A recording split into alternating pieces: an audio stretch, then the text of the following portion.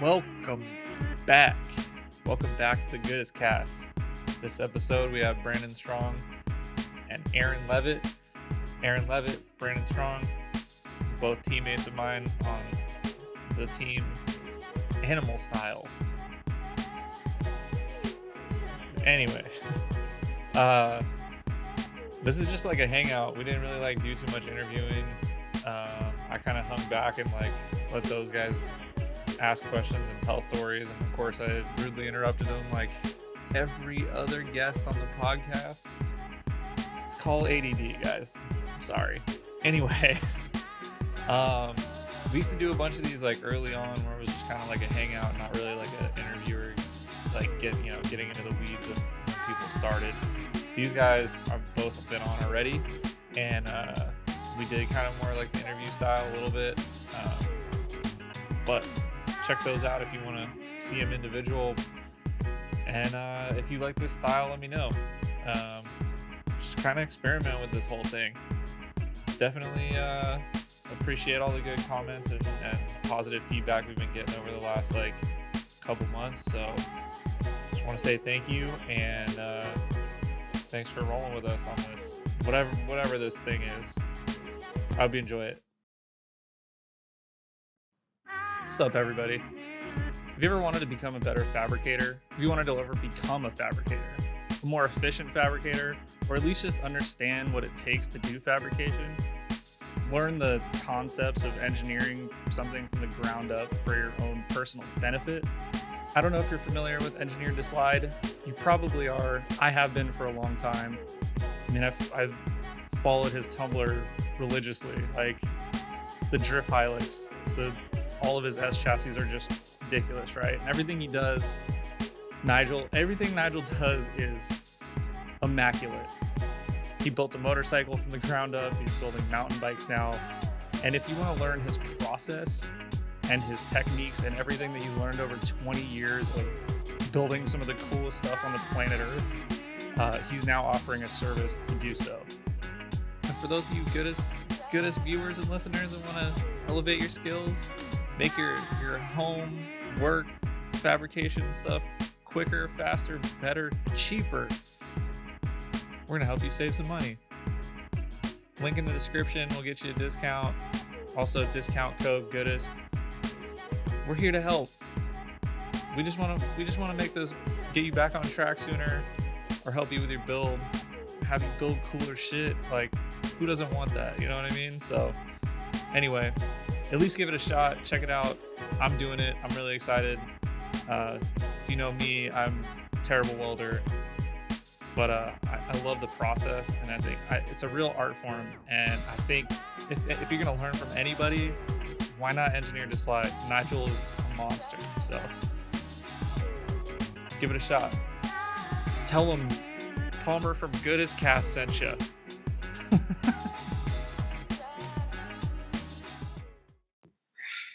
Mullets weren't cool when I was a kid.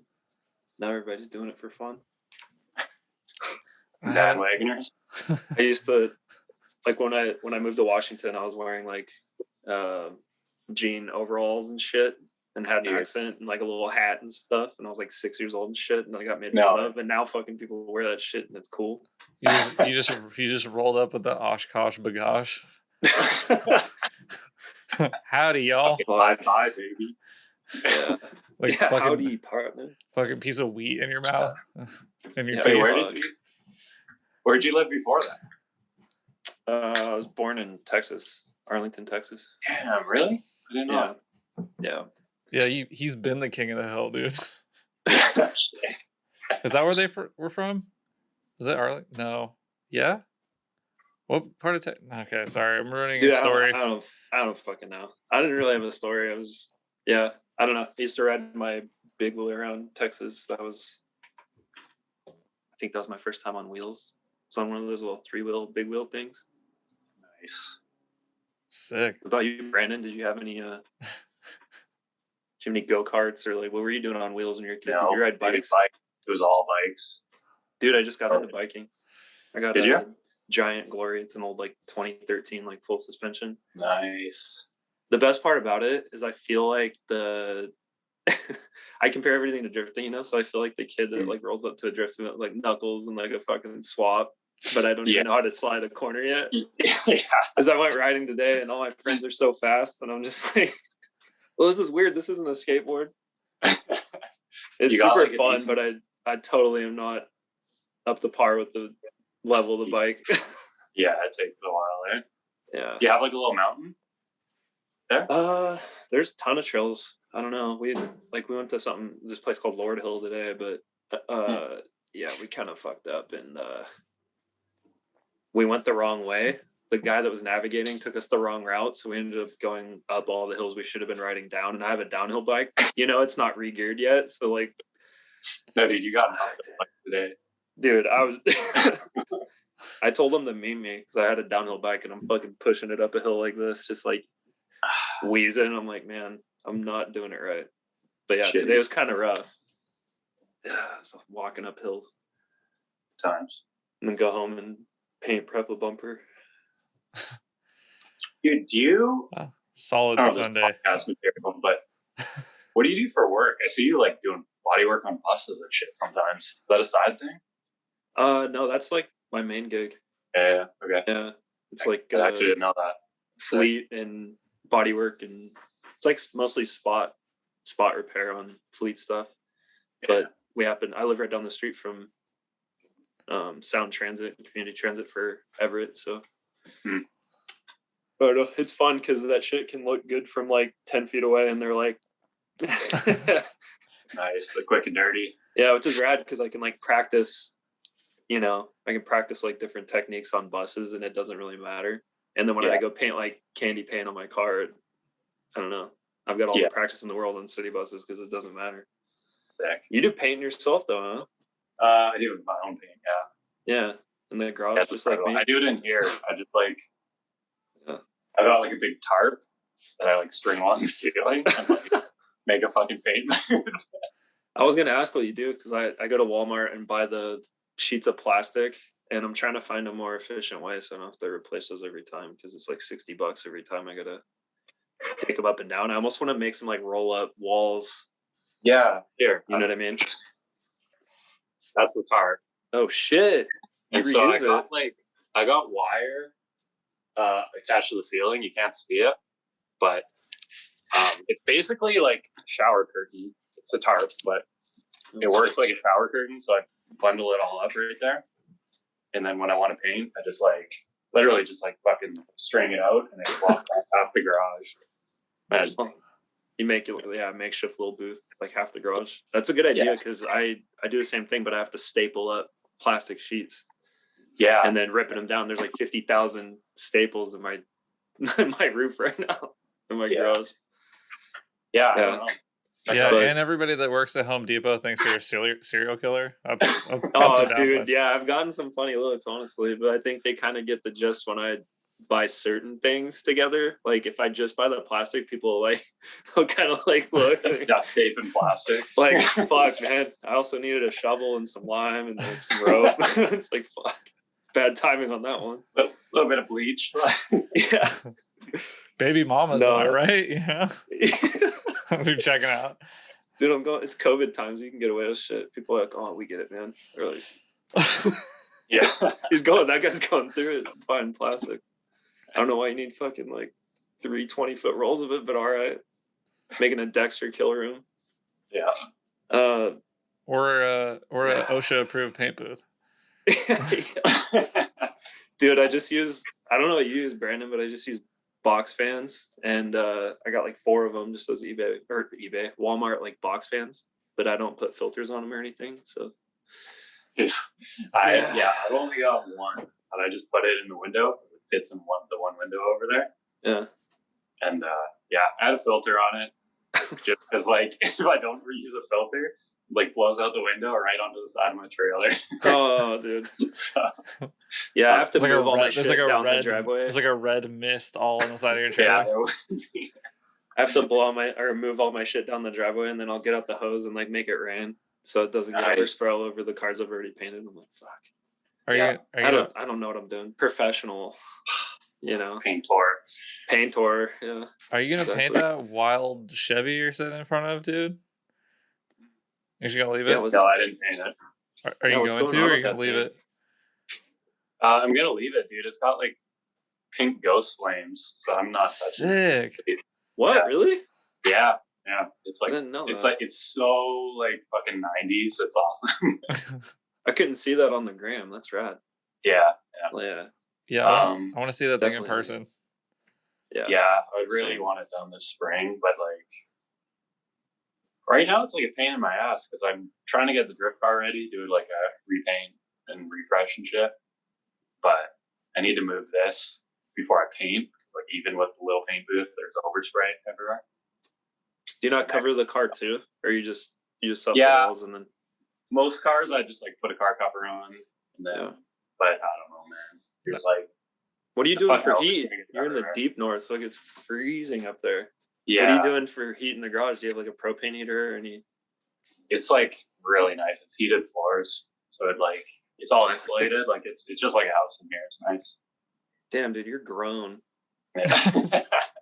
Dude, you're an adult. You got heated Lots of floors. old man shit in here. Holy shit! I might never know nothing about that. I wanna install like a pellet stove. Yeah. What's that? Because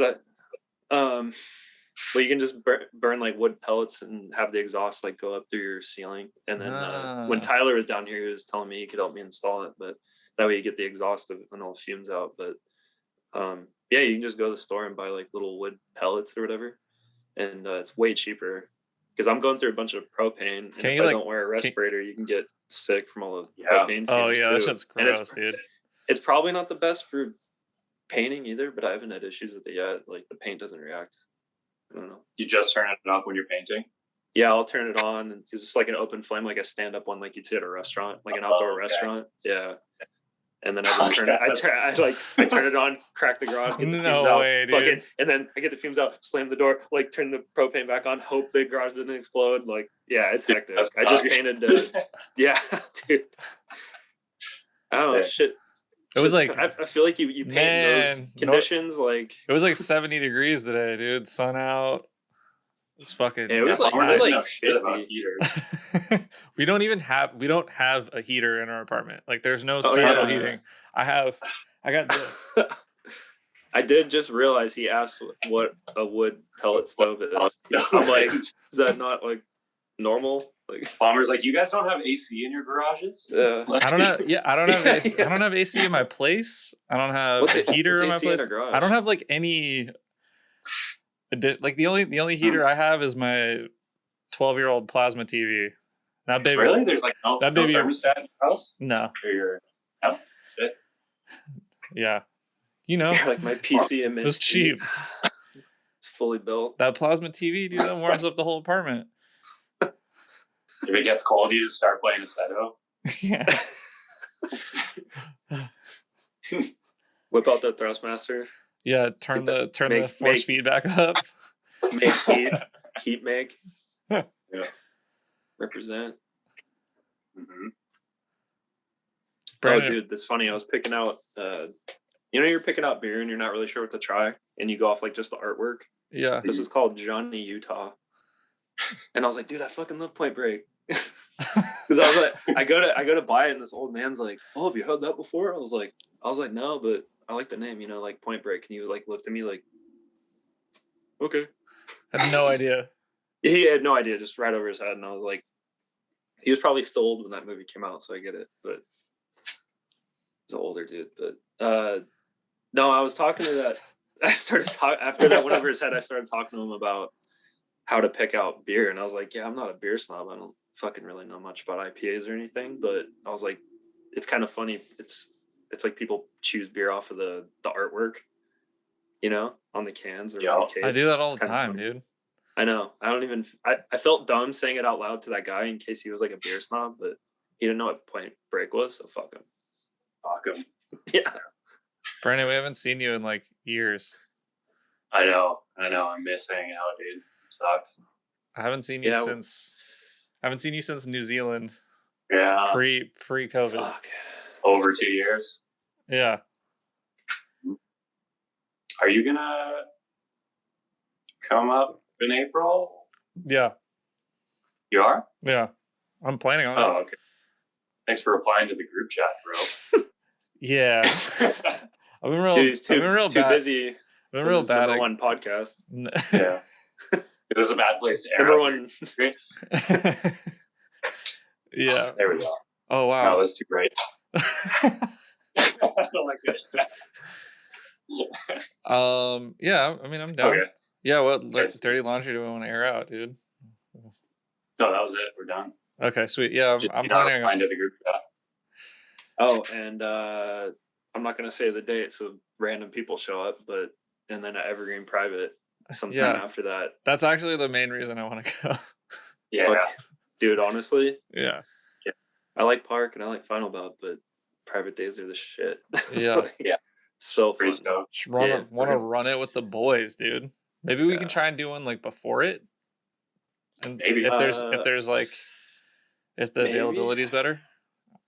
Yeah, I talked to Rain, is her name, at the front office, and she was saying it's booked. Like, I think people are more keen to private days now at Evergreen, so they're booked up for.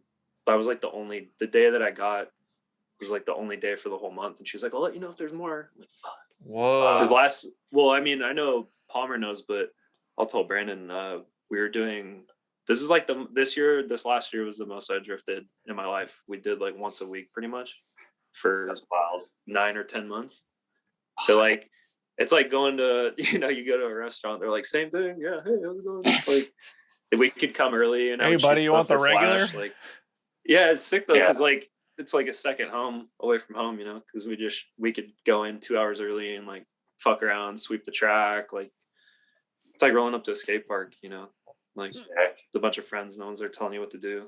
We had like, I'd shoot stuff for Flash, like little like machine checks and shit. It's cool. They'd get mad at us staying too late though. I was like, we're all the same. We like to drive the very last minute. Like if it ends at 8:00, we're going to 7:59. You're looking in your car at your phone. Oh, 8:00. Fuck. All right. Like, so they were getting pretty mad. So they like shifted it back 15 minutes. Like, cause they're 3 to 7, and then they're like, all right, you're cut off at 6:45. And I'm like, fuck. I kind of get it. Cause you'd bullshit in the pit and like have a beer or whatever. Yeah. And then like clean up, and we'd get out of there kind of late, and it would get dark, and they'd get pissed. I'm like, all right, but fair enough. Is there any other? That's pretty nice that you have that. I know. I was gonna say, I'm really stoked for that too. I'm almost more excited for that. Just private days with the boys are the best. Mm-hmm. Is there anywhere in NorCal that does something like that, Palmer, that we could do like Sunday or Monday? I mean, we can always rent Thunder Hill, but it's right. I mean, it's You can do Thunder Hill. I think if you do a week, yeah. Oh, you can rent the skid pad whenever you want, buddy, as long as it's within operating hours. Rolls Play-Doh. Yeah, I wouldn't mind doing that. We've been talking about doing that too. Julian was just talking about how having as much runtime in a single day is like how you get better. Like that's why I always thought run groups are good for like events with a lot of people, because it's like less sitting waiting to go. Like if you go sit, cool down for like a minute or two and then go run again, you can actually like keep pushing on what you were like working on, versus like run, wait like 15 minutes and you're like, all right, I'm just gonna drift again, But like if you're trying to like iterate on something or like get better at something, you need that like consistent like okay go, and that's how you like really add to your repertoire. Dude, yeah, I really agree with that, because that's why I enjoyed the private days like once a week, because every week I'd be like, well, I get to drive so much, I would like focus on one thing. I was like, all right, I want to work on this. It's just like literally like going to a skate park. I'm like, oh, I want to work on this ledge or whatever. So I'd like hit the one corner and I'd be like, all right, I want to work on entries, or I want to work on clutchless feint. I want to work on like, whatever it is, you could like hyper focus on it. And it was really easy to, like you were saying, if you're sitting in line, I don't know about you guys, but I sit in line, I like, dude, like, the older we get too, we're just like, fucking bored. Dude, time is money. You know what I mean? Time is money. Like, yeah, dude. Yeah. I'll get in line, and then you just get in your head and you you just get pissed and angry at sitting in line. So Yeah. I hit like 2 open drifts like the whole year. I did all private days. Because you could just run it back and it shows. Thanks. I think I learned a lot this year. I don't know. Hopefully. I feel like it did. I don't know. Need to work on being more consistent, but I guess it's what I get for nice, Brandon. You don't have to. Backing you up, man. Fuck, all right. Let's go fuck myself. I went to go hang out with Marcos and Sally at Sonoma. They were doing like a grip, like they brought like their, they were doing that whole thing. And like one of the OG guys from like NorCal drifting like runs like a whole, he's like the main guy who like runs the events for like this grip stuff. And I was like, hey, can I bring my drift car? And he's like, yeah. I'm like, am I gonna have to like pass any like wild tech or anything? And he's like, probably not. I'm like, okay. And so like I've been watching Brandon like go take one of his S chassis out and like go do grip days and like actually like run up on fools. And like I'm like, man, I want to do that. Like it looks so fun. Those look fun. Dude, this shit is rad. Yeah. I was thinking about that. I was listening to your podcast with Marcos and like, dude, don't you think it's so important? Like I feel like anyone who drifts should be like fully competent as like a grip driver or whatever you want to call it, and vice versa. Like if somebody wants to be fast at like time attack, you need to like at least know how to drift. You need to know how to like just for the car. You need to know how like to step a car out and like This is a perfect opportunity to ask Brandon. I'm super curious on your thoughts on this because I think I even brought you up as an example.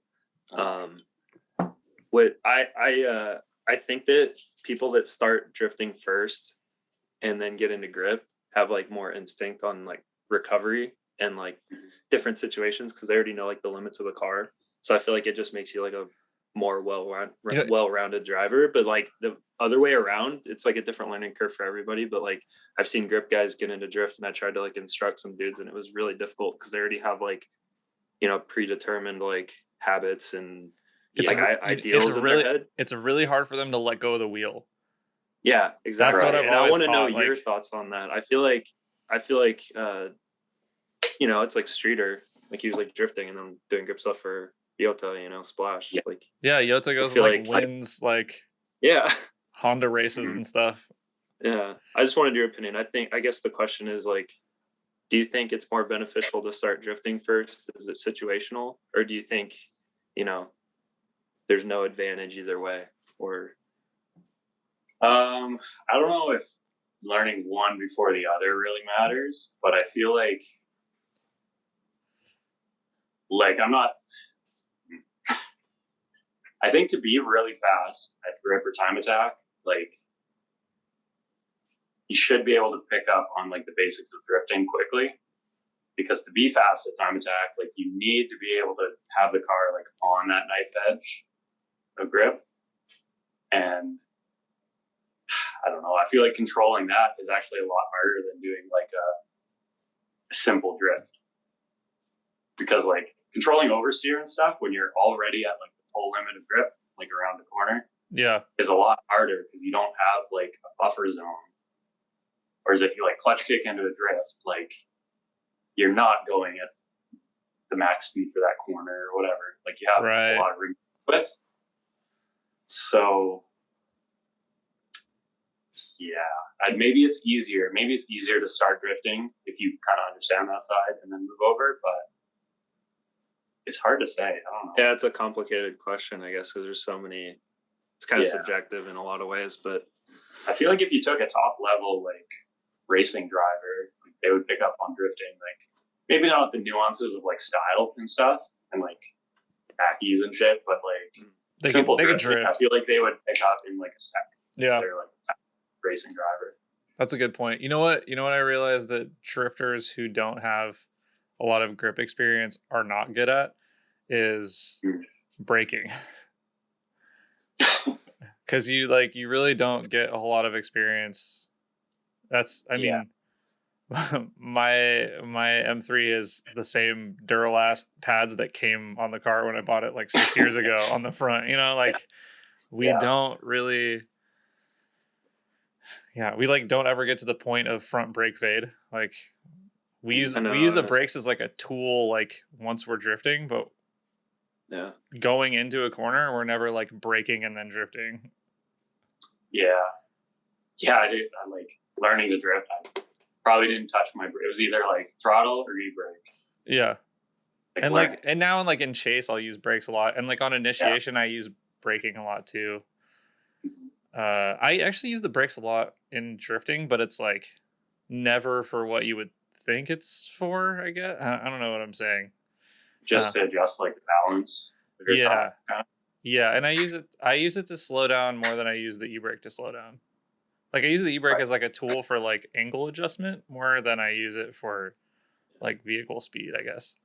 Yeah, I like using the floor brakes for like sucking the car back on an entry or like locking all four up or pivoting the car. Yeah, you know. FR Legends taught me how important foot brake, like regular brake, was for chasing. Which sounds dumb. It's pretty rad. You can learn something in real life from a game like that. Well, because it has like e-brake and regular brake, and then I was like chasing, and I would use e-brake too much, and it would like make me do weird shit. And then like I think it was Julian when we were like stuck at this airport on the way back from New Zealand. He's like, no, just use like foot brake, and because like I was doing this shit in the game, and I was like, oh, can I do that in my car? And then I did, and I was like, why didn't I try this like 5 years ago? You know what I mean? Like, Oh yeah, weren't you trying stuff in Assetto the other night too that you maybe haven't tried in real life? Yeah, I went and tried it. It worked. Pretty interesting. Oh, did you drive this weekend? Yeah, Luke let me drive his S13, his freshly painted car. He's like, you want to take some laps? I was like, not even stickered out yet. Yeah, I was like, sure, man. Ballsy move. Yeah. Yeah, we know your track record with Aero, so. Ouch. I'm generally careful in other people's cars. Yeah. Like I was. Yeah. I could have got more wild than I was getting. I feel bad slamming someone's hood, especially when they're watching. I'm like, I don't know. Yeah, I feel bad. And shit always happens when I drive people's cars. That's out of my control, I feel like. Yeah. Be like wheel weights go flying off, a brake caliper comes off, weird shit's happening. Wait, what? That sounds like a story. Well, it's not even drifting. I was just driving my friend's WRX. I've never driven an STI before, and I was like, "Oh, that's cool."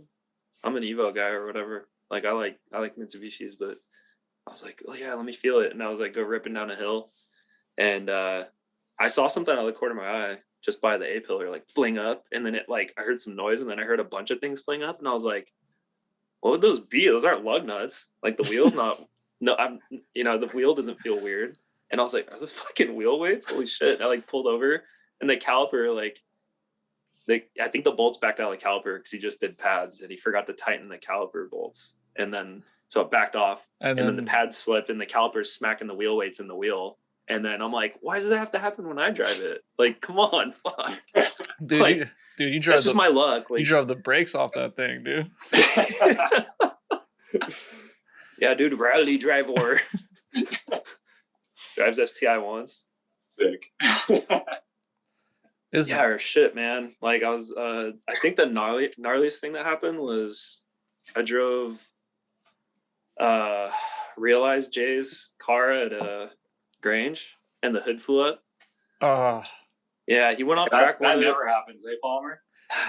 Dude, I felt so bad, but like he was the last one to shut the hoods off. We're not gonna air that one out, Brandon. No, we're not going there. Okay. I was in the passenger seat for that experience. GGs. I did that in front of the shop testing my car before an event. That was the most embarrassing. Did you? Yeah, Nacho filmed it. There's a video. No way. Yeah. You get it on fisheye? Oh yeah, I was like doing like a real sick pull like down the street in front of the shop, and then just through the hood, just whack. Oh fuck. That's one of my worst nightmares, honestly. I got my story about that is this is like a long time ago, but like did this big fuck around where like, what did I do? There was a drift event on Saturday and I was working like way up north. And so I left work after like the 12-hour day or whatever, like drove 9 hours or something, like till early morning, and then fucking took a quick nap and then drove the rest of the way to this drift event. Got there, did like 2 laps, broke an axle. Was not prepared. Like this is when I was learning to drift kind of, like I was new. Yeah. So I didn't have axles. Looked around for an axle, found an axle. Drove with someone like 2 hours, probably over 2 hours to get this axle. Came back to the track, changed the axle. What? Got in my car. Went for my first lap after I changed the axle. And I left the fucking hood pins out. No, it's my God, dude. Broke my windshield, like folded the hood. Whoa, weaker humans would have quit drifting right then. Yeah. Yeah. I was gonna say, at what point do you just fucking rage quit that day? Yeah, that was pretty much it. Oh no, God. and then I did a couple more laps after that, and then broke the other axle. Dude, that's the spirit like, though. You're like, well, I'm not done yet. Fuck that. Yeah. Let's pack it up and go home. 9 hours. Yeah, dude. If that was like now, I would have broken axle and been like, I don't want to change the track. Yeah. Yeah. Speaking of that, I just did that at New Year's. That was sick. Yeah, we're getting old. Right. Lazy. Yeah, I don't mind axles and diffs, but dude, a trans at the track, I'm like, I'll do it if I'm like far away. Yeah, but I don't want to do it. Like, no. Yeah, I'm kind of over that. Yeah, unless it's a couple day event and it's the first day, and then maybe. But yeah, sometimes it's just like,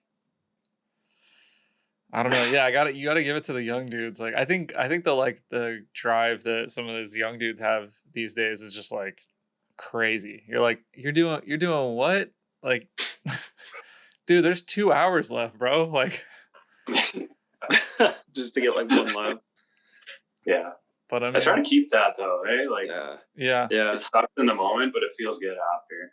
Yeah. There's been like quite a few times where I like wanted to give up, and then I'm like, nah. Like I came here and like I didn't get what I needed out of this event, and you'll fix your car, and even if you don't get to like a ton of drive time, you'll go out for like the last session, and like even if your car's messed up and you're still like you run with the boys for like, I don't know, a half an hour, but it's like really fun. It's all worth it. Yeah. Well, I mean, I think the end of the day is always the best anyway, so maybe it is worth it. Yeah. So it's like the last sessions that are. Usually everyone's broken, so there's like nobody on the track. Yeah, so you get the hot lap, and it's just like everybody's all loose and silly. They're like, it's a good time. Everybody's ready to crash. And then it's like, fuck it, car breaks, like the event's over anyways. Exactly. Yeah.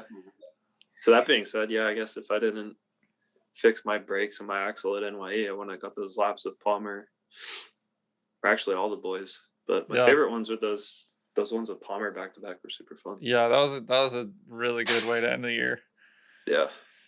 Yeah, I was like back to back slapping his hood. I was like, oh shit, he wants it. Hell yeah. It was sick. And then he was sweeping me, and then we went and I followed him. Same thing. I was like, damn, that was good. I was proud. I've been trying to drive. Proud. There's like a few people who have made me feel like I don't know how to drift, and it's most of the people on the team. the one time when you like, well, we all did the DUI event together. Like neither of you guys were on the team yet, but like I was like, damn, Aaron's good. This sucks. And then like I was driving with Brandon. Brandon was chasing me, and I literally like got out of my car after the run, and there was just like tire mark, tire mark, tire mark, tire mark. And then like on the other side, tire mark, tire mark, tire mark. And I'm like, what the fuck, dude? Like, I was both impressed and like so hopeless.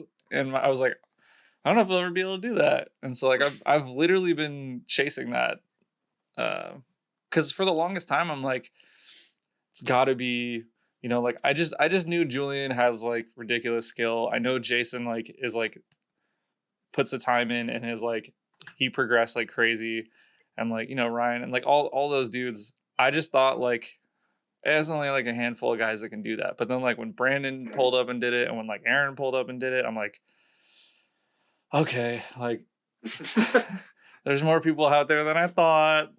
Maybe I'm just not driving as hard as I can, stop giving myself excuses. So, yeah. It's funny how, like, go ahead. Oh, I was just going to say, it's funny how you don't realize how not close you are until you see video, like we've talked about. And I had that experience all over again with the VR. Yeah. Like playing in VR on a Seto, I was like, oh, I'm fucking pretty close. But it's so different than real life. It's just like, I couldn't tell. And then until you hit somebody, then you're like, oh, okay, now I'm close. Yeah, you gotta like get that out of the way, eh? Yeah. I'll be honest, dude. I was like way too chicken to do it for too long, and it wasn't like I just didn't want to hurt anybody's car. I think I was like, it was like me being like empathetic of everybody else, but then I realized, well, they all crash into me. Like, why didn't I just like ram one of these guys like 5 years ago? But like, it's my fucking turn. Yeah, there was like an event at Apple Valley, like when they like repaved it and they like reopened it or whatever. Jason and I were there, and I hit him like twice in a run, and he like got out of the car and he's like I was cracking up in there, man. Like he's like, you're hitting me, and I was like, yeah, I did it. Like, dude, I think that's one of my favorite things about all of our friends, like especially on the team, is like everybody laughs about shit when we crash. Like when I think Jason at NYE, like we had a little crashy poo. It wasn't that bad, but it was like, I think Jason's trans came out of gear and he couldn't spin out of the way. So he kind of half spun. So I floored it to like give Julian room to crash. And I ended up flying it a little too much into him, and it like clipped his crash bar and peeled my door a little bit, which I just got done body hammering. But I look over, since I'm on the right side, Julian's on the left side. I look over, and we're like, side by side. So I'm like in Julian's face, and he's in an open face helmet. And he's just like, ha, ha, ha, ha. And I'm like, ha, ha, ha. And we like both do a burnout and drive off. And then I ripped all the shit off, and then we just kept drifting. And I was like, dude, that's the best. Cause honestly, that wasn't the mindset back in the day. Like I remember back in the day, when I first started driving, any little crash or anything, I was just so bummed out. I wouldn't go home, but I'd be like all bummed. I'm like, oh, I suck, blah, blah, blah. And now it's like, crashing's part of the game. It's just, you laugh about it and move on. It's all a mindset thing. All you guys are all so down to crash. It's like funny, and you just look at it like, oh yeah, it's not a big deal. I try and tell people that as much as I can. Once I like started laughing off crashes, that's when my driving started to get a lot better, because you just don't care. Like fucking easier said than done. Yeah. Laughing off crashes. You're like, oh, whatever. Said that out loud, like, oh, dude. I think like it's way more fun when it happens for me than like later. 4 days later when the car's unloaded at home and I'm looking at it and I gotta fix it now. Yeah, dude. Especially that never goes away. But like, I think the difference is like, at least enjoy the time at the track, and like, if the crash happens, whatever. Like we all go home and we're like sitting there like, fuck, doors are really expensive now. Like, do I really want to buy a fender? Do I just like slap this one back on? Like stuff like that. It's just then like Brandon's doing his own bodywork and paint and all that too, so he knows the woes. It's like, a few days later it sets in. You're like, fuck, I gotta refresh all this stuff now. You're just like, ugh. And then I'll wait longer and longer. Like this time, I'm just like, I'm painting a new bumper and resticker. Have you seen my car? It's like, I just went like, I just kind of was like, I'll refresh. I'm gonna refresh it, and then I'm like, oh, there's an event coming, and I'll be honest, it's been pretty haggard. Like I think I showed up to Super D with like one side skirt and no bumpers, or I had a stock rear bumper. Hey, at least your car drove good. Yeah, I showed up to final bout with the stock rear bumper. Oh yeah, I went up to her. Forgot about that. Simba was like checking me in. I was like, let me drive this piece of shit, dude. Am I gonna clear the thing? And he just laughed at me. Yeah, not supposed to pass tech, man. No. You're like, I know everything you got to say against me. And you like point at your bumper. You roast yourself, you can't get roasted, right? I'm a fucking judge, okay? Yeah. I know what's acceptable, and I still showed up with a piece of shit. That was a good driving event, though. That was fun. Talking about, yeah. Are you talking about the horse thief one? Yeah. Yeah, that was a good time. I want to go back so bad. Yeah, the last time I drove with Brandon was right after I got my car tuned, and that was like probably one of the worst driving events I've had. Like, why is that? Which one? Horse thief? Yeah, it was when you came down and you were like, it was like a 1 day. Yeah, my car didn't even work. Yeah. Damn, Brandon came all the way down for a 1 day. He thought it was a 2 day, and then he got there. He's like, it's only 1 day. That's brutal. Yeah. And you had no private days planned or anything, huh? Well, we had the practice day before. Yeah. Oh, yeah, you drove with like Alex and Nacho and Sherry and stuff. Yeah. But that was the time when I swapped the Z32 Trans in. But I found out later that I put the Trans in, but there's like a shift D10, there's a spring and a D10 ball. And somebody, when they took the Trans apart, must have lost the spring. And for real had like a fucking Bic pen or whatever fucking spring in there. Like this dinky little fucking spring. What? That like wasn't doing shit. So the tranny wouldn't stay in any gear. So I had it like bungee corded in second. Oh my god. With a 4.6. Yeah. So it was like, I think I had the 4.3 in it then. Oh, okay. But you can kind of get away. You can kind of get away in second on horse thief then. Yeah, it worked for like a couple laps or something, and then our first comp run, I think it was going pretty good or something. Yeah, no, and then I understeered and ran over my bumper. Oh yeah. Oh, that was right after the refresh. That was the same time I sucked in the fucking sick throttle butterfly screw. What? It came. Yeah, dude, the throttle butterfly screw. Yeah. Came out of my throttle body, and I fucking sucked it in. And what did it do? What did it do? It went in the cylinder and it fucking rattled around and it broke the spark plug. And so I was like down to 3 cylinders and I couldn't fucking figure out why. Oh my god. Dude. Anyways, so that was the end of the event for me, because then I found the broken spark plug and I was like, oh fuck, like I've got like a broken valve or something, like something broke this fucking spark plug. It's a freak accident. Yeah. Dude. Jesus. But anyways, yeah, so that was a bad event for me. Damn. Mm-hmm. Well, man, I don't know. My first time at Horse Thief didn't go that bad. That's fucked. Yeah. We got to go back and get revenge. Mm-hmm. For sure. Like coming down the hill, like, I didn't even get to try it. I was stuck in second gear. But like, throwing it down the hill. That's the best and part. doing like a backy, like, looks sweet because it's got like a little bit of banking going on here. It looks fun. It's next time. It's a pretty technical course. Like the elevation change makes, like, I think what a lot of people don't realize about Horse Thief is like when you see it in videos, the elevation change looks like pretty intense, but like when you're in the car, it's like literally like you're like, I don't know, climbing a mountain. Yeah, it's like it reminds me of US Air. The first time I rolled up, I'm like, oh, okay. Like it's like it was the same thing. It was the same thing. I watched so many videos for so many years of Horse Thief, and then you get there and you're just like, what the fuck? I had no idea it was like that. You're literally like, you're like dropping entry to turn 1 is you're climbing a mountain. Yeah.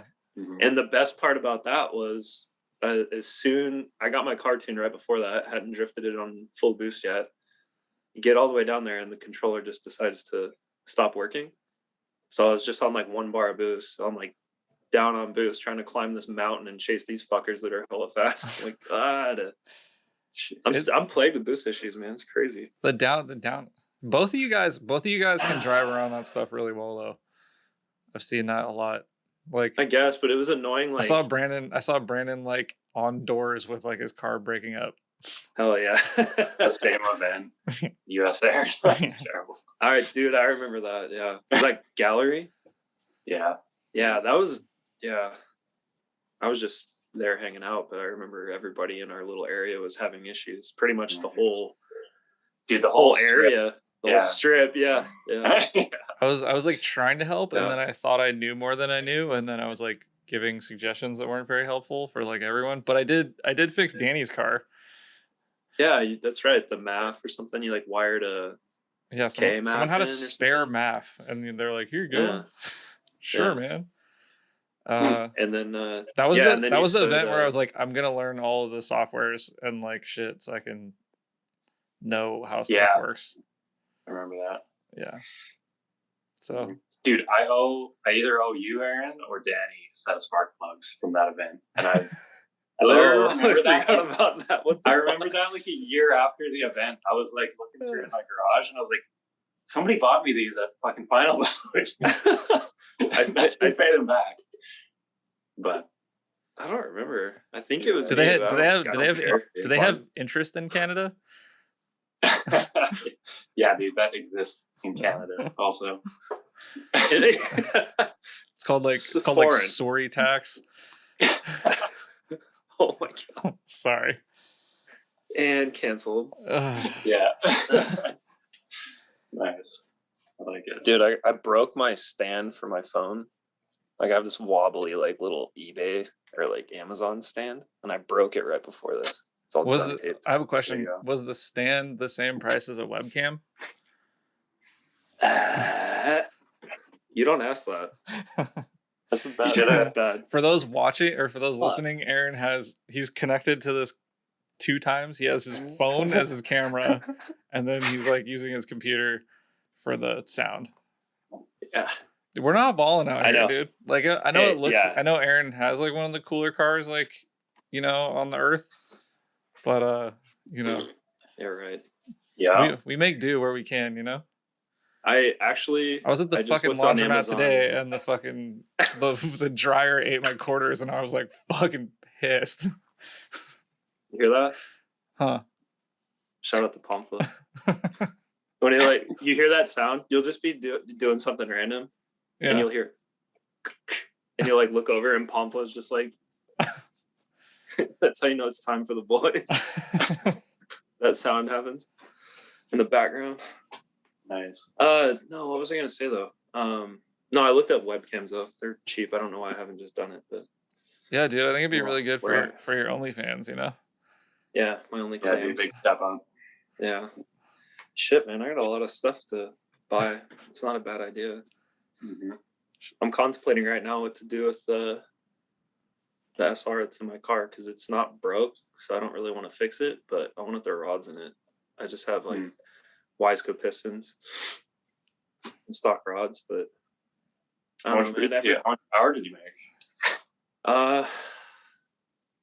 Dude, that whole year I've been driving on like 250 horsepower, like all those entry videos I post, and then I got it retuned on 18 pounds and it made like 320 because I'm just on like 92 pump, so it's not that good of fuel. And then it probably made a little under 300 at all these events I've been driving recently because of the stupid boost controller issues. So I guess the point is everybody's getting so fucking fast. I'm like, yeah, dude, you know what I mean? Yeah, I got something to say about that. Fucking Jason's like, man, I want to make my car faster. Yeah, for a while. I'm like, no, let's just all be 300 horsepower. I know, it's like we can drive together. It's like, yeah, you guys go ahead. You guys go ahead and do that. I got some plans in the works. Yeah, I'm rolling Play-Doh, dude. That's coming. Man's gonna be making double the power that we do. No, I mean, and like I'm not like a big horsepower guy, so it's like a big horsepower guy over here, Big horsepower guy. Yeah, I never have been, but like I don't know. There's something about my when my tuner was like, oh yeah, your wastegate's opening at like 6 psi because your turbo's creating a bunch of back pressure because it's way too small. I was like, wow. The OCD in me is like, well, then I need a less restrictive turbo, and now I'm gonna have like I don't know. I guess I could just run it on lower boost, and my car won't get as hot, and it'll be efficient, and it'll probably last a long time. So that's kind of my goal. I'm not trying to be like, I'm gonna fucking turn this baby up to 600. What up, like because I'm not that kind of guy, and JZs are expensive now. Well, that's the thing. Like, I don't know, with that manifold and like a new turbo, you're gonna like have to try not to make 455.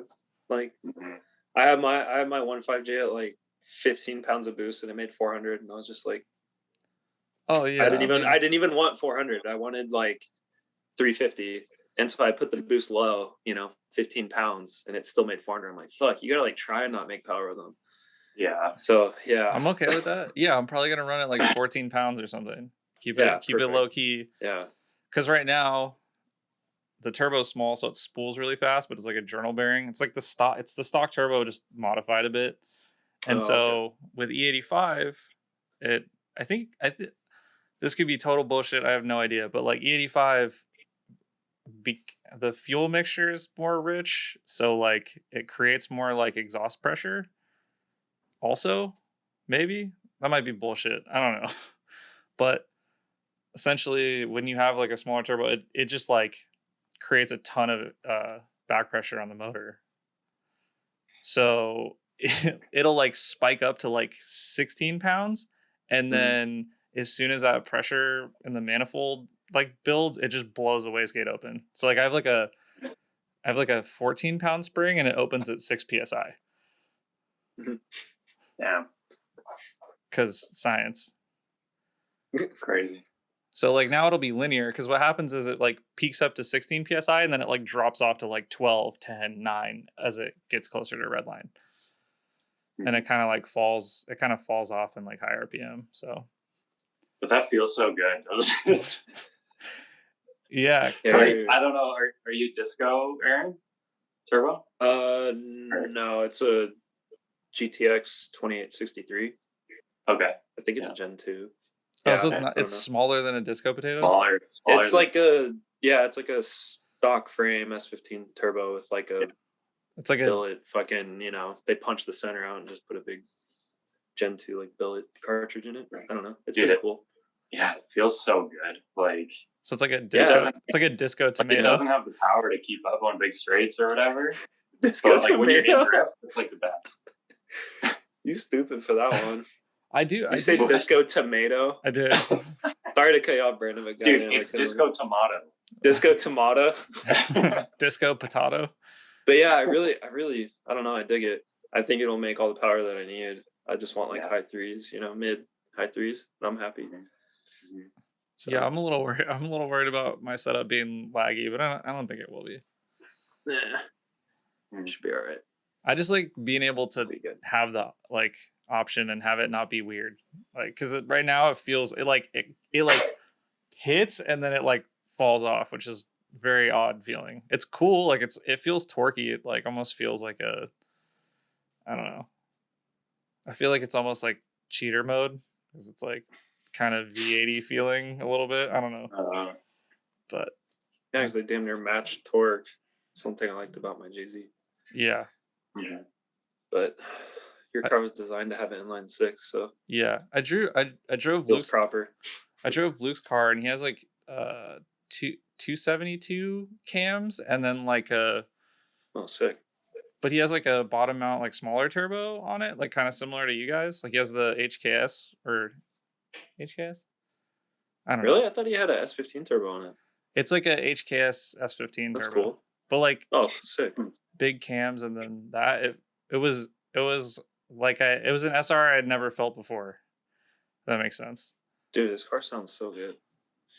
Sick. Looks good too. Yeah, it's gonna be amazing, because he's like a show car guy. There's a show car guy hiding in there.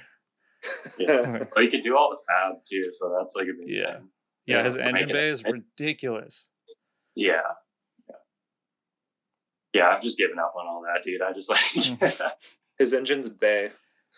I'm trying to make my engine bay nice. Because I'm spending a little money. I kind of want to pop the hood and just be yeah, what up, But then at the same time, it feels really cool to go to an event. And they're that's a stock turbo. You're driving that with the stock turbo, and they're people got a fucking crazy build. If your shit's all wild, then it's they're oh well.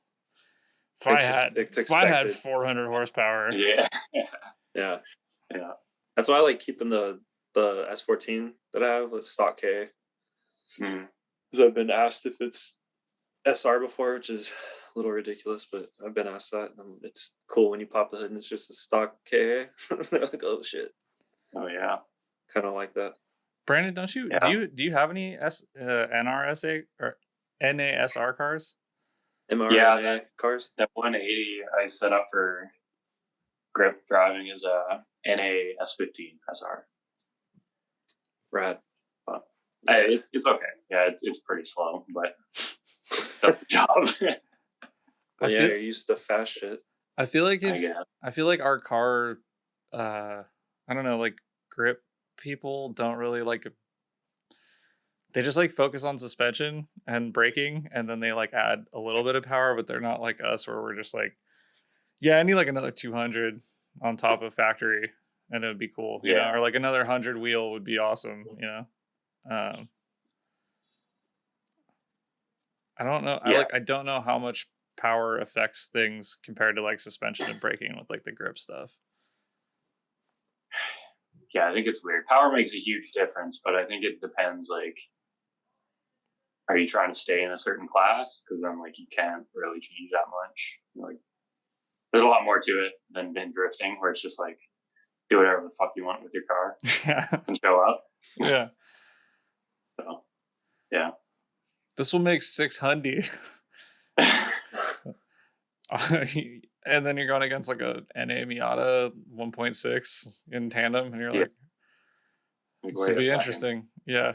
And he blows your doors off. Yeah. What have I done with my whole life? And it's rad. My buddy races locally with a little like 72 510 little Datsun, and it was like a stockish like L20.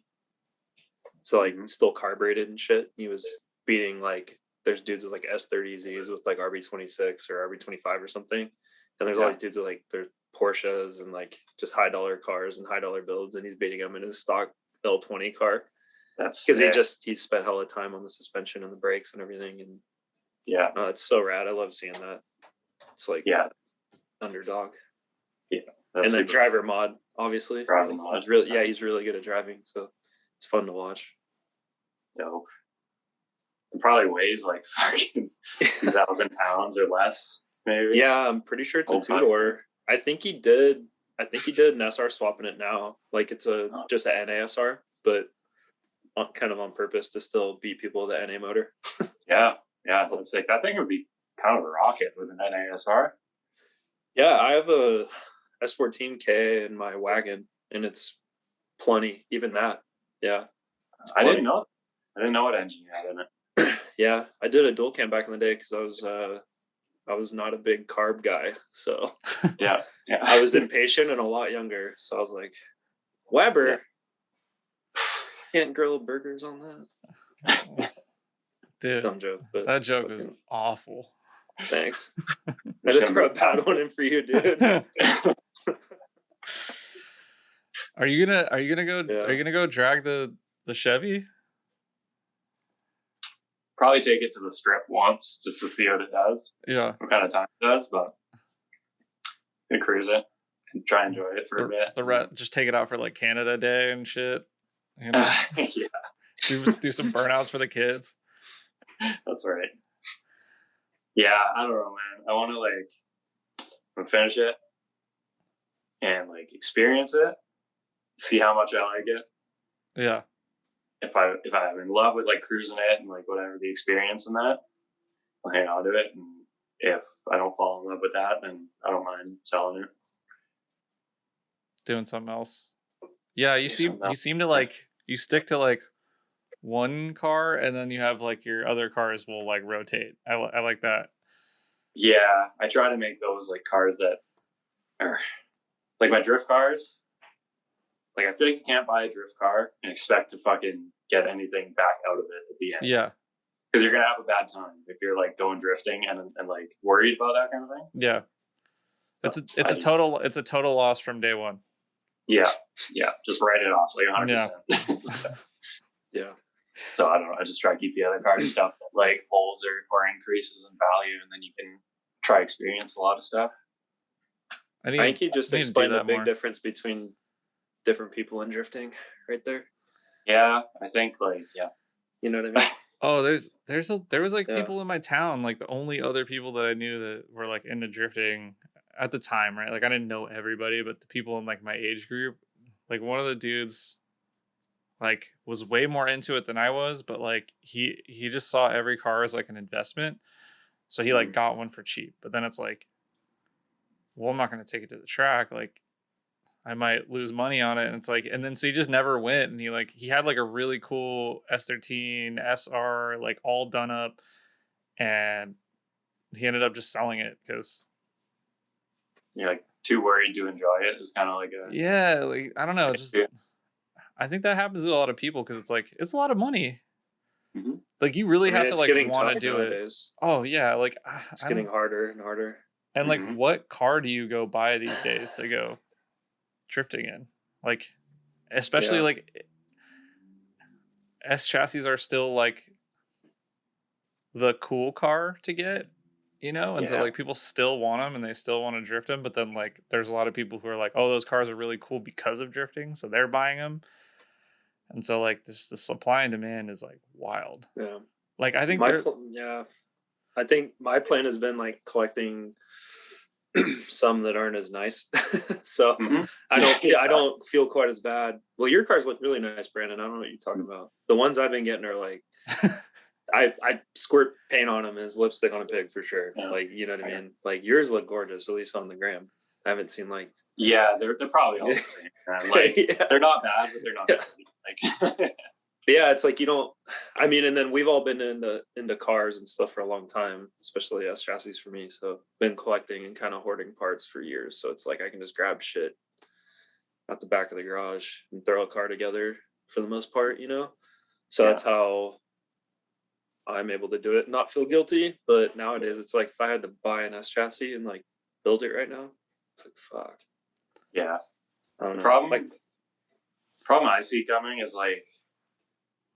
I think in times past, like the cheap cars for kids to buy, like would kind of like continue to cycle. Like it would be a certain car, and then 5 years later, like it would be the next model or car, whatever. Anyways, yeah. What I'm getting at is like people aren't really buying sports cars. Like even like you look at 350Zs and 370Zs, and then after that, like BRZs and FRSs and stuff. Yeah, there's a long break. Yeah, and even so, like it's coming back into fashion now, but there's like a huge window in time where like sports cars were not bought a lot. Like and so like you're right. Once we get to that point, it's gonna be like like I don't think FRSs and whatever 86s are they're never gonna go down to like $5,000 like S chassis were, because I just don't think there's that many of them. Like people already want them now. Yeah. Where I feel like at some point, like S chassis was like people were fucking giving away for like $2,000. Yeah. Cars and trucks from like 2013 with code have like doubled in price, some of them. Mm-hmm. Yeah. You know, so it's like, I wonder where this is going with stuff like that. I wonder if any of those cars will dip. Maybe you're right. Maybe they won't. Wonder what the bottom is going to be.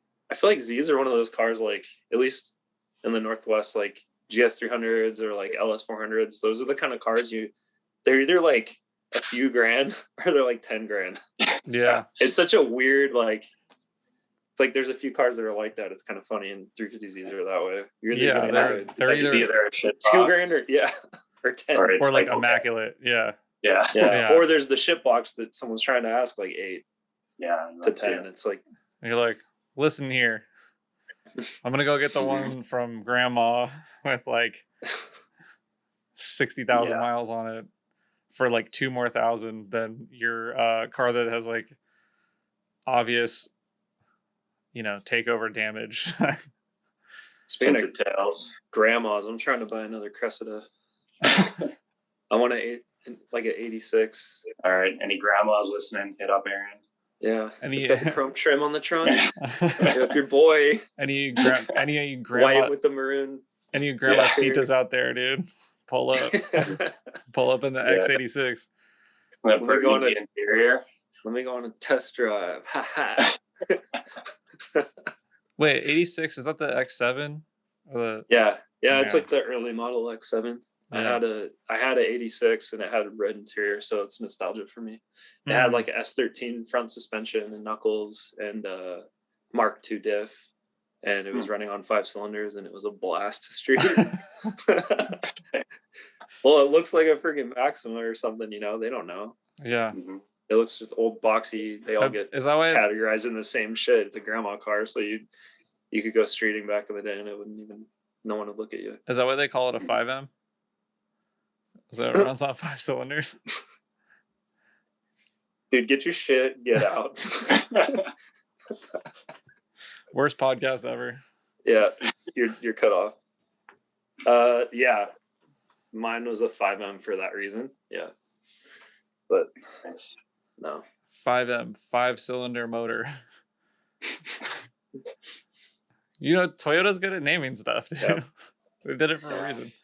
7M, it's because it lasts 7 months before you have to do a head gasket. There you go. Yeah.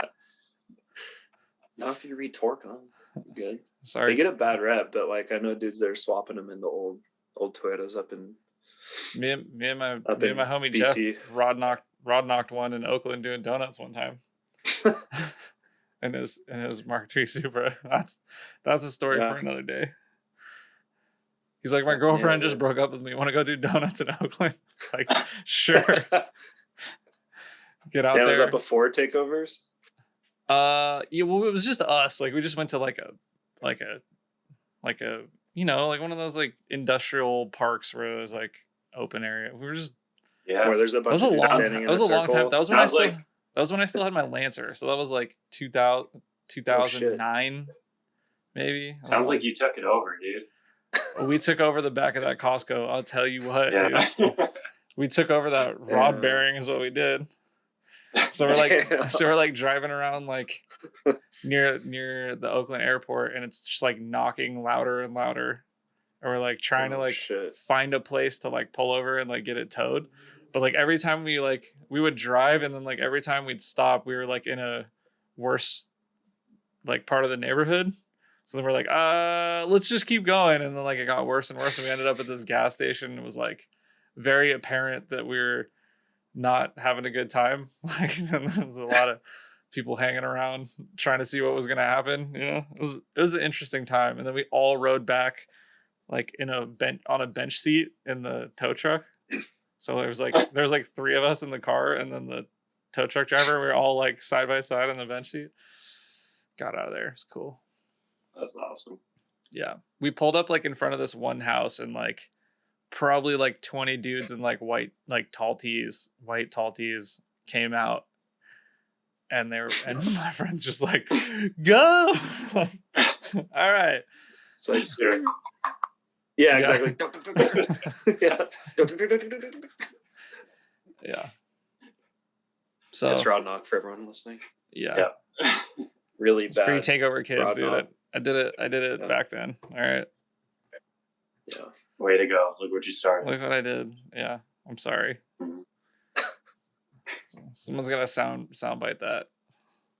Mm-hmm. Oh God. They're gonna Joe Rogan me later. You're gonna get brogan, dude. Bro Jogan, dude. Bro Jogan.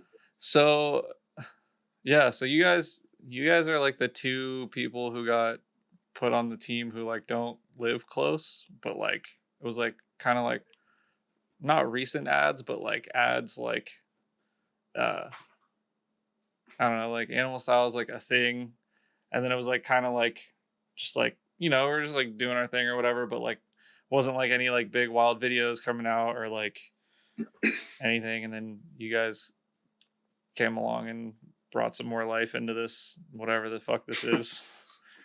This group of friends. Like some more life. I was hoping you weren't gonna say fucked it all up. Yeah. You guys came along and fucked everything up. Pretty much, dude. You guys fucking knocked me back down on the totem pole of driving skill. Whatever, dude. We're all just pushing each other. I was like, God damn it. I was like, I was getting close to the middle, and now I'm back towards the bottom. Fuck. I think we're all kind of like, we'll get all on the same level eventually. I think we're all pretty, dude. Every time we all drive together, it's like insane, you know. Yeah. Like that's what I love.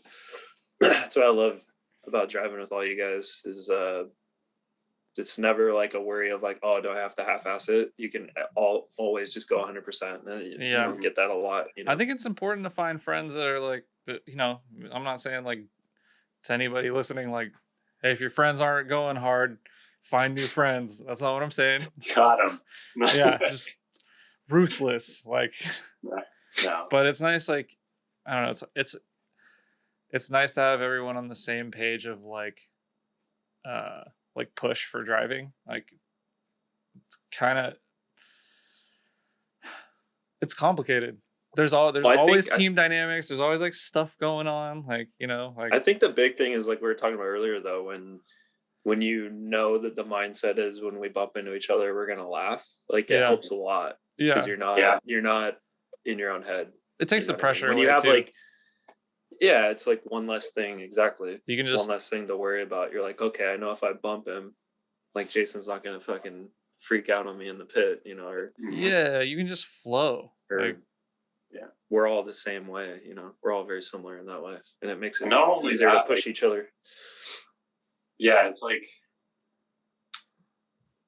there's enough people in the team, and everybody's like a kick-ass driver, I think, and I feel like everybody does like certain things so good, and like there's something to learn from everybody. Exactly, yeah. So like all of us can fucking absorb all that, and then maybe one person like picks up something new or like fucking advances, and like then everybody sees that and everybody's right around that, and then everybody else can try to pick up on that. And it's like a constant like see somebody doing something, try learn it, like maybe advance more, and then it's like goes the opposite way. Like everybody's looking at that. Yeah, it's like a friendly competition in a way. It's good to have. It's good to have like enough people on the team. I think that also like can drive consistently. I think it must be.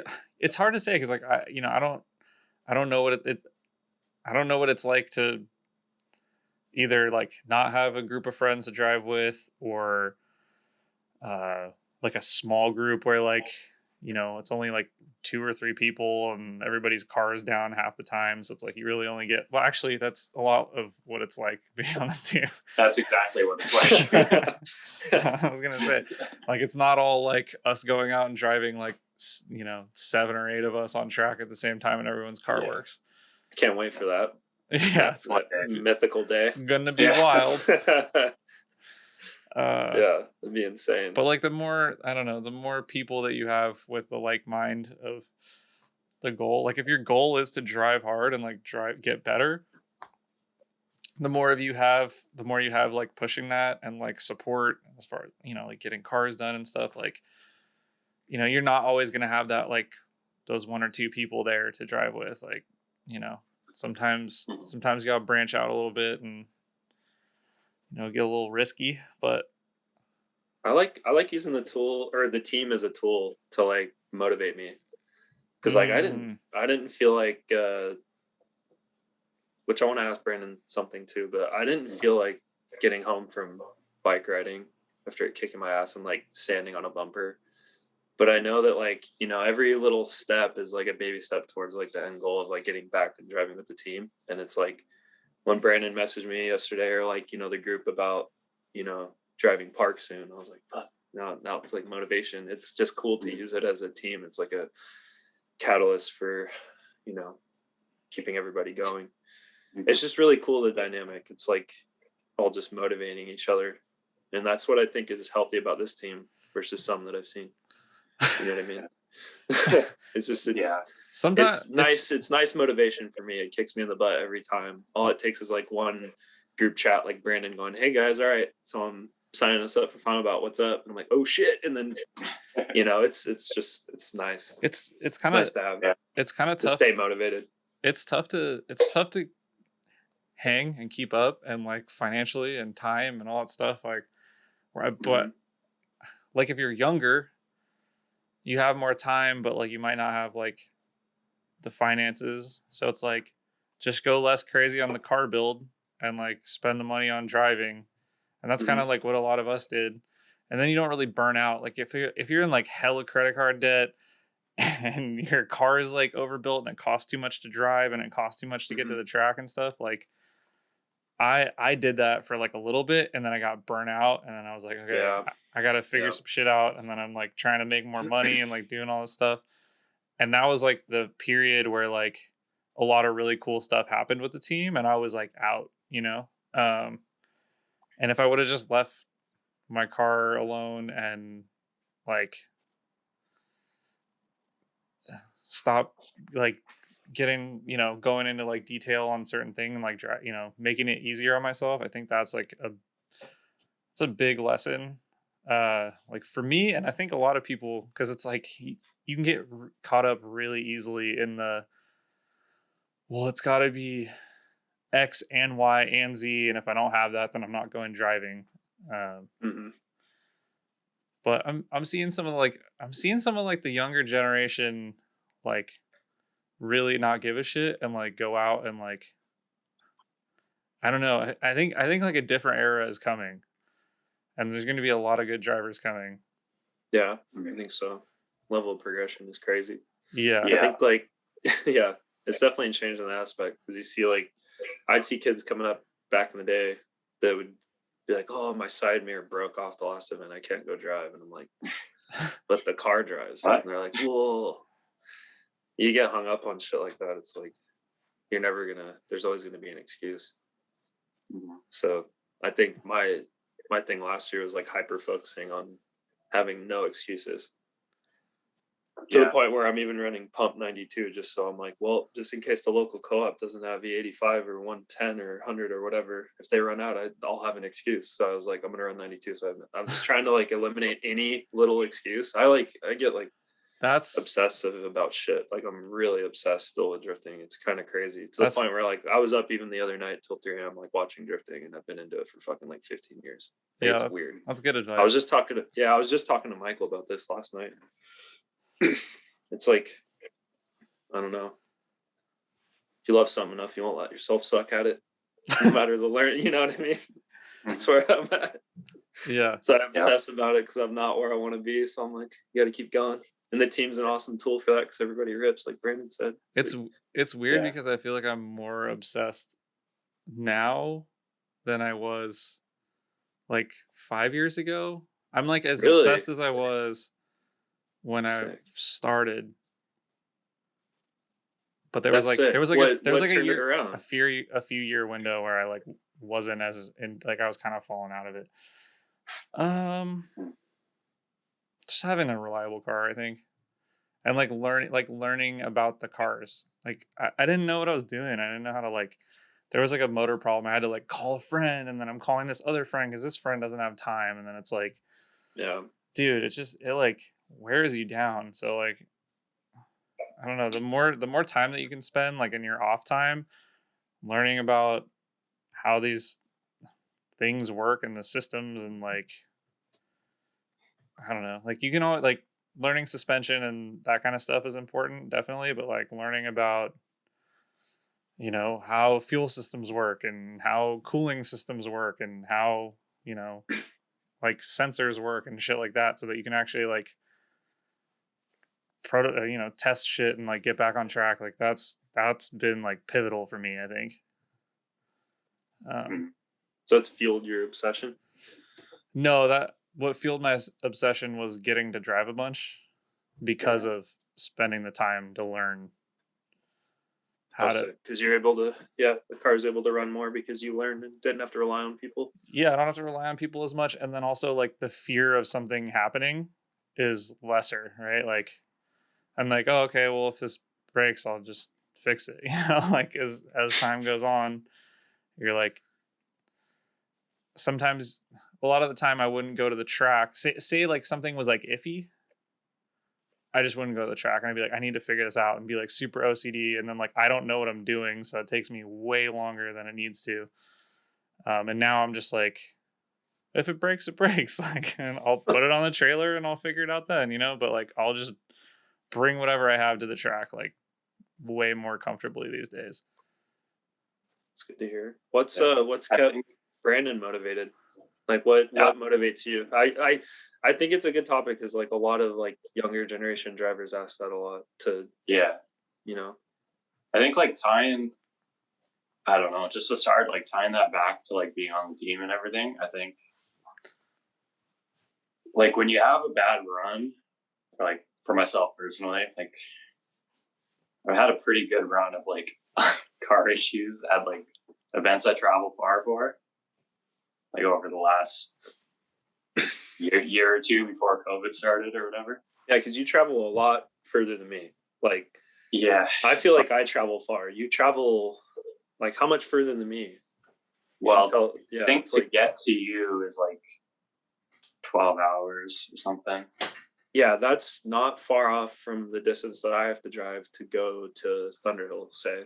Yeah, actually, and to Julian's would be like another, a couple hours, but it's like, which I go there often, but it's like, dude, that's yeah, you got to trek.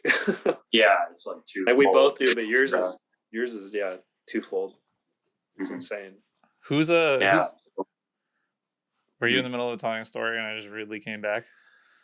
No, I was asking him how he stays motivated, and then I wanted him to explain, like, maybe people are listening that don't realize how far away Brandon lives in Canada. He's like deep north. Yeah. Like you guys live in like igloos. Yeah. This is actually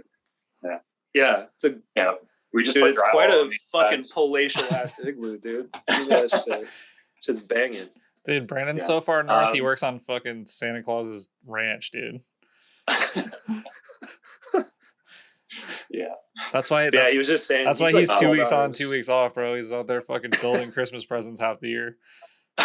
Yeah, he's like 12 and a half hours to Seattle, to like my area, and then we're another 12, 13 hours to you. All you kids asking for fucking coilovers for Christmas. Brandon's out there fucking assembling. Yeah, I got you. Yeah, dude. Who's that's hardcore. Yeah, I think like after a bad run of like shitty reliability, kind of like what Palmer said, like I find the best motivation is seeing everybody driving and having fun and like getting jealous. Dude, that's so real. Straight up. Dude, I'm 100% like stoked for everyone that's there, like all you guys driving. Like it's not jealousy, like I'm mad at you guys, but it's like, man, I gotta fucking be there next time. Yeah. And it's like, that's like the most fucking motivating thing because I know how much fun it is. Like, I just see that and it's like, I gotta fucking get my ass in gear and like, no matter how frustrated I am. Watching you go do grip days makes me want to every time I watch the end car of you going to do grip, I'm like, I need to do that. I need to make this happen. You should, man. Yeah. I'll drive my car up there. We can do battle. Yeah. We can do battle. We'll film it like tonight on Flash VM. Tonight at 8. Yeah. Palmer towed his car USA versus 75 hours with a Toyota 4Runner. Nice. Into the fucking Arctic tundra. Mm-hmm. I'm like rebeating fucking tires on my trailer. It's so cold. Dude, yeah. Be a nightmare. Dude, it was rough towing even from here to Reading with snow when we went down to New Year's. I've never seen that. It was crazy. I thought about you though. I was like, how does he do this shit? Towing the snow? Like, well, you probably don't tow in the snow too much. But I was gonna say, but like, too much, but the problem with like, I've always been working on the New Year's event, like on that date. But problem with like, I want to trailer a car down and go to it, but like, there's obviously a fuck ton of snow here, so I'd need to have like my winter tires on the truck, and they're like studded and shit. So then you get past the snow, and you're like, I would fucking ruin a set of tires. Yeah. Yeah. Once I got past the snow, if I like drove on the studded winters like through fucking California and shit. Yeah. Like I'd be wasting a set of truck tires, which aren't cheap. So it's just like you'd have hella grip though. I'd have hella grip. Yeah. I'm grabbing some Johnny's, dude. Sticky boys. It's not a her reference. Johnny Utah's.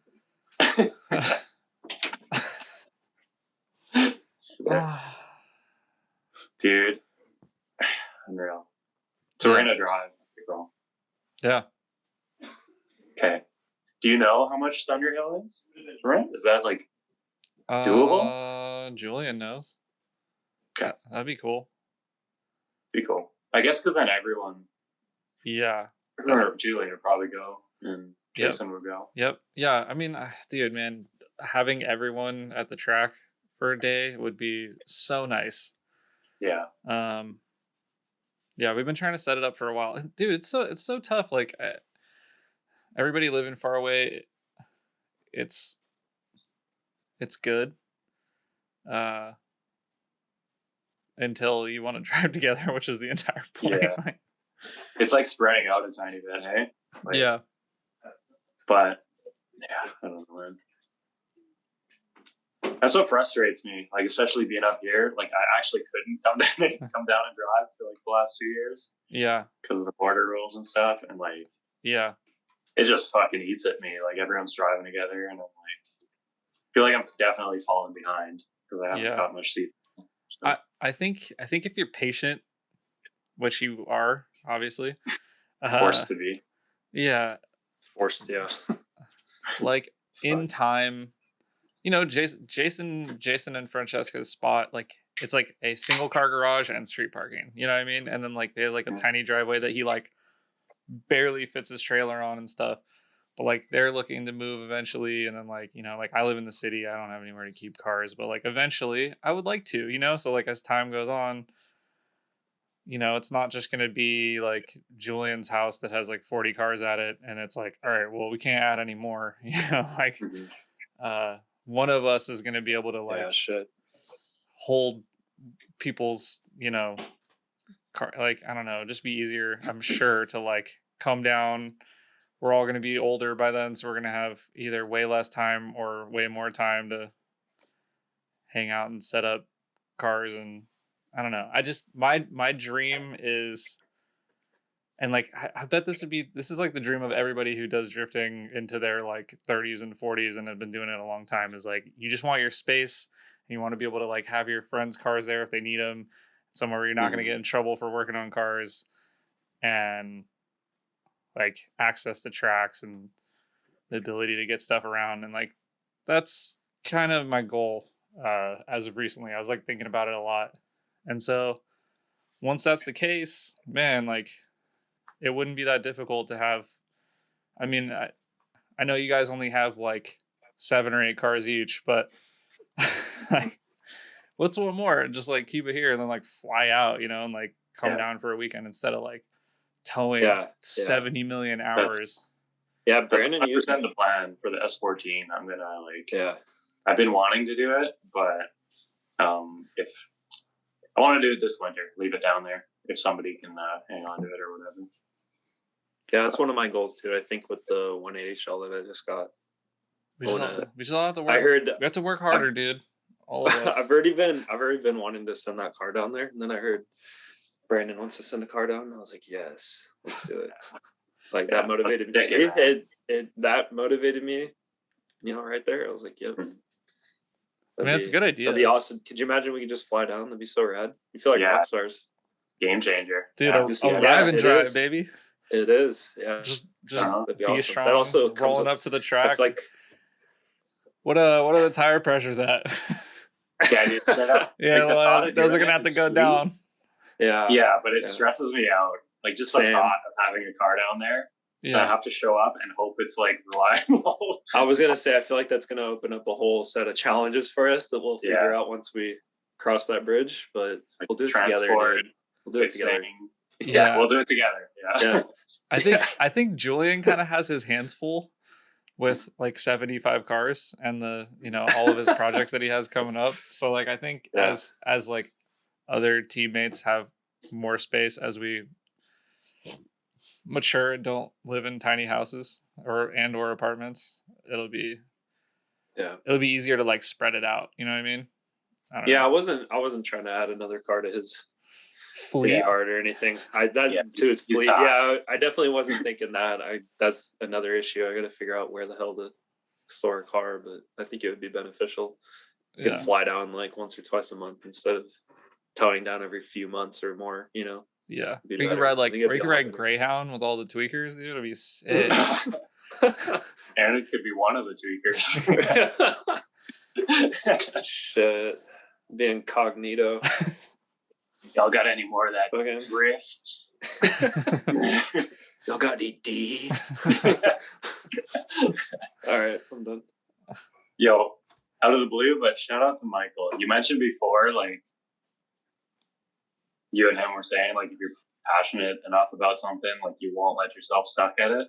Yeah. Like that. Dude, we're, like, working on me and Leach are working on a new livery. Ooh. Dude, it's like she's the skilled one with, like, actual design and stuff, but I'm, like, giving all my input and shit. Yeah. It's like, we'll work at it for fucking hours and hours and hours, and then, like, we'll think it looks okay. And then we'll, like, scan through some of Michael's stuff. And you're like, fuck. And then jump back to it, and we're like, looks like a fucking 5-year-old design. Just like, what the fuck? Like, it's just unbelievable, like, the amount of skill and, like, time and, like, I don't know, straight up his, like, passion he has for it. It's like what he goes through in his head to do each of those is just like, it's torture. Yeah. It's literally torture for him. I feel like for those who don't know, Michael is D-Magic. Yeah. Oh yeah.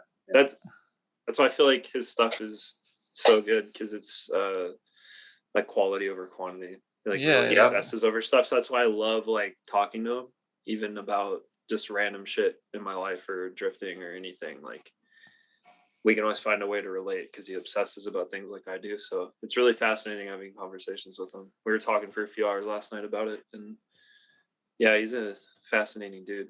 A lot of respect for him, because it's like, he really, like, dives into shit head first and obsesses about it until it's done. And then, like, that kind of stuff, it's like you stare at it, and every time you look at it, you find something new that he's done. Yeah, it really is crazy. Like, on my car, like, I stare at it every day, and it's like, it's fucking crazy. It's like, this is my car. Holy shit.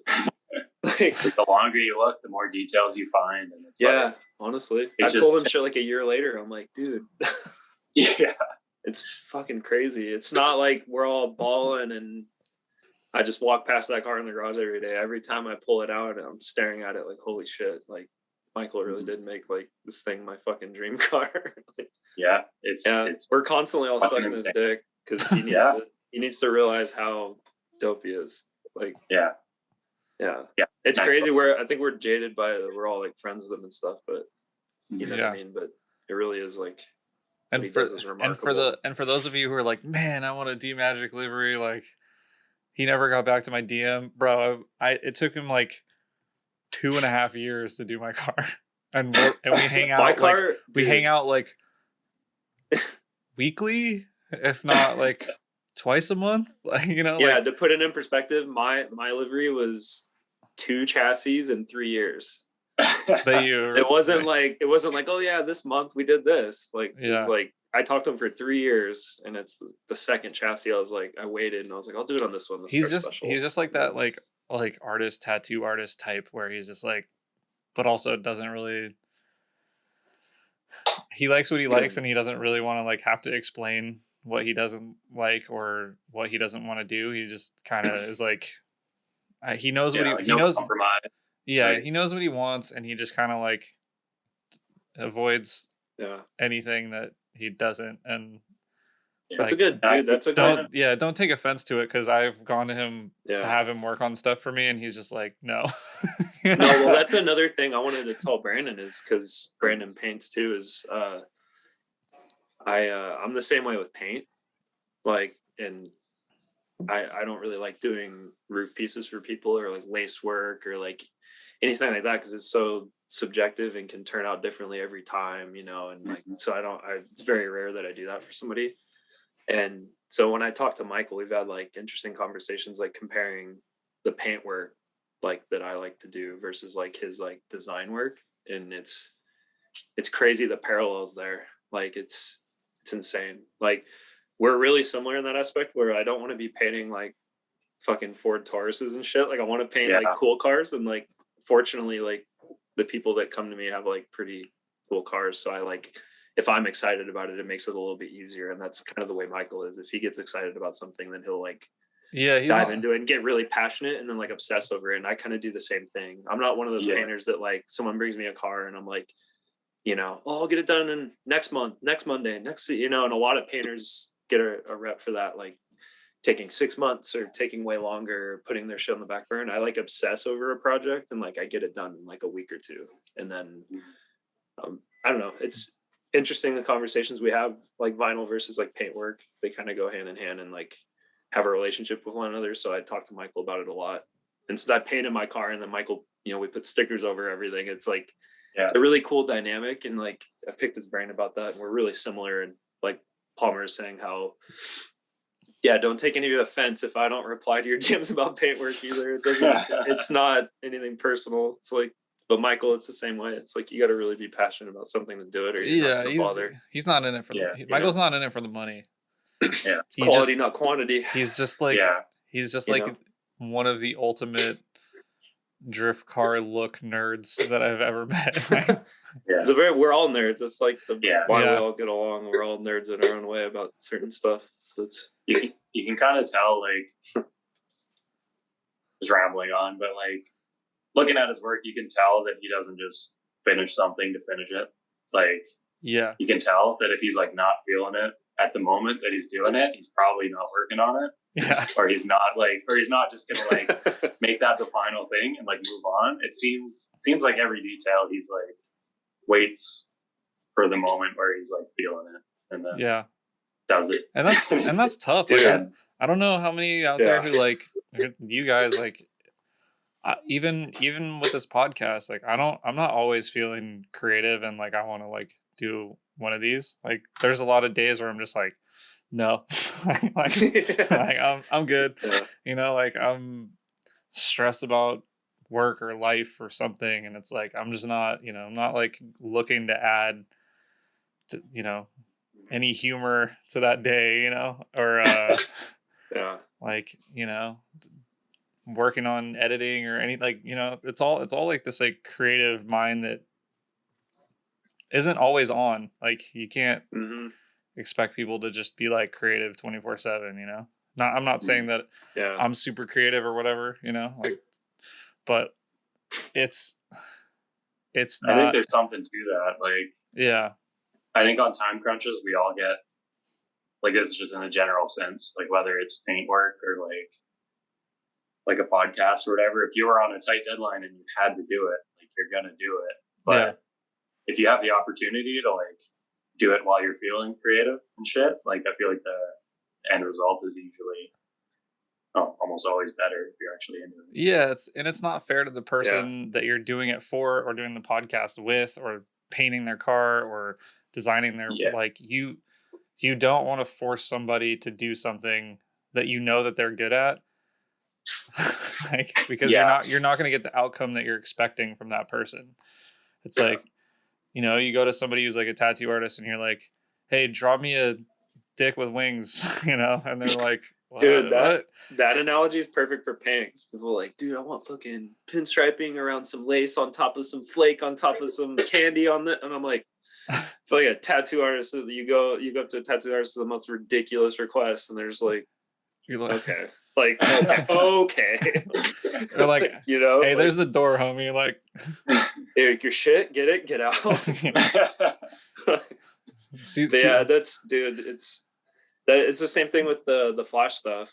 It's like I'll pump out like an edit or something and obsess over it, and then like I work on it like every day up to like 8+ hours a day, you know, and then I'll take like a month off because I'm just not feeling it, or like right now I'm on like week 3 of not touching any videos. But I'm waiting on some Super 8 footage, which is rad. I'm starting to expand and like get some footage from Max Rosin Edit, shout out. Add some Super 8, make it more skate vibe, you know, get some authentic film footage, and I don't know, it's fun to expand, but it's relatable in so many ways. Paint work, you know, I go through big breaks and not wanting to paint stuff because I mean it doesn't help doing it for a living. I think that's a big thing. Like that's what part of why I didn't want to be a mechanic because I was like, then I'll never fix my damn drift car. Yeah, we need Brandon in some Flash VM videos. Dude, I can't fucking wait. First thing, this man right here doing an intro. You're doing an intro. Oh yeah, okay. I got the fisheye right here, dude. I bought a backup clip-on fisheye for my iPhone. By the way, I didn't know if you knew, but like clip-on a fisheye on my iPhone. Oh, that's a lot of the clips. I mean, and it's super silly, but very good quality, yeah. The best quality. Yeah, it adds, you know, to the total, you know, the whole vibe, whole experience. Yeah. But first thing, dude, I'm getting you doing some dumb shit. Oh yeah, I can't wait. Oh, dude. You know. Could you imagine if I had that clip-on fisheye at Gallery? Catching frogs and tadpoles and shit. Oh shit! Yeah, that's what I'm saying. I keep that thing on me now.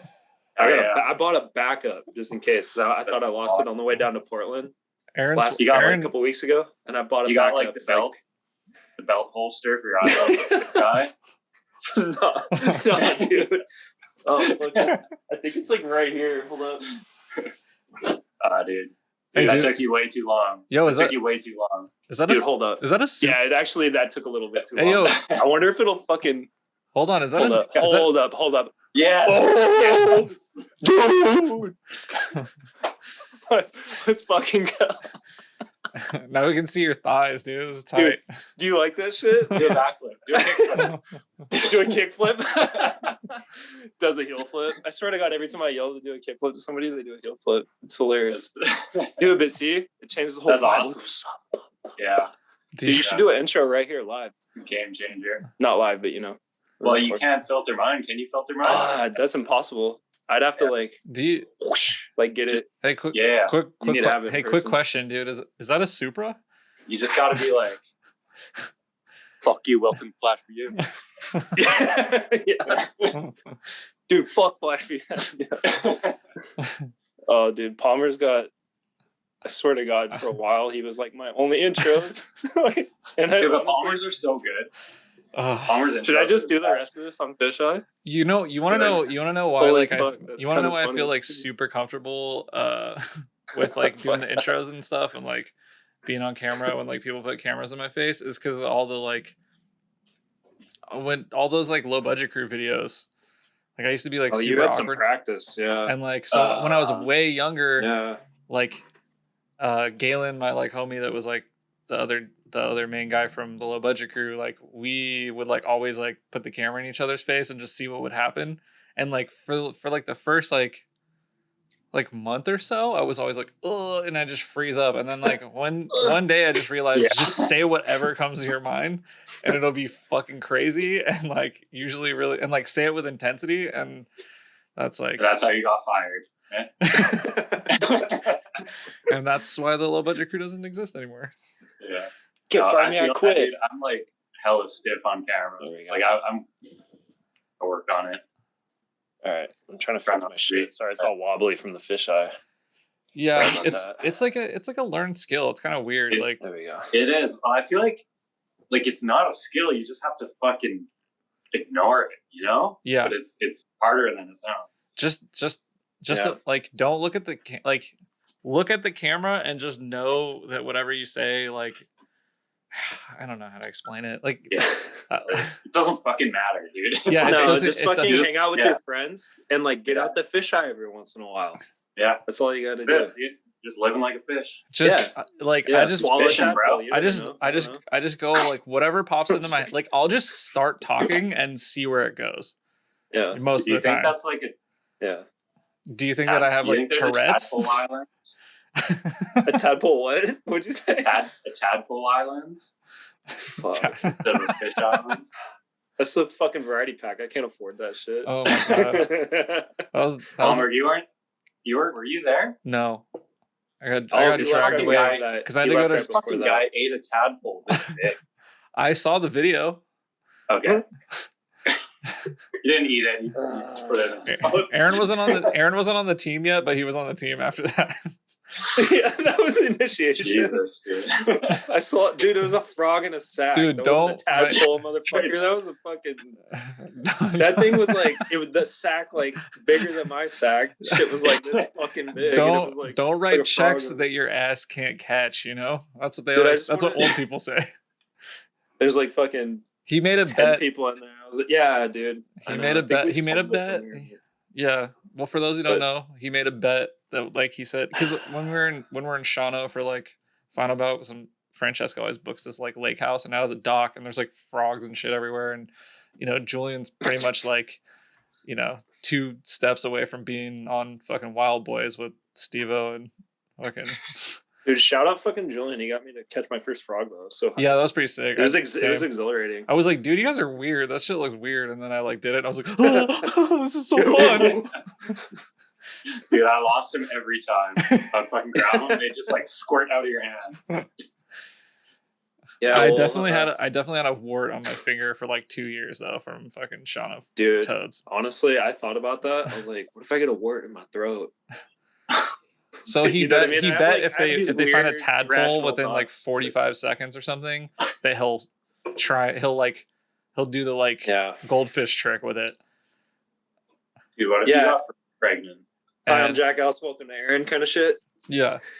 Well, you know what, dude? The crazy part is I've never seen Brandon run so fucking fast. And same with Michael and Julian. I was like, you motherfuckers, they really want this. Wait, what? As soon as I said it, you guys were. Oh yeah. No, as soon as I said like, okay, I think I said a minute because I was It was a minute. Was it a minute? Because I thought it was impossible, right? I was like, oh, man. They have to first of all go out in the pitch black. It's like midnight. I was like, they got to go out in the pitch black to this lake in Shawano. We got to tell it from the top. And we're all drunk, right? Yeah. And we're in Shawano for Final Mall Gallery.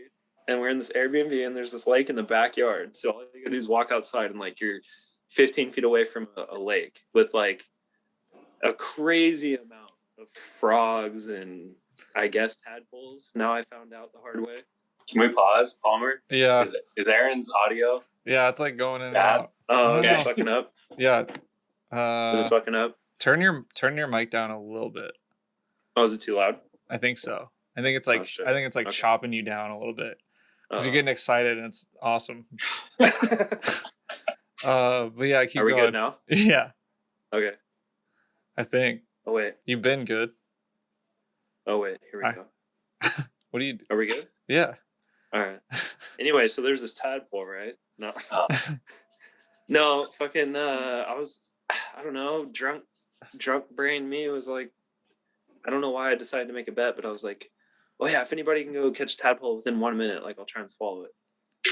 I don't really remember how it came up, but dude, imagine Brandon and Michael and Julian just like as fast as you can imagine, just, dude, literally like, dude, yeah. And I'll be damned if they didn't come in with a tadpole within like 30 seconds flat.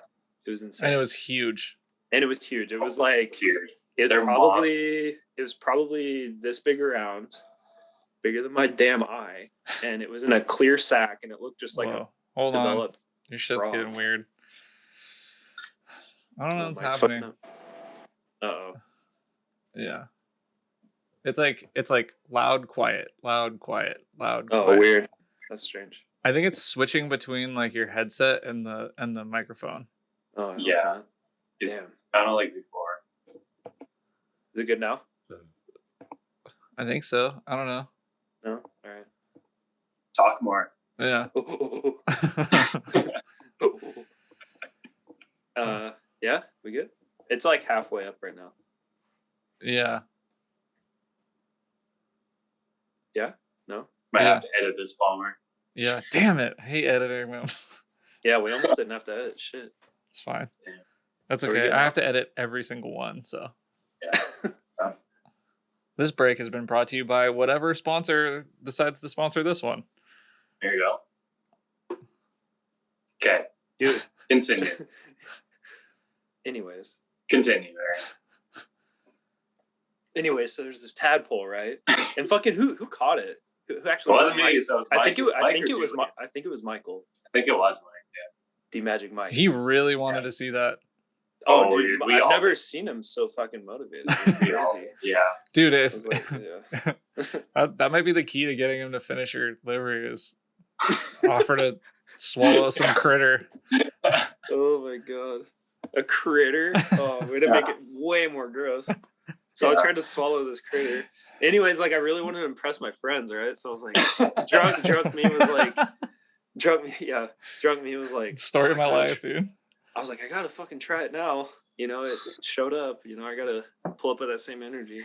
So I go to try and swallow it, and it like wouldn't work. It was just too big. It was like spit it back up into the sink at the Airbnb, and then I was like, in my head, I was like, oh fuck, that looked bitch, dude. I have to like try it again. So I like grabbed it out of the sink and tried it again, and then I like as I put it in my mouth, I was like, that was in the sink. I was like, so I tried it again out of the Airbnb sink. And like, I got a good look at it that time. Because I was like, I think I sobered up from the first experience of trying to swallow it. And I was like, yeah. And as I was going back up, I was like, oh, dude, like, no. I couldn't. And then like, just trying it twice, I think was cool enough that I impressed my friends. Yeah. He put it back in the lake and it lived its life. Yeah. It hatched. It's probably out there fucking clapping other little frog cheeks, dude. But I think dude, Aaron's out here turning the frogs gay, dude. Oh, fucking M4s. Shout out. He gave that thing neck. Yeah, dude. Dude, I domed that pole. He's like, I don't know what that was, but I'm trying to find more of that in my life. I'm like, what the fuck was that? Once I crawling into people's mouths with the tadpole sees. But yeah, dude. Dude, once I hatch, I'm trying to get some neck, bro. That shit was tight, dude. Once I hatched, dude. God damn it! Oh my god.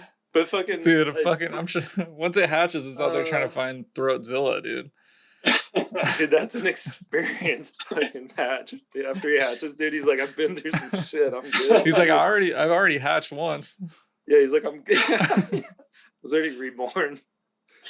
Oh shit. Fuck, what was I gonna say? Oh, dude. Yeah, that shit was nasty. Don't try it. Yeah. Oh no, irrational thoughts in my head. I was thinking of the Rugrats episode where they swallow the watermelon. They swallow the watermelon seeds, and then there were like it was this whole thing about the watermelons growing in their stomach. Yeah. And I was like, it was Chucky. Yeah, dude. Yeah. And I was like, what if I swallow the tadpole and it hatches in my stomach? In my stomach, you see where this is going? And then like that was all within like, dude. Yeah. No, dude. I was like, what if it, and then somehow there's other frogs, you know? Fuck, I think my phone's like about to die. Yeah, it's just tripped out. Is it not plugged into power? My phone's, dude, I stay like at least 4 years behind on phones. So my shit's really, and I just dropped it in gear oil like 2 months ago. Dude, well, yeah, you're officially the worst podcast guest. Yeah, thanks. Keep you on your fucking toes. Hold on. I don't want it to be boring, so I got to do weird shit. Yeah. I have a shitty phone that was dropped in gear oil. Sorry, guys. That's okay. And it's like duct tape. I have a question. I have a question for you guys. Okay. Yeah. So, like, other than people on the team and the obvious, who's like inspiring as far as like driving skill? Like, who are you guys like looking at and like, damn, that's cool. Like, or like younger people that are coming up and you're like, okay, shit. Those dudes are good. Like, I need to pay attention here or whatever. Brandon first. Man, like off the top of my head, like Jack with the Miata. Yeah. Yep. When I watch his shit, I'm like, okay, he's fucking got it. Like, yeah.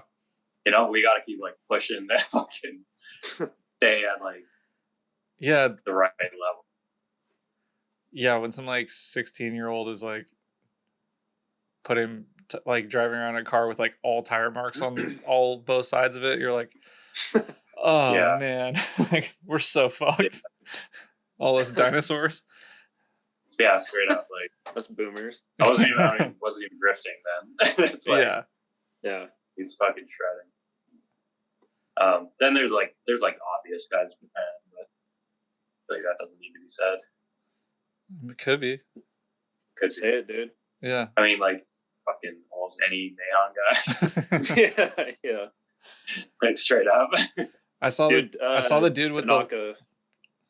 Sorry. Yeah.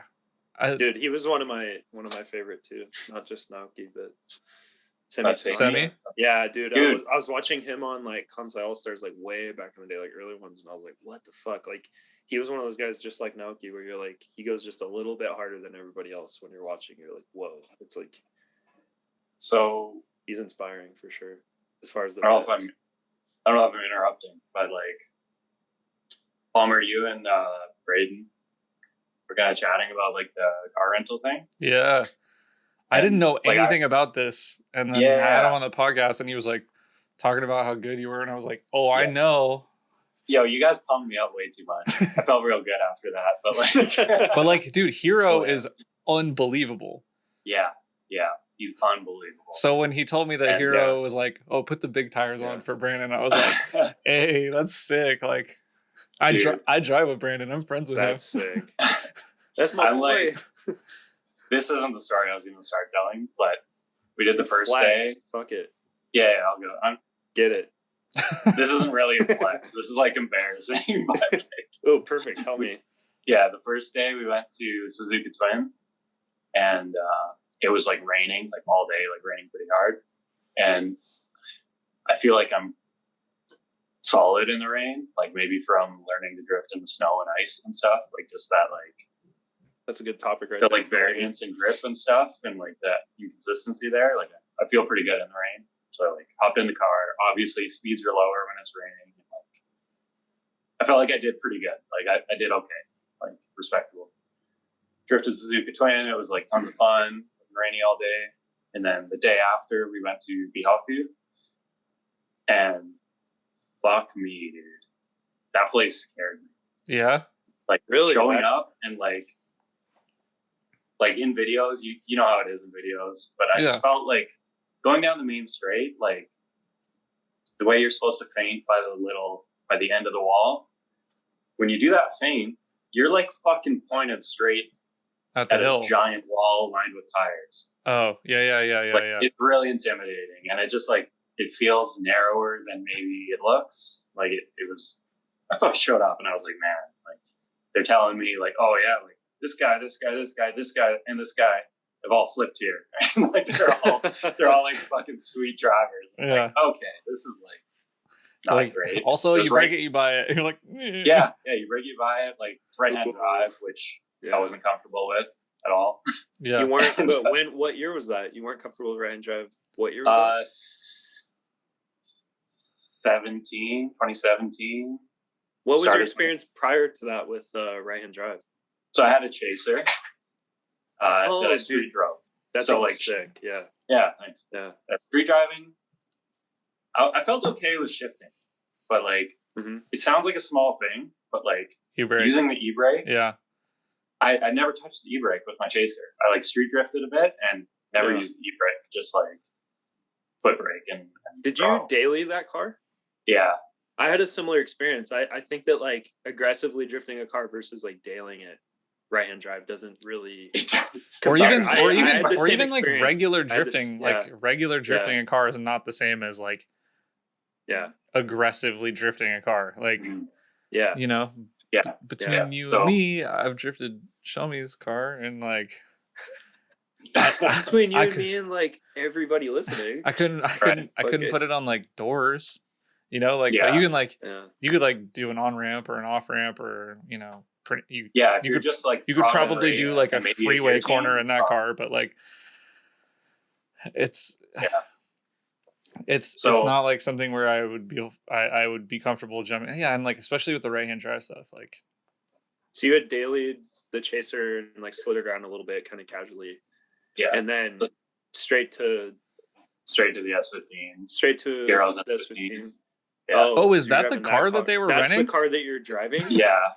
No way. Fuck, dude. Yeah. Brandon and Hero are just like, oh yeah, this guy wants to drive a car. Yeah, whatever, just let him drive mine. Well, I think what they told me is they had been renting out a 180. Yeah. But I think like a month before or something, someone was renting it and blew it up. with the engine. Yeah. So Hero's car, it wasn't purple then. It was still like kind of multicolored, just like unpainted. Yeah. So I don't know. Oh, so you've drifted Hero's S15. Yeah. Dude, that's so cool. That's rad. It was like the best feeling car I've ever driven. And it was so simple. I feel like it was just T28 or whatever. And yeah. Stuff. Hero, but, for those of you who don't know, Hero is like one of the Kansai area specialists, I guess. He has he has his own shop, right? Yeah, it's a shop, yeah. Yeah, and I don't know if he does a lot of customer work, but yeah, he's got a shop. Yeah, and he's known for non-event driving as well. Yeah. A bit. But he's also he's very skilled. Like watching him drive a Mayon, I was like, I didn't know who he was, and I was like, who is this dude? And that happens a lot there. You're just like, oh, this guy doesn't have like a big social media presence. I think he does now, but like unbelievable. So much, yeah, even still not he posts a ton. He posts like him and his buddies doing dumb shit. Yeah, he always he posts like weird shit. He always posts his friends like eating. Dude, I've found this like zoomed in like I found this is like a thing. I don't know if this is like a thing in Japan or it's like a macho challenge, because I don't speak Japanese. I don't know what they're saying. Someone can correct me if I'm wrong. But like a lot of the wild types, the wild Japanese people that I follow, the free-spirited ones, the people who like to have fun, you know, they're always like trying to get their friends to eat like super hot, like temperature wise food, or like, because it's like, I don't know, man.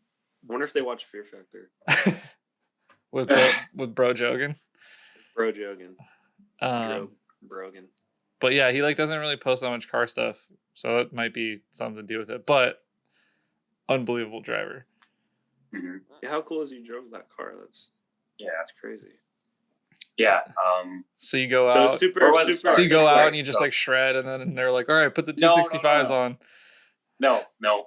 We show up to be Aku, and I'm like, okay, like all fucking stressed out because what they're telling me, and like it's a fucking scary track. It's pretty fast, like especially at the time.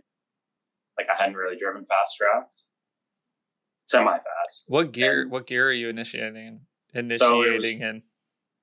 Very top of third. Like it was running out of third. Okay. But I don't quite remember. It was a 6-speed trans with a 4.1, I think. Okay. So third is decent. Decent. It's a bit shorter because it's a 6-speed. Yeah. Anyways, it was whatever it was, and like I started and I was kind of like half-assed, like half committing, you know, like I was fucking scared to put this thing into the wall. I was just driving like dog shit, and then like I came in for a break, and like Braden's talking to me, and he's like, "Man, like I don't know, like maybe just like don't do that entry right now. Just like focus on the rest of it." It's basically like you're scaring us, like you're gonna crash the car. Don't like just chill. And then I just like did the other parts of the track and like wasn't doing anything on the entry. And then at like lunchtime, Hero jumped in, and they're like, "Okay, like hop in with him, like go for a drive." Yeah, learn the line. So he goes, and so he goes and he does like 2 fucking insane laps. Like he's like up against the tires. Like, it was just fucking crazy. And then he comes around again and he's like coming onto the straight. He's like, "Damn it." He's like, "Easy dristo." He's like telling me this is like the easy way. And he kind of like this still goes fast. He goes fast, but he like enters kind of more in the middle of the track and like not quite as much angle and stuff. Yeah.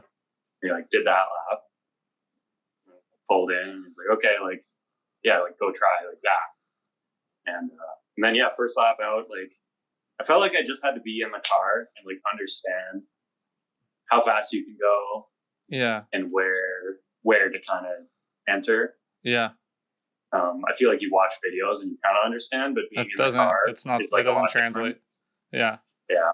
So he did that, and then I started doing what he showed me, like in the middle of the track, like easier stuff.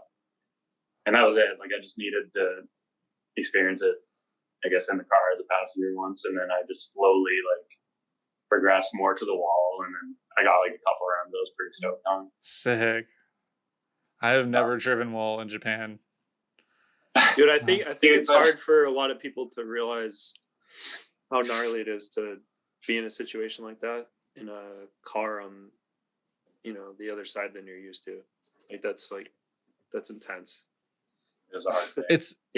It's not that difficult if you're driving a skid pad or like a track that you're not changing gear on a lot, but if you're getting up into the high gears, it's very different because like, you know, at that speed your reaction time is like 5x. Like if your reaction time takes like 0.1 second, it's half a second and you're in the dirt or you're in the off the track. I learned that in New Zealand. Cool stuff. Well, when you're trying to do cool stuff, like all those movements have to be like perfect or timed, like at least. They should be. There's a word I'm forgetting, but like you shouldn't have to think about that shit. Like exactly. You should be thinking about what you want to do with your driving, but like the movements should be subconscious. Yeah, where like when you actually have to like put brain power into like, oh, where's the e-brake? Like what am I doing? And then you fucked. Like no way. I think the other thing is too, you're focusing on other things as well. So you're at Bohoku and you're like, oh man, this isn't my car. You know, I don't want to write it off. And you're at a new track that's challenging enough. And then you're in a new car. So it's like that, you're focused on that. And then you may make more mistakes than you would have in your own shit because there's the stakes are higher. On top of that, the fear of the higher speed on a track you don't know. And at that point, you're saying like you hadn't done like Grange or like any other tracks that kind of prep you for something like that. So it's like you're not thinking about, you're focusing on other things. Yeah. Than like controlling the car. You're just like, oh shit, this is scary. Or like Grange was that for me because I hadn't had an experience like that. That's gnarly that was your first experience doing something like that. My first experience with something like that was just Grange, and that was enough. I can't imagine OG somebody Grange. else's car. That's OG Grange, like narrow, like doing that in a foreign country in someone's car. That's a wild experience. It's hard to fathom that until you're in that situation. Yeah, there was. I did three.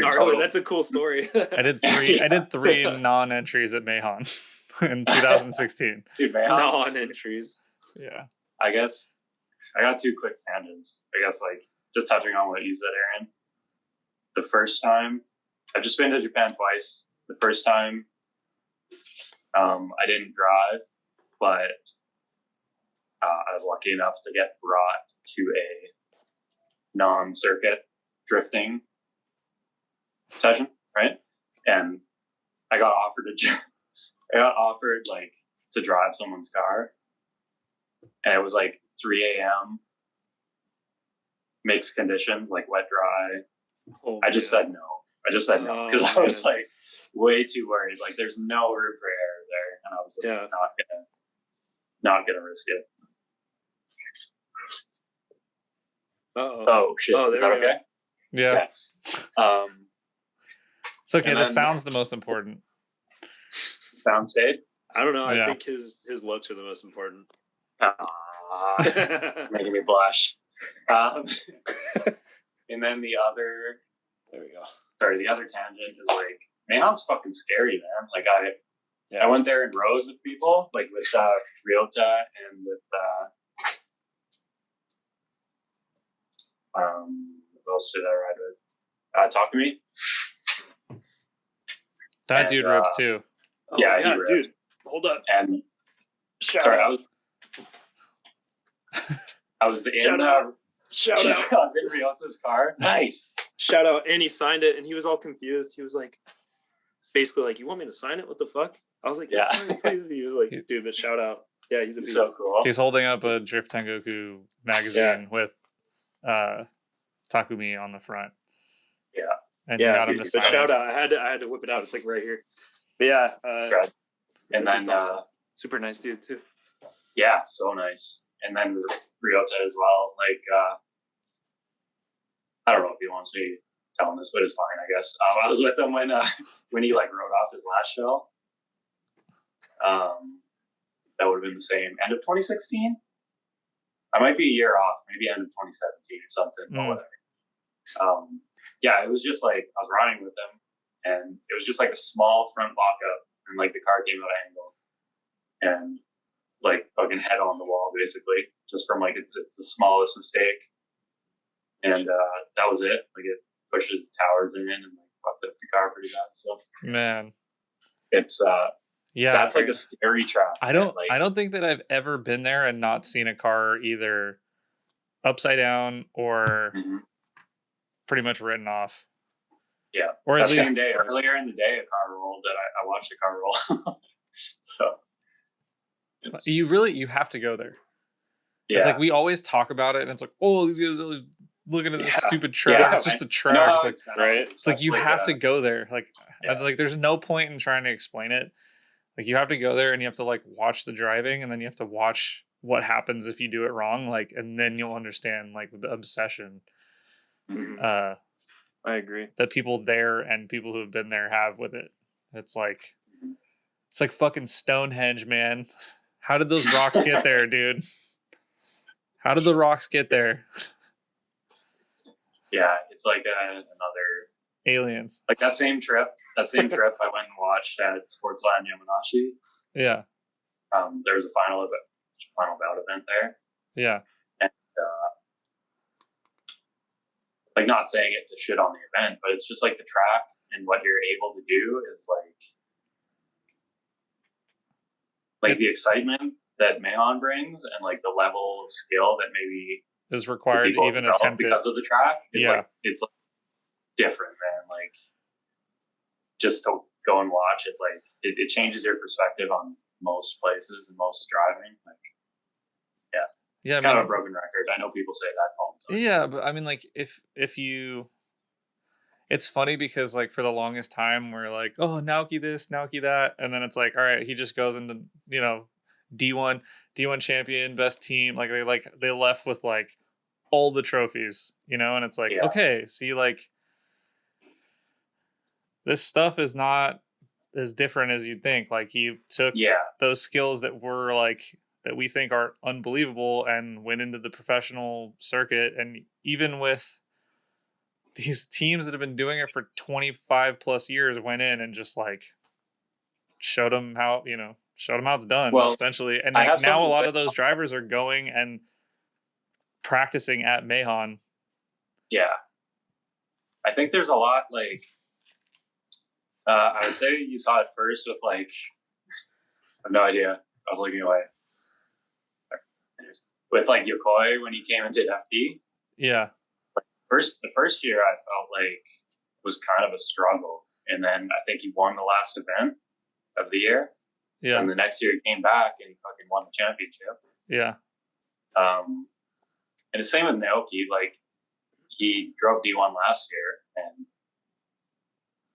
kind of struggled with results for a while. And then this year he just had it figured out. Like, I think he had to learn. You have to learn. I think what the DOS system's looking for. Yeah, I think he adapted this year. Yeah, you could see he changed some of the driving style a little bit, but still had his like signature touch to some shit you'd see. But so I guess my point is just like that driving skill is like universal. Yeah, but you have to adjust for those kind of competitions where I feel like some people want to label it like the D1 FD style and then like the more grassroots, like whatever style are like completely different things. Like they're a bit different, but the skills you learn are like pretty universal. Yeah, I agree. You just have to adjust. You need a little bit of time to adjust. Yeah. I think I told this story last time, but I was driving at Masayama, like Wataru, and he moved to like Oregon to run FD over here, and, right, and he came to a few open drift days, and he was going like super wide and super slow, and my e-brake didn't really work, so I like one of the runs I passed him, And I was like, man, I hope he doesn't get offended or like, you know, I'm trying to like big dick him or something. But I just didn't want to hold up like a line of 7 cars behind me in a train and like cause a wreck or something. So I just like passed him. But no, he was like laughing his ass off and he was like super stoked. And then you could see the shift in his driving. Like he changed the style from like US style to like, oh, clearly this kid like watches Japan stuff or he likes this style of driving. So I watched it like switch on and off, and that was super fascinating. Yeah, it's cool to have that in your repertoire, you know. It's like Kazuya was telling me that the difference between Japanese Assetto servers and US Assetto servers are like pretty much like Japanese driving style, FD driving style. Like it's like it goes with the region. It's not just like this thing that people are like, it's all the same. It's, you know, people are trying to do different things. They're trying to hit different places on the track. They're trying to like they're looking like what people think is cool is different depending on where you are. So yeah, I think it's like Japan takes like a racing line, like a faster way through the corner. Then in America, they just go like really wide and like ride walls and stuff. And it's cool in his own right, but use less tires. I was watching around a D1, and like they don't make a ton of smoke. It was at Tsukuba, and like one of the rounds or one of the battles, I forgot who it was, but he just like went into some like crazy high gear in his sequential and just like smoked out the guy chasing him, and they were like what? Like, you know, like because like they went to like a one more time and he was like mad or something, so he just like played games and like smoked out the dude chasing him, and they're like not used to that at all. Like in D1, like you don't have to drive through smoke. Kazuya was telling me that he had to learn how to like transition through smoke because he had never done it before until he came over here. Right. And he said that he said that he learned by transitioning and closing his eyes for like 2 seconds and then opening them. What the fuck? Yeah, that was his practice. So that's how he learned how to. I don't know if I'm like giving away secrets here. Yeah, there you go. But if you're trying to be an close your eyes more when you drift. If you're trying to be an FD pro, close your eyes more on transition. The blind dude, if that's not some like initial D, like that's some like nerd shit for sure. I had a nerd. He has the god eye or whatever, you know. Like, I don't know. I had a nerd moment at Horse Thief where you know, it was my first time there, and then the sun was like setting over the mountain, like, and you couldn't really see. Like, remember that? Like, you're going to the entry and you couldn't see shit. And yeah, I was sick. There's a couple. Yeah, it was sick because it was challenging. Because like there was a couple times where I didn't really know where to enter. I'm already new to the track. You know, my first few runs were like following Jason's because he's like a veteran of the truck, so I like knew where to go or the line to take. So I definitely went off the sound. I was like, okay, here in the RPM range in third gear, I know to like enter right now. I could just hear it because you can't like see it. That's some like nerd shit, you know, because I like listen to drifting too. You can hear what people are doing by the sound of the engine too. And like the picture pauses, and then it like you can see all your like nerves and shit. Enter. You do the back, you hit star power. Yeah. I kept I'm a fucking nerd. When I couldn't see and the sun was setting, I kept like entering too early. And one of my favorite things to do at Horse Thief is like hang my front inner tire off the inside of the track. Yeah. But don't go too far because then problems. Because there's iPhone photographers. Oh yeah, chilling on the shout out to the iPhone photographer on the apex of like the corner while we couldn't see anything. Yeah. Definitely almost ran that dude over. I had a moment where I was like, yeah, he almost got I went and was like bad. Went and let him know like, hey, homie with the iPhone standing in the most dangerous spot on the whole track should probably not be there. Yeah. I'm sorry. We're like, I know I said I never narked on nobody, but like I don't want to watch somebody die that day, you know. I watched him like he fell back one of the rounds I dipped tire, like trying to catch up to one of you guys. Oh, you guys yeah. were, like really fast that day, and like I was like trying to keep up. I think he learned after like a couple of those that like dude, we're a he little fell back wild. on one of them. He was crouched, and he like fell back and fell on his ass. And I was like, okay, like I'm cool with sketchy shit, but that was like, I've definitely filmed in much. some. Like, I've filmed at the edge of the wall at Mahon. Like I've filmed at some spots, but like, man, if you're out there, like, just know that like cars can grip up and straighten up, and you're gonna die. Dude, it's pretty loose out there, right? Like with media.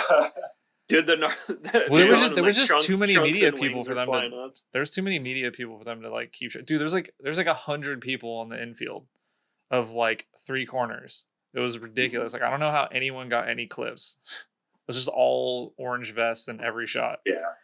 Right. Yeah. Fashion. Yeah, that's true. Fashion. Who's inspiring you, Aaron? Oh man. You had a lot of time to think about it, so you better have a good answer. I was thinking about it. I'm inspired by a lot of people. I'm inspired by like vets and currents and newcomers. I'm inspired by everybody. Veterinarians? Yeah. Dude. Like military neutering vets? People, just killing it, just neutering. Shit, man. Yeah, obviously, say me. Yeah, dude. Honestly, yeah, you inspire me for sure. You do though. Everybody inspires me. Fucking, if you want me to start naming people, I can. No, it's okay. You got awkward enough. Awkward enough? No, everybody inspires me, dude. The whole earth. I take inspiration from everybody. I feel like anybody that is dedicated to it. Like, it's easy to spot. It's easy to spot people that are dedicated to it. Yeah. Like I like the shit the crash style kids are doing. Like as far as like super young kids, I like what they're doing. Jack, Tyler over there too. The sabotage kids, fucking all that shit's cool. Yeah. Veterans like I was saying, Semi Tanaka and Naoki and Ryota and like Hiro. I watch a lot of their stuff all the time still. Yeah. And sorry. No, you're good. I was saying I watch like videos of Brandon, dude. Your entries at Grange. I'm like, fuck, I gotta do that. It's just sick. I just remembered where my whole Japan trip story, like I got lost on a tangent and I forgot where I was going. The first day at Suzuka Twin, it was like rainy as fuck, and like I was there drifting, and there was a Miata. Like, was he drifting? I think he was grip driving. There was a Miata grip driving. We were the only 2 people there, and then fucking Sami Tanaka showed up with his D1 Pro car, his S15. Oh shit! And yeah, he just rolled up on like a double-decker truck or whatever, and fucking unloaded. And he started driving, and we were like, I wasn't driving with them, but like we're on the track, like just separated a little bit. Yeah. It's cool to me. Like it's my first time there. Yeah, you're like, oh, okay. Yeah.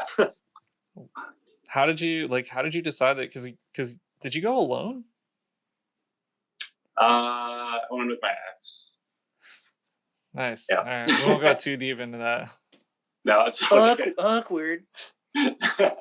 Oh, dude, hold up. That's like editing moment. My phone is gonna fucking die, and I don't know why it's not charging.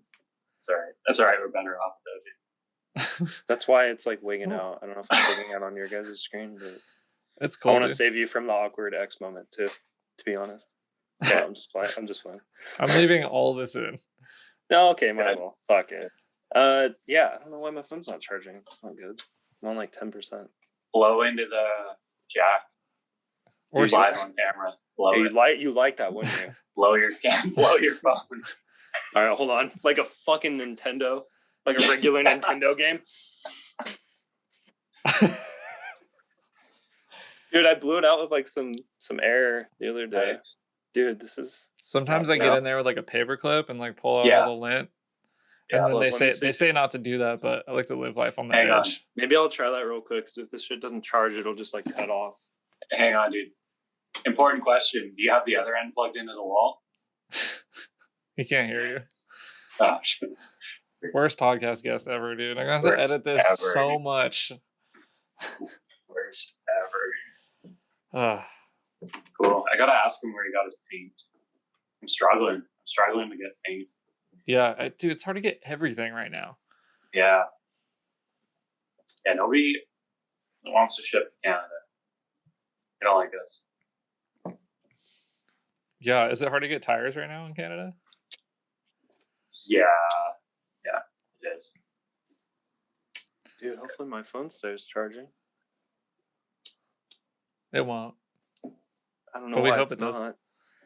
No? I don't know, That'd be dude. awesome. That'd be awesome timing. My phone decides to like stop charging. Dude, you gotta. I asked you iPhone 4S, dude. You gotta. I told you. Dude, it's a fucking 8 Plus, okay? The 3G, all right? Yeah. Dude, at least. It doesn't even flip open. It's modern. Look. I miss my Razr phone. It never did this to me. Right? I still have both. I still have my Razr. I can't tell if it's fucking charging or not because the screen it's on. Oh wait, no, it's not. Here we go. Nice Oh, now it is. Bomber, are you gonna cut this out, or do we need to do some filler? So much. Talk to me about something, bro. No, it's cool. We'll edit. Oh, I like that view. What the tadpole sees? Yeah.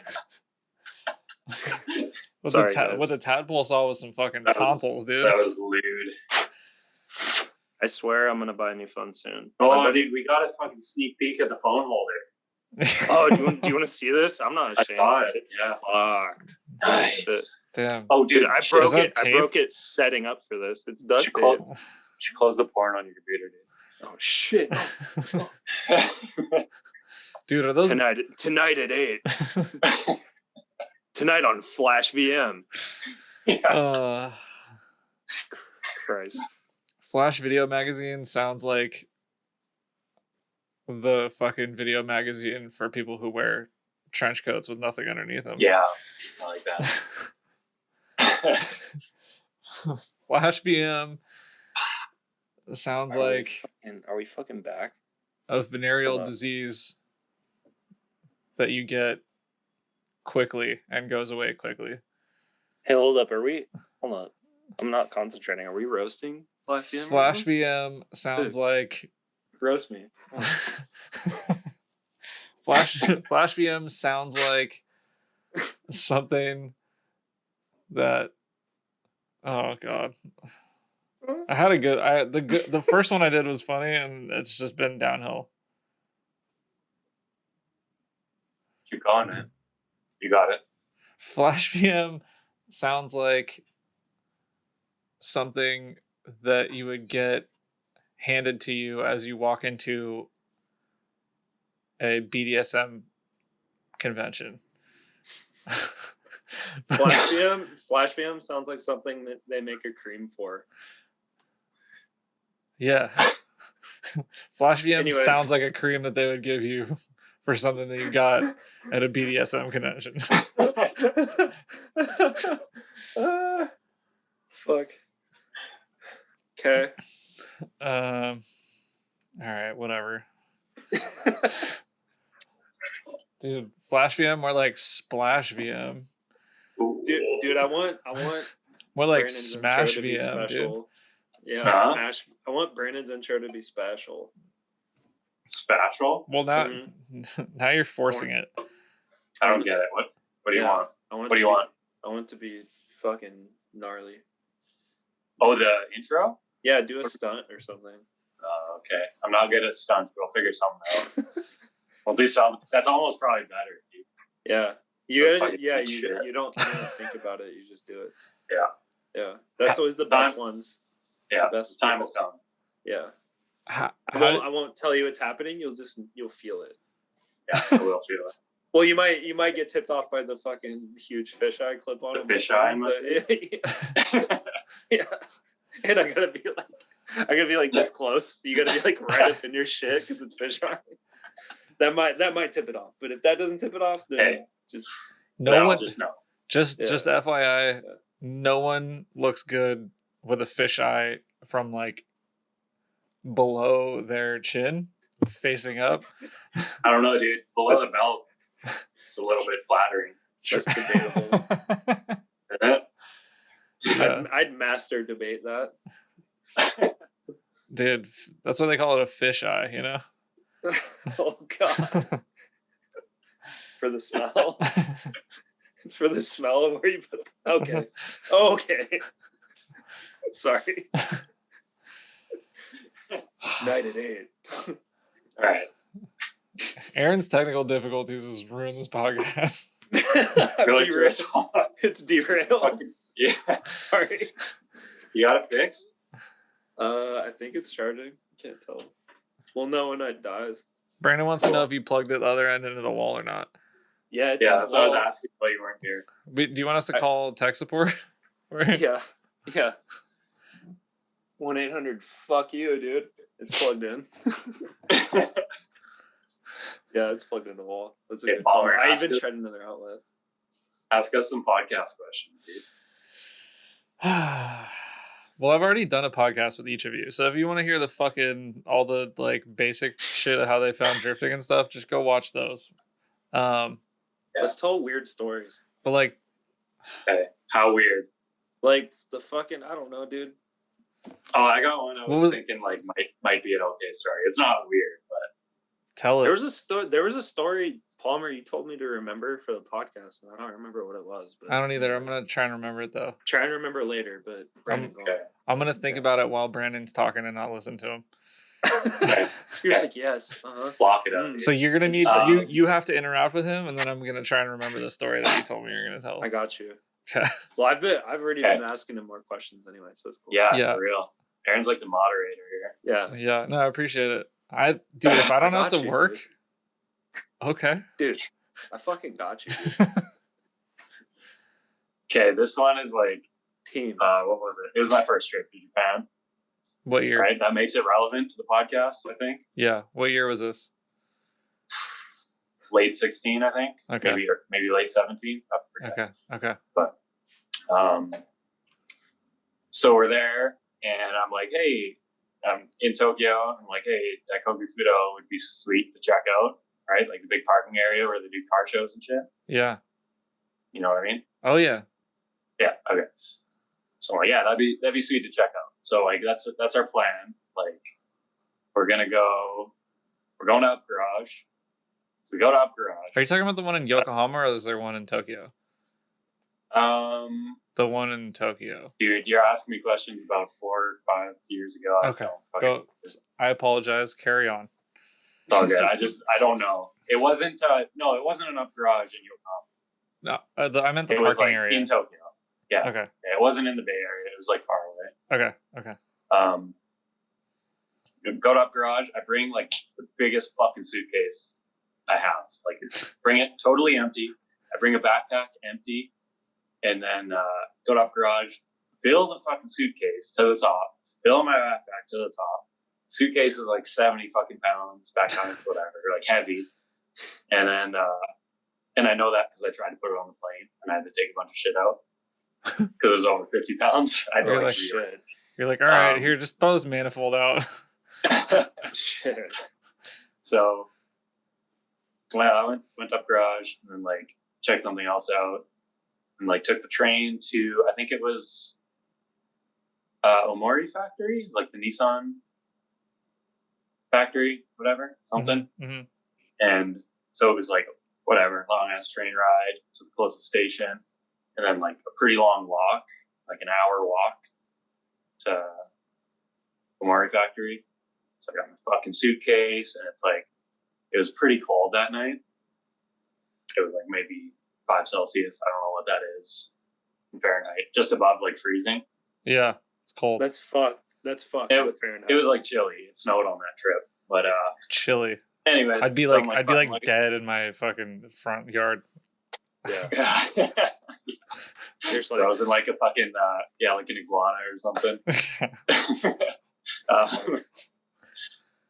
Fucking walk all the way to Omori Factory, and it like closed 10 minutes before we got there. So Yeah, so everyone else there is like fucking sick of walking around and like done, like feet sore when it's cold, whatever. How many people are you with? Like 3, 4 other people. Do any of them care about cars? Other than I was gonna say, are they all about it, or is no? So then you're like, this is rough. my day for my car stuff, and it's like everything else. And they're like, this day sucks. That's rough, dude. Everybody's not having it. So there's like a reception thing, and those people at the reception got a cab, like called a cab, right? So everyone got in the cab, got all the shit, and went back like to where the hotels were. And I'm like, fuck it, man. Like I came this far. I'm like halfway across the world. I'm gonna go fucking see this shit. So they all go. There's no room in this cab for my suitcase and my backpack. Like it's stuffed to the top. And so I fucking Google Maps it, and it's like 7 kilometers. So like it's like 5 miles. 4.5 miles. Yeah, like 5 miles. And so I fucking walk because there's no trains, and then like I didn't know how to call a cab. Yeah. So I got my heavy ass suitcase, and my fucking feet hurt, and I'm like walking. I walk this 5 miles, like walk across the bridge, like the fucking Rainbow Bridge or whatever the fuck, and get to Kokufudo, and it's all fucking fenced in. Have either of you guys been there? No. Okay. No. It's fenced in. And so I'm like walking through an industrial area, like there's nothing around, like everything's closed. It's just like a dark fucking industrial area, fuck all around. I get there, it's fenced in and closed, and there's like security, like at anywhere you could try, like climb in or something. Tall ass fence, and like, oh my god. So I'm like, fuck, like, what am I gonna do? And I'm like walking and like looking around. I walked around the whole thing. There's nowhere to get in. I like walked up to, there was like an entrance to one of the toll highways, like one of the elevated highways. I like walked up to the toll booth. There's a guy in there like fucking reading a book. And like my head pops up and he's like, what the fuck? And he's like waving, like, get the fuck out of here. Like, I was like standing on the highway basically. Brendan, you're telling the exact same story of what I did when I went there. No way. Because it's okay. It's in Yokohama. I went there with Shelmy. We took a train, and then I got a cab, and the guy was like, you want to go here? And I was like, yes. And he's like, are you sure? And I was like, yes. And he's like, you guys had the same experience. Okay. Dude. We get dropped off. Unreal. We get dropped off, and there's nothing. Like, because you get dropped, like, when, like, where it tells you to go, you can't see into the actual parking area. There's that, like, long street, and then you can go left, and then there's all fences, right? And then if you keep going down that road, there's the freeway on ramp. Yeah. Like we've had the same. There's like an overpass you could walk on. Yeah. But it didn't go into the parking area. It just I tried to walk up. I walked up to the booth and I tried to like walk up and over because I thought it like went in and you had to pay to get in there. And Shelmy is screaming at me. Like, actually made friends with a dude with like he did like a Infiniti J30 conversion on his like Nissan. I don't know what they're called over there. I'm not that cool. And like, dude, it was a Bosozoku holiday. The entire parking lot is packed with cars. There's like Bosozoku dudes on bikes everywhere. And like, I'm just like, I'm looking through this fence, like, let me the fuck in there. And like, let me in. And I'm like, I have my phone out and I'm Google like text. I'm Google translating with this guy. And I was like, dude, how do I get in there? Like, I like, this is like a dream. Like I came from California, and he's like, oh, West Coast, like gave me the fucking W. Go to this like parking ride. Yeah. No, he thought it was sick. He's like, oh, you know, like, and we still follow each other on IG. Like, I still talk to him sometimes. He's cool. That's right. But like, he was just like, yeah, man, like they shut it down because of the Bosozoku holiday. Like, you can't go in, no ins and outs. They're trying to like keep all of them in here so they don't go like cause trouble. Essentially, is what he was telling me. And I'm like, and Shelmy was furious. Like. We had only been dating for like six months, like not even a year yet. And like I take her to like let's kick it off real strong. I pretty much take her to like a nice Japanese foundation. takeover, like in the middle of like Oakland in Japan, you know. And getting out of there was the hardest part because like you can't get a cab. You can't call a cab. They're not gonna come get you there. Dude, you're ruining my story, dude. Okay, go ahead. I'm just kidding. You can finish, man. No, that's it. Like it was just I like called an Uber Black and it was like $100 and something. Okay. And the guy was like he called me and he was like, "You sure? you're there?" And I was like, "Yeah." And then like I was like trying to explain to him like I wanted to get inside. Can you take me inside in the car just to like we could drive through it and I'll like pay you extra? And he was just like, "No." Oh shit. Yeah, it was pretty heartbreaking. Okay. Dude. Okay, so this is in 2016 also. Dude, what? Oh, what the Were we both there on the same day? Are we the same person? Is this dude, are we fucking the same person in a different alternative universe? Alternative reality? Dude, Be Strong and I are the same person in a different universe. We might be. Dude, you're the Canadian me. I'm the American you. I'm the worst version of you. Some Tyler Durden shit right here. Yeah. Okay, sorry. Okay. What did you do? How'd you get out of there? Okay, so no, I fucking went to the toll booth. The guy's like, "Get the fuck out of here!" And so I fucking walked away, and then I Googled some stuff, and I like weighed out my options, and I was like, "Yeah, I'm kind of fucked, like for where I am right now." So I was gonna walk back like another long ways, like probably 3 miles to a gas station I remember I passed, and then try get them to see what they could do. I had no idea. Yeah. So I started walking back, and I walked a ways, and then down one of these fucking industrial roads, I saw a cab. What the fuck? Sorry. I saw a cab that had like a red light in the window. Yeah. And it was like way down the road. So like, okay, I'm gonna go check that out. So I fucking walked down this road in this deserted industrial area, and this fucking cab driver is parked there, sleeping in his driver's seat. Obviously, with the red light meant he was like not in service. Yeah. And I was just like, man, like I felt really bad, but I was like, I knocked on the window like real gently, and he woke up, and he was like obviously surprised. And I'm like fucking standing above him, here, staring at him. Like, "Hey there, buddy." And he's like fucking woke up, and then he like rolled down his window. And he's like, "What the fuck do you want?" And I tried to like explain to him where I wanted to go. Yeah. And I could even say like, "Sorry, like I know this is stupid." Like I was just like, I'm trying to go here, blah blah blah. And he's trying to tell me like, he's like, "It's gonna be like very expensive, like even though we're right next to it." And he like, anyways, he got it across that it was gonna be pretty expensive, and that's basically all I knew. And I was like, "No, I want to go there. Can you get me there?" He's like, he's kind of like fucking, all right, fucking foreigners. Like, he's like, "How did you get here?" Yeah. So you're like, "Why?" So I got in. Why do you have a backpack full of trash? Yeah.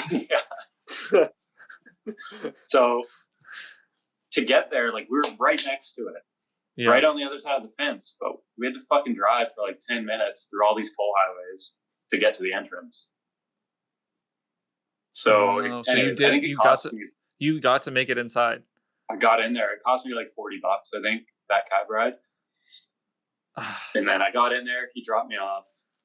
I fucking walked around. I checked it out. It was cool. I mean, it is what it is. And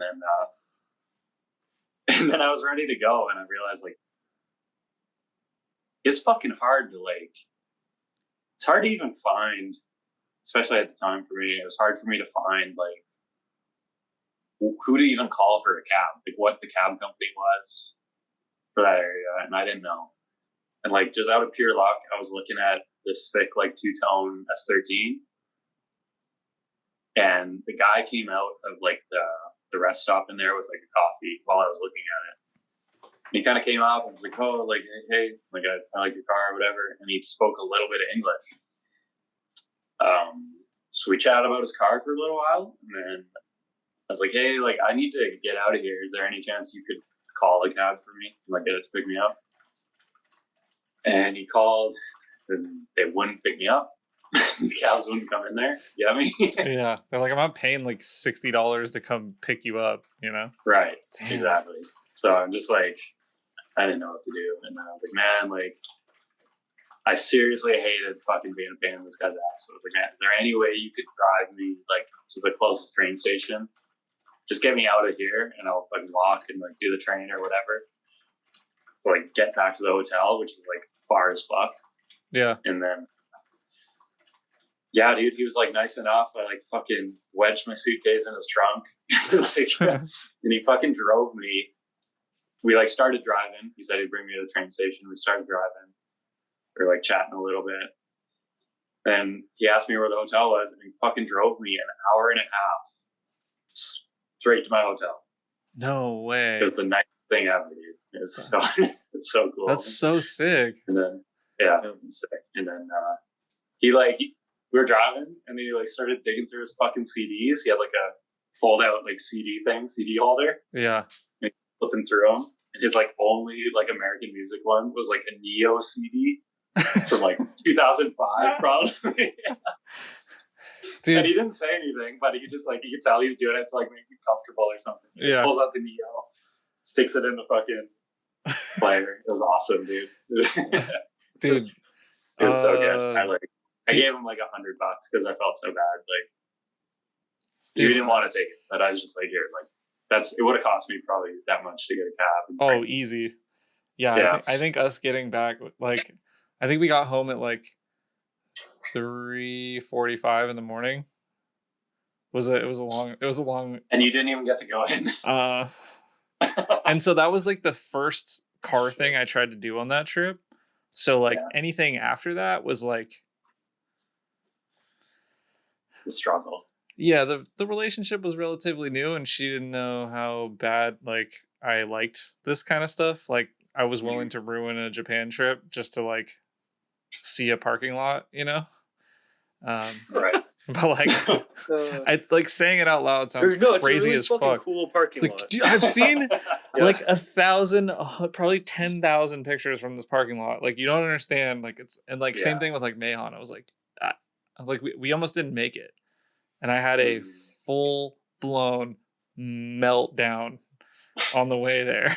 Like Shibuya meltdown, dude. I had an Osaka rental car meltdown. It was what do they say? It was a vibe. Yeah.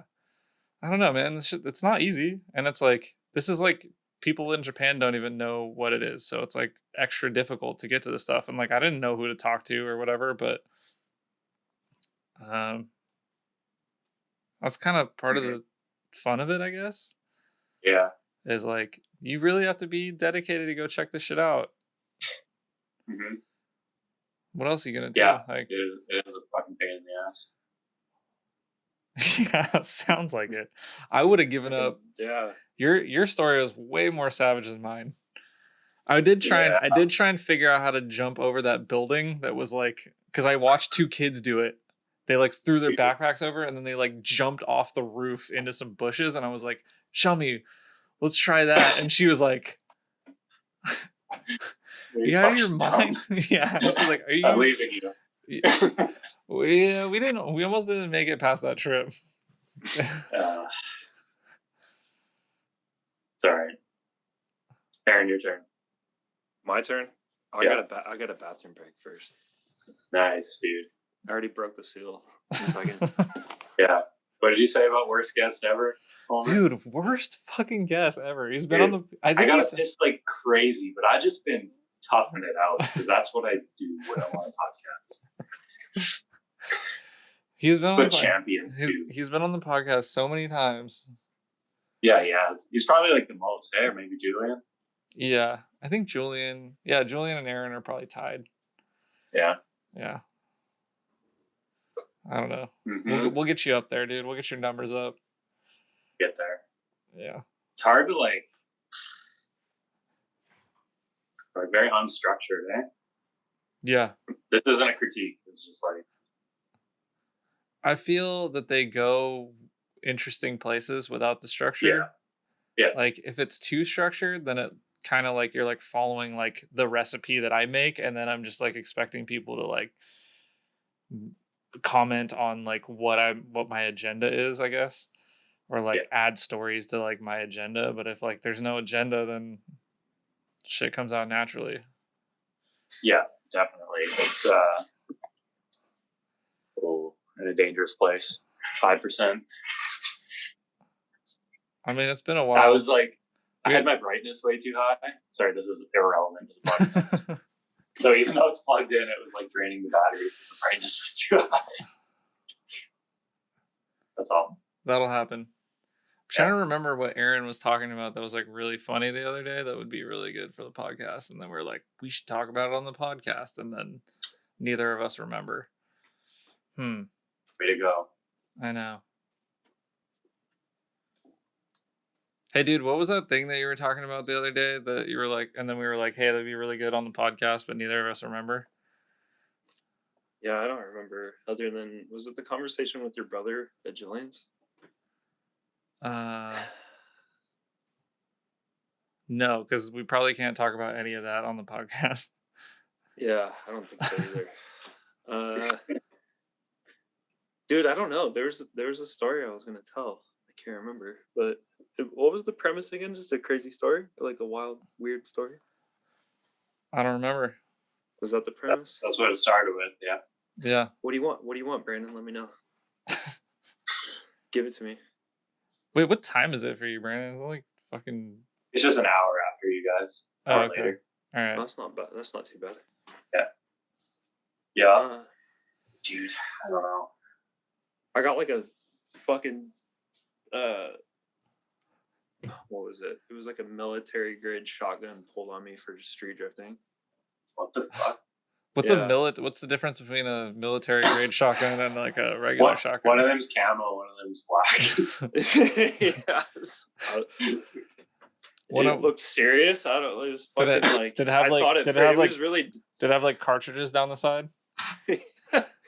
Yeah, it looked. I don't know about guns. Was it fucking? There's this like someone got tactical in your face, dude. Yeah. I was drifting that fucking 5M Cressida, and this dude fucking pulled up on us in like a Ford Explorer. What the fuck? Yeah, and like I saw this car pull up, and it's nighttime over on like down by the river where we were drifting. Down by the river. We're drifting down by the river. Yeah. Tell you what. Anyway, these headlights pull up, and we're like, oh fuck, like who's this? You know, because it's like a one way in, one way out, so we kind of know if something's up. And the guy opens the door. He rolls up kind of slowly, drive-by style, and I was like, this is creepy. And then he like opens the door, and you hear shotgun shells like fall out of the truck, like super cliche, like a movie. Like opens the door, and like you hear shells hit the floor, and we're just like, oh shit. Spoiler alert! So it's like close to the end of the original Fast and Furious. Something like that. It was fucked. Like when you hear that noise, you know, it's a distinct noise, and you're just like, shit. Yeah. And we're probably 18 years old, so it was even scarier. We're just, And oh fuck. Did your phone die? Yeah. That's okay. I just finished the story, dude. Got your audio. Yeah, you got the audio. Yeah, so he pulls up, opens the door, and you hear like shells hit the ground, and then he got super serious. He was like, oh, you motherfuckers line up on the curb, blah, blah, blah. Like that. Like he was serious. Like I thought it was some weird shit. Dude, it's about to be some deliverance shit, dude. I know. I didn't know what to expect, right? Like, because someone like that, you're thinking they're either bluffing or they're crazy or they're going to take some shit out on you. So I didn't really know what to expect. Fucking bootleg Batman pulled you over. He showed his colors pretty quick that he wasn't that serious because he was like, all right, all you motherfuckers line up on the curb. And then we like get up on the curb. We're like 18, so we're like not taking it that serious, you know, we're joking around. I was kind of scared, but like at the same time, a couple of my buddies were kind of like, you know, like you're in a like, what would it be, like a fucking, I don't know, they're just like and joking around and shit, and he's like, I'm not fucking playing. He's got a shotgun in our face, you know, and like and then as soon as he's like, it was as simple as these words, I knew he wasn't serious. He was like, I got a Dodge Viper that would smoke all these pieces of shit. And I was like, all right, this guy's not shooting nobody. Like, you know, like, you're like, okay, he's like, why are you driving a Ford Explorer? Yeah, I was like, all right, Dan, bring that Viper, cuz pull up the same energy. But yeah, it freaked me out for sure. It was like, that was kind of a gnarly story. And then it just let you go? Jesus. Yeah, I mean, he was like, I'm trying to fucking sleep. I'm in the military, blah, blah, blah. Like, I can hear you fuckers down here. It's kind of in a valley, so you could like hear us echoing, the cars echoing, us sliding around. Some of the cars were loud, to be fair, but still. Yeah, I don't think it warrants pulling. Do you feel bad about his sleep that you're ruining? No, I want to, like, to this day, I still want to go ruin it. Yeah. I feel like if you pull a shotgun on somebody because they're ruining your sleep, you're probably not stable. Yeah. Yeah. Exactly. It was like, okay. Like, also, I don't know anyone in the military with a Dodge Viper. Dude, I feel, isn't that what a lot of them do? They get like a signing bonus or something in the military. I'm serious. Oh, have you? All the memes. It's like you just sign right here, and you're gonna get that Dodge Charger you wanted. Yeah, the Charger. Dude, that meme is so messed up. Because like I had two friends join the Marines, and they both wanted to buy Dodge Chargers. Like that was like the whole like that was like the whole like, dude, I'm gonna get a Charger. It's gonna be sick. You don't get a signing bonus. You just get like paid eventually. But they like they really hype it up, you know what I mean? Not to like hate on anybody to join the armed forces. But like the recruiter is like, this is their job, man. Like they get, I don't know if they get like bonuses or something, but those dudes are good. Like they know exactly what to say. Well, it's like I had friends that did commercial fishing, and they would come back like deadliest catch shit. Yeah, like that, but probably not as glorious. Yeah, because they would come back and complain about it and just talk about how miserable it was, but they'd come back with like big chunks of money, like money with K behind the end of it, you know. So they'd like buy trucks and shit. And sick. But they'd blow it all, you know. You get a big chunk of change like that, and you're a youngster. You spend all of it. Dude, so they'd come on and buy like a big diesel truck, and then they'd be broke, and they're like, "Oh shit, I gotta wait 6 months and then go out again for however many months." And then they got that fish money, dude. The money's kind of fishy.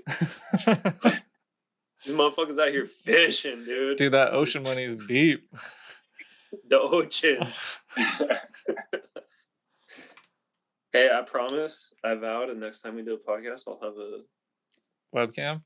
I'll have a webcam, and I won't have a fucking shitty iPhone I dropped in the fucking gear oil, and it'll actually stay functioning the whole time. It's okay, dude. It's pretty bold of you to assume there'll be next time.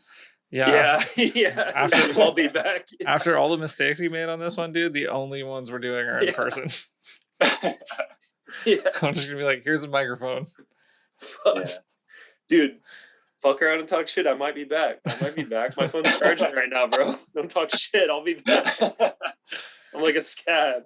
Dude, I think you guys would be surprised. There's like a lot of these where like the person's phone or laptop will die, and then we just wait like an hour, and then we like start again and have to like edit it in, and then like usually after that it's like, all right, what were we talking about? I don't know. Yeah, my shit I don't know just loaded back why up. Does anyone listen to this? Because, dude, I was like looking at the ratings on like Apple Podcasts, and I was like, wow, doing pretty good. Like, I don't know why, but I have no idea why. It's because of shit. You get the real shit, dude. You get the dude's on an iPhone 8 Plus. Like, I can relate. You know what I mean? It's the real raw shit. Aaron, what was the story? Fuck, man, I wish I could remember. Now that, and we'll remember, and it won't be good. I know. You're hyping it up so much. Yeah. What did it pertain to? Like, what was no idea. We're gonna remember as soon as this is done, though. Guaranteed. Yeah, guaranteed for sure. Yeah. Well, you back? You back? Dude, I fucking told you. Don't talk shit. I'll be back. Don't you dare connect to audio. Fucking talk shit, dude. But I don't know if it's still charging though. As soon as I put it up on the holder, it's gonna die again. Oh fuck, dude. Well, since this podcast is falling apart quickly, Dude, we're good. are we? Yeah, we're good. No. Oh, are you trying to bail? No, I need more stories. I'm not done. Get entertaining quick, Aaron. The fuck? Hey, I mean, I got a shotgun pulled on my face for this shit, dude. Aaron, can you pop mad wheelies on your downhill bike? No, I'm really good at manualing on a skateboard. But yeah, that's why I brought that up. Because I feel like you're fucking unreal at manualing. So you probably would just a little bit of practice. Yeah, I'm still a noob. I need practice for sure. But I got the manuals all day on a skateboard, but on the bike, I'm still figuring it out. He's so good at manualing, he can't drive an automatic, dude. That was decent. That was decent. Brandon said no. With his face and his he's like, you get a smirk. He's like, no, it was a slow, like, shake my head with like eyes closed. It was like very, very letting me know that was not okay. Yeah. Tell me some weird shit, Brandon. Dude, you didn't even tell. No, you did. You told the shotgun story. That wasn't weird, I guess, but it was like. Should I just do what Julian did on when he was on and just be like, what else? So what else? That's like the rule in stand-up comedy. You're not supposed to be like relevant. What else? What else? It's like what else? If you do that in stand-up, like it's hacky apparently. You say that? Yeah, like if you're like, what else? What else? Because you're like like no one's laughing and you're like trying to think of funny shit. So awkward. Like, anyways. What are you guys looking forward to? Super D. Okay. Yeah. I'm looking forward to that private day. And fucking trying to get better. Yeah. Been a long time for me. Like, I want to drive that fun little track you do. Fuck, man. Where you have that little like corner you get into first sometimes. Yeah. That place is pretty fun. Yeah. How far is that from you? That is like an hour and a half for me. Who do you drive with when you're up there? Like, who are you practicing with? Because like, even before you drove with us, you were very good at like chase driving and tandeming and like how did you? Very good. How did like who did you practice with up there before you started making the very long drive down here? Before I came down to you guys, I would just drive with like a couple of my friends. We had our little team, called it like Team Mystique. Sick. And our cars are like blue and shit. But we didn't do close stand-up. We weren't quite at that level yet. Honestly, before I came down and started driving with you guys, I did one DUI, and like that's kind of where that was the first time I like touched another car, like doing close stand-up. Sick.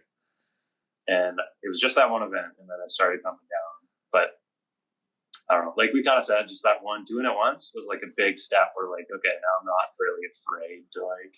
Yeah. You're like, oh, I can just like ram into somebody and not that much bad stuff's gonna happen. And they're just gonna laugh. Yeah. They're gonna like it. Man, that's it. And then like I really only drive with one friend up here, my friend Jordan. He's got like a blue Sylvia S13. That's it, man. Like, yeah. Is he trying to drive the private day? Yeah, he's gonna come down with us and cool. Do final bout and the private day. Sick. Yeah, so we can have up to like 6 cars. Yeah. Okay. Well, we can get away with whatever. Okay. Yeah. I don't think we'll be over 6. We'll be like 4, maybe 5. Sick. Okay. Hey, fucking Palmer, we should tell some New Year's stories. We never talked about it. Okay. What do you want to? Sam smoking a bum. I mean, that's a good story. You fucking hit a bum on a lime scooter. Oh my god, I forgot about that. What about that? What about that was like my getting drunk and riding around the city on a lime scooter? That was like my birthday celebration. what I'd like to do is I like to play tour guide in San Francisco, and like you can rent like these like electric scooters uh that cost like it doesn't promote it, but like if you go into the app you can like request like a day pass, and it's like $20, and so you can just like swap out scooters, so you can like run them till the batteries are dead and That's go a find pro another tip. one. That's a pro tip because our buddy Max accidentally spent like, fuck, I don't even know. It was a lot of money. It was like over $100 $100 for him. He didn't know about the pass. Yeah. So it just racked up the time. Yeah. So I was like, I was like, you got to get this scooter and you got to get this pass, because like otherwise it's not worth it. But like for $20, it's very worth it. So it's like kind of around my birthday, and all these dudes came down, and I was like, all right.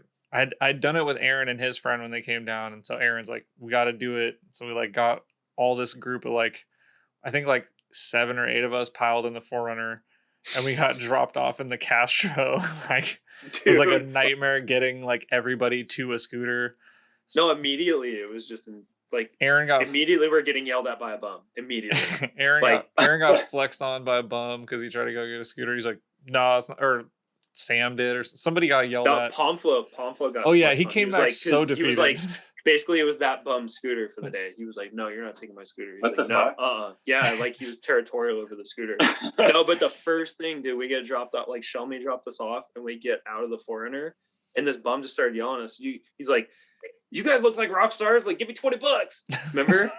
And we're like, I wasn't there. I got dropped off before. Oh, you got dropped off right before. But he's like, "You guys look like rock stars. Give me $20." And we're like, yeah. Like I don't know what the fuck he meant by that, other than there's like a bunch of us getting out of one car. So like don't. But he like started yelling about like, he started yelling about like chemtrails and shit. He was like, perfect government. Yeah, he's like, government spraying the coastlines, blah blah blah blah blah. And then like we kind of just like, we just walked away. You know, we didn't. Yeah, like, and then there was like a dude in short shorts who like went up to Sam and he's like, "You guys lost," and like Sam totally wasn't like didn't get what was happening. It was hilarious. Yeah. Anyway. So yeah, when we were walking away from the bum that was talking about the like chemtrails, he like started getting pissed and like sat up like he was gonna do something and screaming at us. And that was literally first thing getting like dropped off into the city. Like first thing, get out of the car, start yelling at it, like getting yelled at by a bum. It's like, Jesus, this is gonna be a good night. That was like the beginning. And then me and Palmer found our scooters first. So of course the battery's dying on them right away, and it's at the end of the night and they're solar powered or whatever. So like, yeah, mine and Palmer's are already dying while everyone else is trying to find scooters. The first hour is hectic. The first hour is like once everyone got scooters, because like everyone's like, you know, don't drink and drive, but like that's an electric scooter. You know what I mean? Like, yeah, we're half on the sidewalk, half not. Yeah, it says don't ride them on the sidewalk, but it's an electric scooter. You know what I mean? Like it's professionals on a closed course. Yeah, it's a bunch of professional idiots, dude. We were having so we all ended up getting them, and like not even like a half an hour in, I take them to like Mission Dolores Park where they do like the Thrasher Hill Bomb. And like there's like a 5-stair, and like Aaron and Sam like tandem like gap the 5-stair on these hold up right before that I got smoked because I was like, I didn't commit and I was a little nervous. I wasn't quite drunk enough, so I was like, you know, you put your leg, you know, it's so bitch, you like take your leg off the scooter and do a 1 foot because you're like, oh, that's safer, right? No, like I just caught and then like I got like smoked just right into a garbage can, and I was bleeding like the whole rest of the night. It's like your blood's all thinned out from the fucking beer and shit, and you're just bleeding out. So I was like, dude, my knuckle wouldn't stop bleeding, and I was like, you know what? And then Palmer stood there with his phone, and I was like, fuck, we gotta do it. And so like I went back up and I was like, Sam, all right, I'm actually hitting it this time. And he's like, okay. And like he's like drafting me super close, and then we just hit it. And I didn't really expect to do it, but I was like, dude, you can't not commit when everyone's like standing there like filming it. I was like, all right. Fuck it. Yeah. It felt like I kicked like a 20-stair or something. It felt so sick. He was like, yeah. That night went on for a long time. Like I think we went from like probably like 9 o'clock to like 2 in the morning, and it was like a Sunday. Yeah. So like no one we were supposed to leave the next morning. We were gonna drive back to Seattle the next morning. That didn't happen. No one was out. We're like it's worth it though. Doing wheelies, stopping at corner stores. Like we like rode through like the not so nice part of the city, and we're like That's where my battery died. yeah, Right. like yelling shit. Yeah. It was a good time, man. Yeah. Like if you want to have a good time, rent some scooters with your friends and try and stay out of trouble. But you can jump off some stuff. I'm not gonna say which brand we use because I don't want to get like a cease and desist or suit or whatever. But Yeah. it's a color and a fruit. Rhymes with smime. Yeah. It rhymes with crime. That's kind of what we did. Yeah. But Sam like fucking dusted this bum like head on, just, and then the bum like, dude, I don't even. Where did that I felt happen? really bad. Like it was Yeah. kind of fucked up, but it was on. The It wasn't sidewalk. his like fault. Sam didn't. No, it wasn't on purpose by any means. He was just like rode up on the curb, and then he happened. It was it's nighttime, and like he ran into the bum. He was trying to avoid him, and the bum swerved to the same direction he Oh swerved. yeah. And then he chased him down. I forgot about this whole thing. So basically, like they hit head on, and then I think the bum might have like hit his head on the handlebars because they hit really hard, right? Yeah. And Sam like dropped the scooter and was like in the bum's face, like, "I'm sorry, man, I'm so sorry." And then like the bum sounded like Walking Dead zombie. He just snapped and was like, "Wah!" and then screamed and full literally on like chased him through the streets. full on like, and then like helicoptered the scooter and like threw it into the street. And then Sam started like. And then I see the bum pick up like something off the ground. We didn't know at the time it was an umbrella. We're just like we saw him pick something up, and I just yelled like "run!" And then like Sam just runs as fast as I've ever seen a human, almost as fast as you guys going to get the tadpole. and then I see like my buddy Max is like on another scooter and just turned around and was casually running away. And when we yelled "run," I just see him floor it. And when he floored it, his head cocked back. He's like, he's like, and then the bum like. As soon as it started, it just ended, and the bum's his brain just switched, and he forgot, and then he just started walking down the street like nothing. It was really odd, like in like a video game when you like trigger an NPC and it comes after you, and they like switches off. Exactly that. And then we're just like, holy shit! And Sam was like kind of nervous to go grab the scooter. I was like, dude, look, he forgot. He's like blocks down the road, but that was wild. Yeah. Yeah. And then we started trying to drift the scooters, and Max hit this like bark or like dirt jump on the scooter, and I thought he was just gonna get tossed over the bars, which he like endoed, and then when landed the first one, I was like, hold up, and I grabbed the fisheye. I was like, let me do it again, and then he just got way faster. He went way faster because he saw the camera and everyone's filming him, so he's like boom and just goes over the handlebars and like fucking that was perfect. Yeah, it was amazing. He did it for the culture. Yeah, it's pretty much highly recommend. It's pretty much all a bunch of dudes who grew up watching Jackass as adults now. Yeah, riding electric scooters. We're gonna go do some shit, Aaron, around where you are. I mean, we could in Seattle, but I don't know. Dude, I think all the bums have thrown the scooters off of bridges and shit. Well, we don't need the bums. We just need the scooters. No, I'm just saying. There's this one time crime scooters and my buddy got on his dash cam one time. He's driving through downtown Seattle. And a scooter just like flies off the bridge. And dude, it really could have fucked somebody up. The scooters are kind of heavy, right? And they're like new cars have like roofs and shit. And it was on the news. And then my buddy sends me the video. He's like, Aaron, I fucking was there. Look. And like it was on his dash freeway. It was Travis, like Palmer met him, but like a bum just went AWOL and like threw one of those electric scooters off like an overpass on I-5 through downtown. And it like, dude, it could have fucked somebody up. Like, if that goes through a windshield, hurt somebody if it goes through a window. Like, yeah. But anyways, I think a lot of them don't throw them off overpasses. Yeah, I think a lot of them are kind of fucked up. Ride them around with your friends. I recommend SF more, but we can get into some trouble here if you want. Do they have crime scooters? I don't know if they have crime ones. Okay. They're about to. Crime scooter? I like that, dude. Yeah, we're gonna roll with that. We're gonna coin that. Yeah. They're gonna be like, this is not the branding that we wanted. You fuck around and do a crime, dude. Another we gotta get that night. We gotta get CR stickers that are like this size and like roll around and like slap them on all the scooters. Oh, dude, how hard would that be? Dude, you remember when I tried to stop Max from getting a DUI because the cop was rolling by through Fisherman's Wharf, and Max was like he was just falling over drunk. Like I was like, dude, follow me. We go down this like alleyway, and then the cop goes away. We go to a 7-Eleven, and Max buys like a chicken sandwich and he drops it on the ground outside of the 7-Eleven, and there's a bum standing there, and he goes to hand it to the bum. He's like, "Hey, you want it, man?" The bum's like, "No, I'm good. I got food." Like, the ground's too dirty for the bums in SF. They're like, "Nah, we're good. I'm good." Yeah, and he had to buy another sandwich. Yeah. So fucking high class. Dude. Yeah. The bum's like, "Nah, dude, that's fun." It was so funny. Shit. Well, yeah, there's a video on Flash where we're sliding the scooters and then we all fall. Well, like Pomflo caught, and then Sam hit him in the rear end of the scooter, kicked up and hit me directly in the shin, and my leg just went numb immediately. And it was such a weird fall because I caught myself and I shouldn't have fell, but my leg just gave out, and I was like, it looked fun in the video, but it didn't look as cool as it did when we were doing it. Yeah. Yeah, but it was definitely one of those things where I couldn't walk for 15 minutes. I was like, "Oh, yeah, split my shin open. So worth it." Yeah, dude. Let's get in some. Let's have some fun, dude. Mm-hmm. I'm ready. Little road trip. I'm ready for some crime. I just like to, I don't know. I like to explore. Yeah. To the max,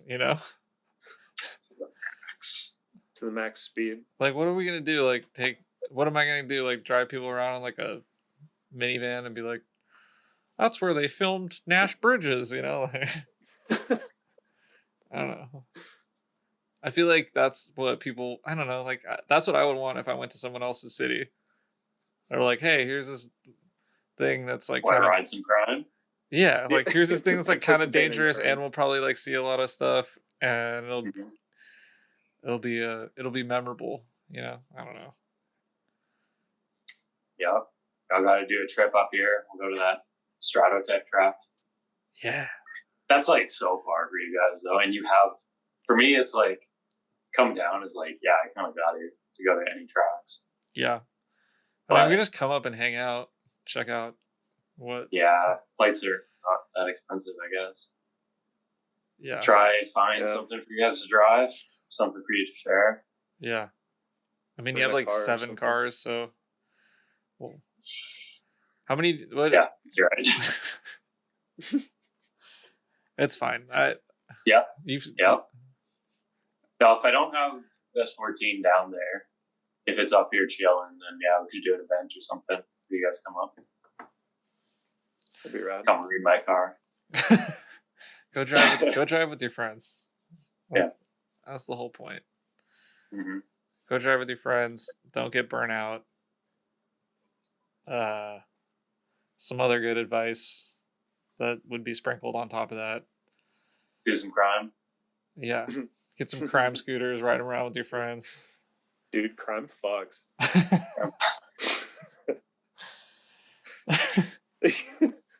Do crime, dude. With your friends. I mean, don't though. Not literally. Fun crime, not well, I guess all crime is fun depending on who you ask. But harmless crime. Yeah. Yeah. Don't hurt people. Yeah. Crime where you might hurt yourself and it'll be funny to your friends. I guess. Is that good advice? I got out of getting arrested one time by saying that to a cop. I was like, "Yeah, I'm down here just drifting, so if I crash into a curb." He was like, "Oh, okay." I was just honest with him. The best one, yeah, man. I was like, "Yeah, I'm just trying to hurt my car, not hurt myself, not my, nobody else." It works sometimes if you actually pick a spot away from all people. If you're in the middle of fucking nowhere and they come, that kind of. It worked that time. Yeah. Yeah, I don't know. Goodest Cast pro tip. Mm-hmm. Yeah, one time my buddy panicked and these cops rolled up on us and he was he put his hands on this. He was and I was like, "Dude, I'm not gonna say his name." I was like, "Dude, chill the fuck out. We're fine." And he was and the cops walk up to us and he's like, "Can I tie my shoe?" can I tie my shoe? And I was like, what the fuck? He was so random because he was just scatterbrained, like freaking out. Dude. And he looked down and saw his shoes were untied. He's like, can I tie my shoe? And the cop looked at me and I'm like laughing because I'm like, dude, I don't fucking care, you know? I was just laughing and the cop started laughing and he's like, calm down, kid. And he was like, just get the fuck out of here. I've gotten like 7 phone calls tonight. I'm annoyed. I was like, nice. sick, all right. That's sick. I tied my shoe. So bitch. Do you think thought he was gonna get shot like immediately? Yeah, dude. I mean, right? You know. Yeah, you never know. There's you know. You never know. Could happen. Fuck. Yeah. But like, I guess no. Yeah. I don't know. Whatever. I can't make any comments on that. I definitely, like, if I get pulled over, I like turn my car off, roll the windows down, take the keys out. Like, I'm like, yeah, you're like, when you put the keys on the dash, the cop's like, oh, you've done this before. They profile you. That happened to me. Dude, no, but when he's like holding his arms up like this, the cop's like laughing. I was like, all right, we're good. Yeah. Also, like, he knows we've been through some shit. Like, we're just like, fuck. I just got pulled over for being on my phone. And like, he's like, do you have a registration? I opened my fucking glove box and there's like a ticket. It's like fucking liar Jim Carrey. He's like, yeah. And I'm just like, parking tickets. I'm like, yeah, it's in here. So hold on, sorry. Like, here, hold on, let me move my fucking 2 tickets. Like, and he just like kind of looked at me like, oh, come on, man. That's so fucking funny. He's like, is this your car? And I'm like, yeah, bro. Do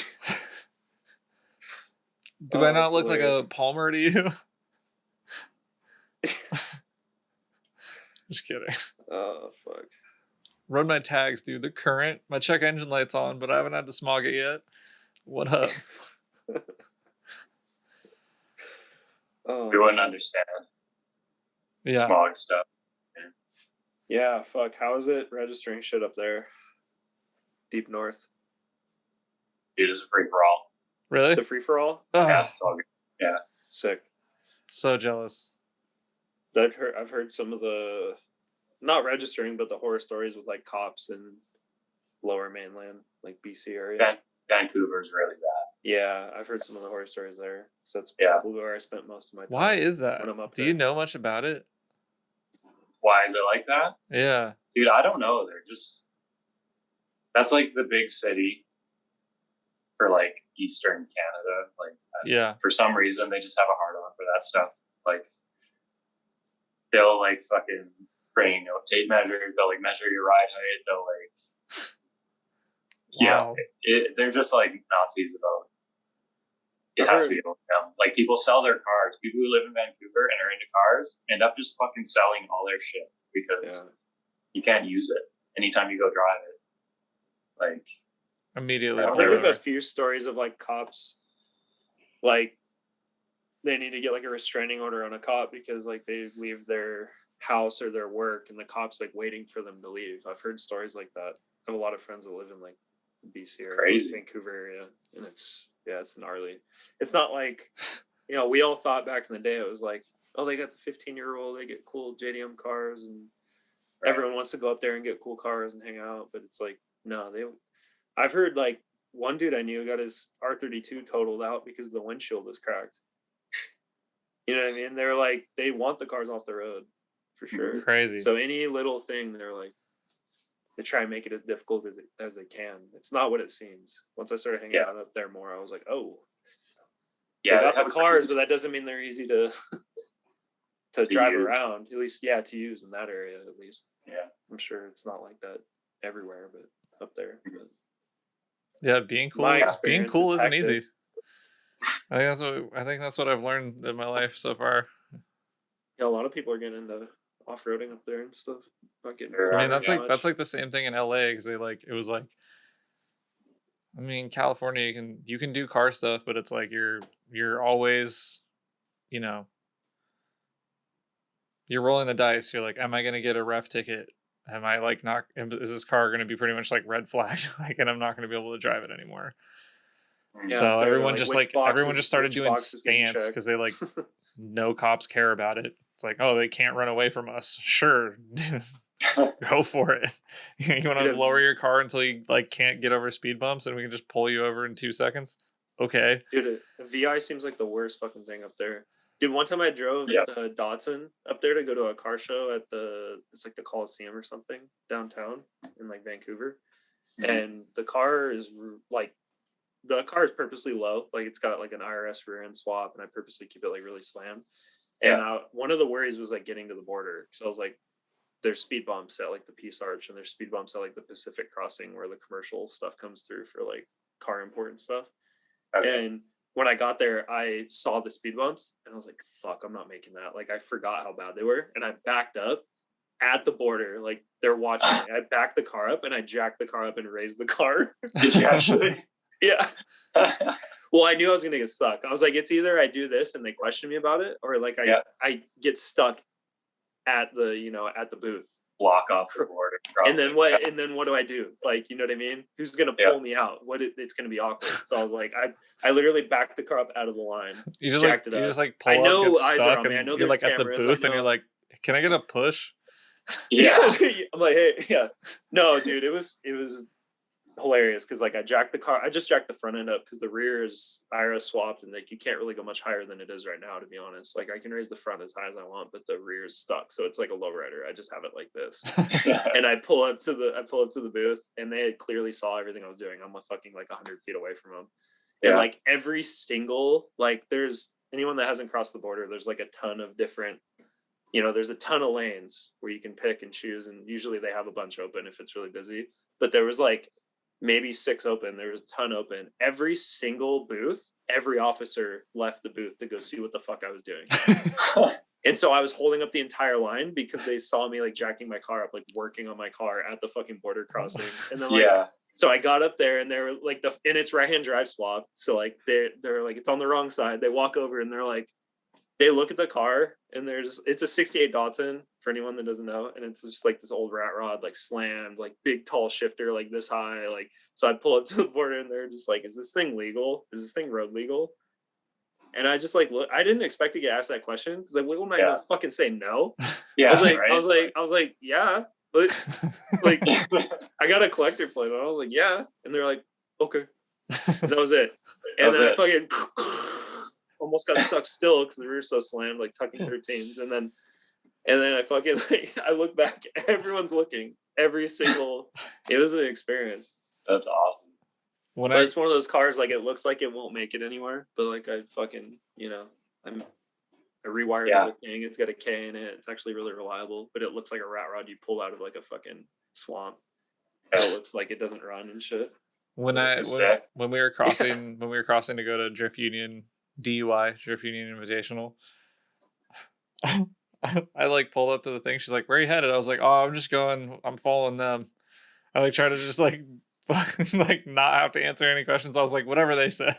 Because like Jason went through just before me, and like we went through like late at night. It was like Jason, me, and then Julian was behind us. And I was like, yeah, I don't know where we're going. Like they got the hotel room. You don't know. They love that, I bet. Yeah, dude. It's the first thing they ask. Where are you going? Where are you coming from? All right. Yeah, I was like, and you don't know. Yeah, I was like, I don't know. We're going to a racetrack. I don't know where it is yet. And she looked at me like I was the dumbest person she's ever met in her entire life. And I was like, I never crossed the border before. Like it was the only, like, I've never gone to Mexico. I've never gone to Canada. It was my first time. I didn't know that it was like a big deal. So I was just like, I don't know. I'm going following them. That didn't go over well. She made me like get out of the car. Like, I had to go like inside, and they like made me talk to him and stuff. And I was like, all right, maybe I should have just answered the questions and not. But I mean, we did do like, we'd been driving for like 20 plus hours, and I was not really all that there. Dude, that same trip, me and Danny got pulled in. We're 2-carring both our cars, and they pulled us in for like really no apparent reason. Because when we went in, they're like, the guy was like, "Oh, these cars are pretty cool." And he was like talking to us about the cars. And I was like, yeah, all right. Like you want to be nice, but you're like, why the fuck did I get pulled in? Like, you feel like nervous, like you're gonna get interrogated. And then the guy was like, oh, these things are pretty cool. Yeah, like you're gonna. And then Danny's at the time I had just had my hatch like a 240, so they were. You're thinking you're gonna get like cavity searched, and it's like. Yeah, well, when you go across, especially with a right-hand drive car, they're really weird about it. They think you're like, especially coming home, they think you're like importing the car, and you're like, no, it has a fucking Washington plate on it. Like, I got a hard time every time I cross with my Arista. I cross so many times, and they would be weird about it every time. I'm like, I'm not declaring anything. This is my car. It's registered, but they would be weird about it every time. Coming in is usually a good time. Like, usually the Canada side of things is easy. Coming home is always a bitch, which is annoying. But they think you're like importing when you're into cars is a bitch because they think you're like smuggling a car. Which, yeah, I had a bad time importing my Arista that way. That was actually not fun. Don't recommend it unless you have to. Pay someone to do it. It's a bitch. But yeah, he's just like, oh, these cars are cool. I was like, that's it? Cool. Can we fucking go? Bro, I got places to be. Yeah, like I'm running late, dude. That's it. Didn't Danny's like truck die on that trip? Or someone's truck died? Yeah, Didn't you guys get like stuck up there? Yeah, on the way home, one of our buddies told us to take the Coke. So it's called the Coca-Cola. And for those who don't know, it's a really gnarly. Yeah, they told us to snort Coke and then drive home. No. I thought you meant they wanted you to like smuggle it, and I was like, this is a way different story that I heard. No. Okay. You might as well smuggle drugs if you're trying to import a car, FYI. But anyway, they treat you the same way. Ask me how I know. But it's the long hair, dude. Yeah. You look like a dirty hippie, and they're like, yeah. Please get profile. California or the Washington, USA Border Patrol is like, this guy's up to no good. It's funny you say that. When I imported my Aristo, I had to re-import it because they didn't stamp my paperwork the first time. This is a very, very rare story. I've never heard anyone else have this experience. But I crossed the border pretty late because we were running super late. Like, it was like 10 o'clock, 11 o'clock at night. And I'm trying to import a car, and it's not the ideal time to do it because usually you want to get a guard that's like, FYI, like guards, like Border Patrol, like all interpret the law differently. And I found out that the hard way. And it's because they like go through schoolings, and then when they like on the field, they only experience certain things. So if they're not like savvy to like vehicle import, they don't know all the laws. So you're like printing sheets off, showing them, telling them, and then they get offended and have an ego about it because you're like a normal civilian trying to tell them how the law works, and they think you're being cocky. But anyways, that was my experience, and they didn't stamp my paperwork, and the guy felt bad for me, and he was like, well, all right, I believe you. It's like a $1,600 Arista. It's not a Ferrari. I don't think you're trying to smuggle it. So like, you know, in a couple months, just go get the paperwork stamped, because I couldn't prove to him that the like, you know, the date of manufacturing is like what they go off of, not the date of when it was sold. So like I was trying to get the car early, like when it was legal, but not when it was sold. And I couldn't prove that. Like they were like, oh, you could have like doctored you could have made up a website, you know, and fucking like done a Venn decoder thing. And it was all this weird shit. And I was like, why would I do that for a $1,600 fucking Toyota? You know what I mean? So anyway, he believed me. So he let me through with no paperwork. And that was the worst thing he could have done. I thought he was helping me out, but he should have turned me around. Then I could have gone back to my homie's house and like stored the car. But instead, I basically smuggled the car because he let me through with no paperwork. So like the next 6 months I was working on the car, you know, and like, I was just like, I hope I can own this thing. Like, fuck. And I like, yeah, it's a long story short. Like I had to re-import the car. I had to tow it back up to Canada, go through the Pacific border crossing, which is where they do commercial import with like dealerships and stuff. And yeah, like importing my Aristo behind a guy that has like a Murcielago. Like, so I have this like $1,600 fucking Aristo in a enclosed trailer, and this guy just drives up in a Murcielago. And my buddy accidentally brought his Glock, and he didn't realize it, and it's in the truck, and the truck's getting scanned. And I'm like, dude, we're definitely not getting this fucking car. It's getting seized. It's gonna happen. I was like, fuck. And yeah, the guy, I don't know, it worked out, but the point was like, yeah, importing a car by yourself is fucking shit sometimes. It was a nightmare. But you might as well smuggle drugs. They treat you like a criminal when you try to import a car. That was my experience. I feel like they might treat you a little worse. Oh, but my point was when you said like California, blah, blah, blah, like hippie, like long hair, the guy goes, he knew the situation because I actually got in touch with the guy at the border the officer beforehand on the phone, and he was like, I told him the whole story, and somehow he believed me, because like basically I could have smuggled the car and just been like, oh, I don't have paperwork, but here's the like.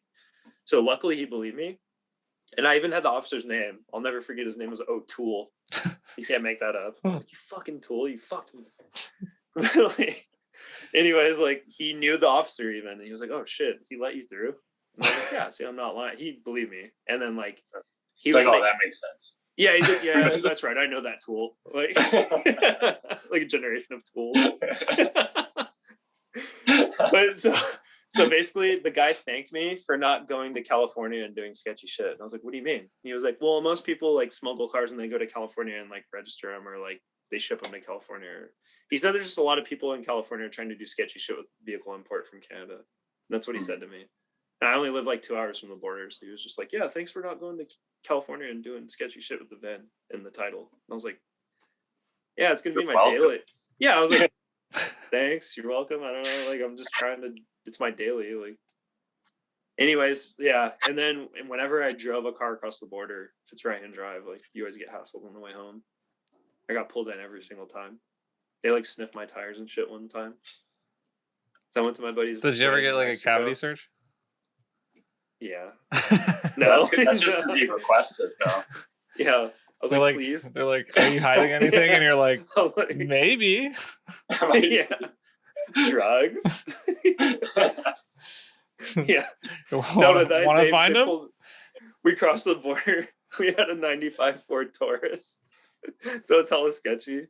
And we like go to my buddy's wedding in Mexico, and he's from Vancouver. So we fly out from Vancouver with him.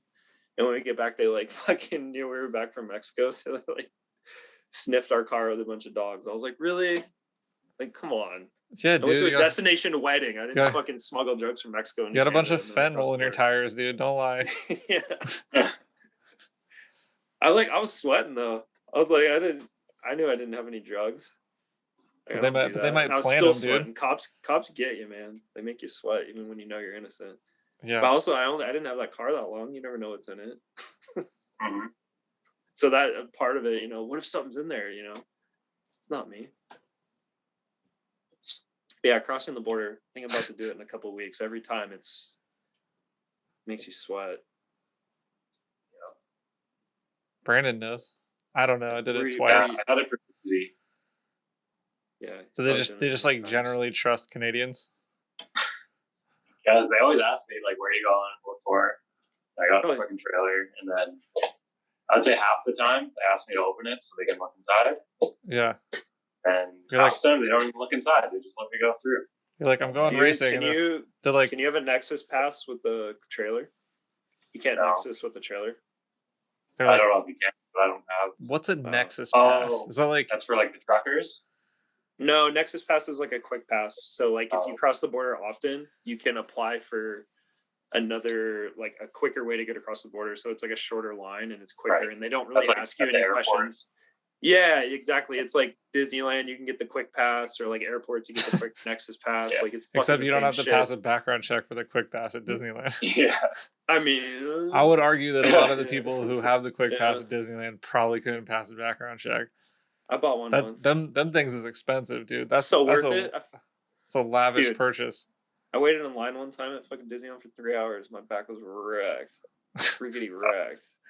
Dude, you could have. It's worth it. It's fucking worth it. You could have listened to this entire obscenely long podcast before you got to ride one ride at Disneyland. Yeah, it was barf spec. It was ridiculous. But yeah, the Nexus Pass is sick. I want to get one. Mm-hmm. But yeah, with the times, I haven't really gone up there that much. But I want to drift Mission.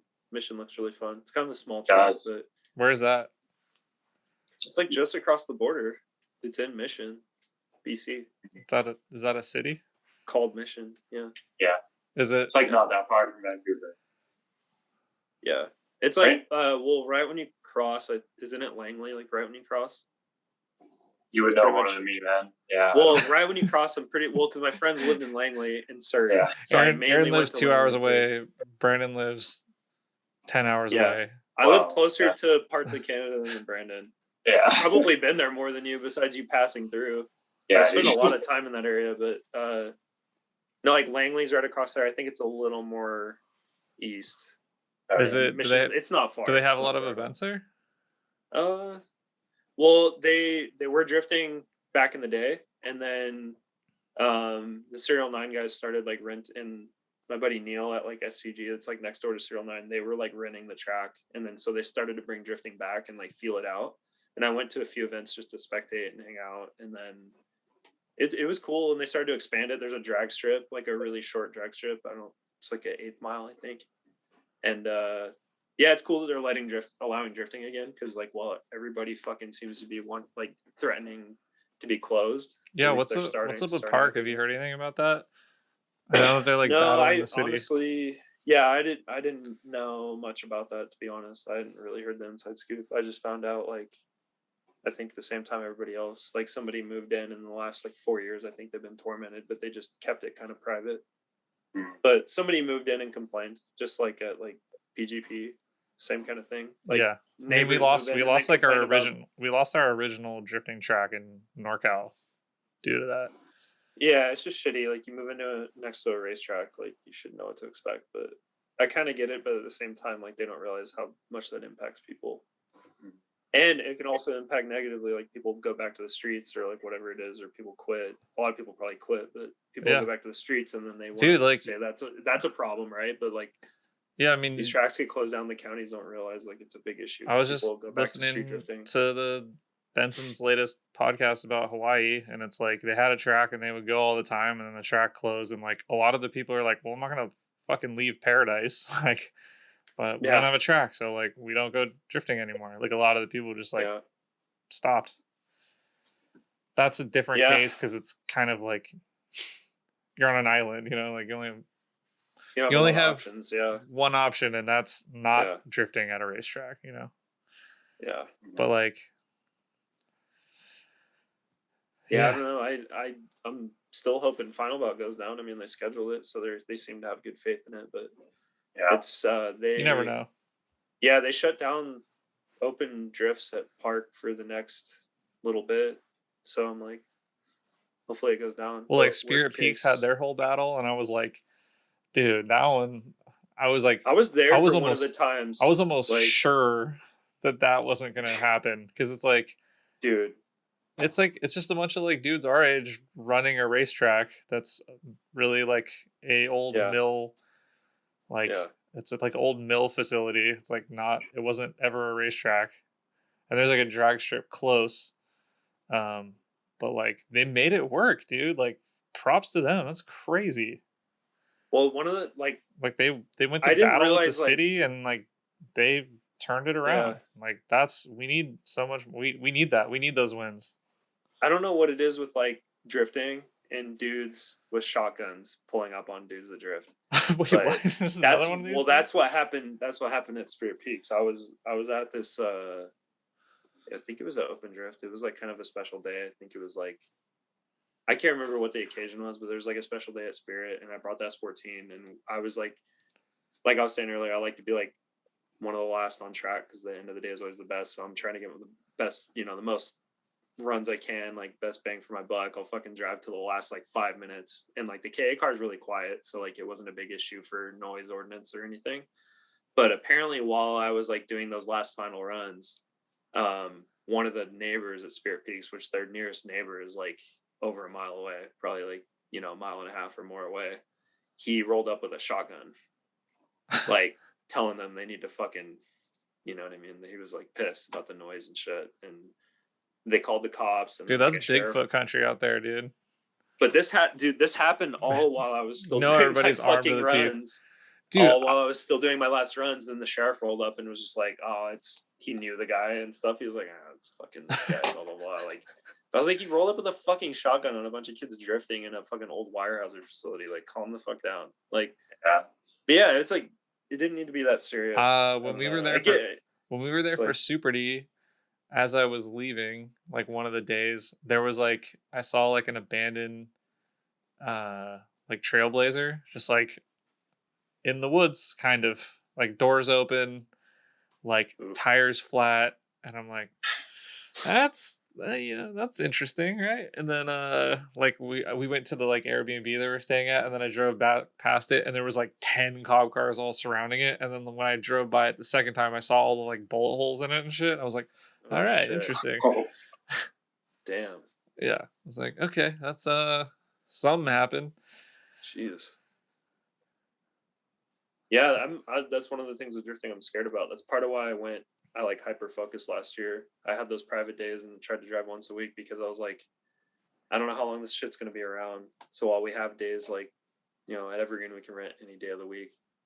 Usually Fridays are kind of taken up. Sometimes we shared Fridays with like circle track guys or late model race cars and stuff. It was kind of cool, but they would just do their thing on the oval and then they would shut down and like they'd only drive for like an hour and a half and then they're gone. So with drifting, we're there all fucking day, but they would just do their thing and test the car and shake it down for like an hour and a half, and then we'd have the rest of the day. So sometimes we get Fridays, but it's part of why I went so hard last year because it was like everyone's being threatened to be shut down.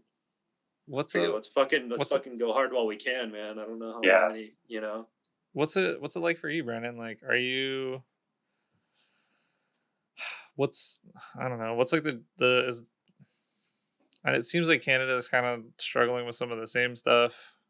Are there less people driving, or are the events really busy like they are here? Like I don't know.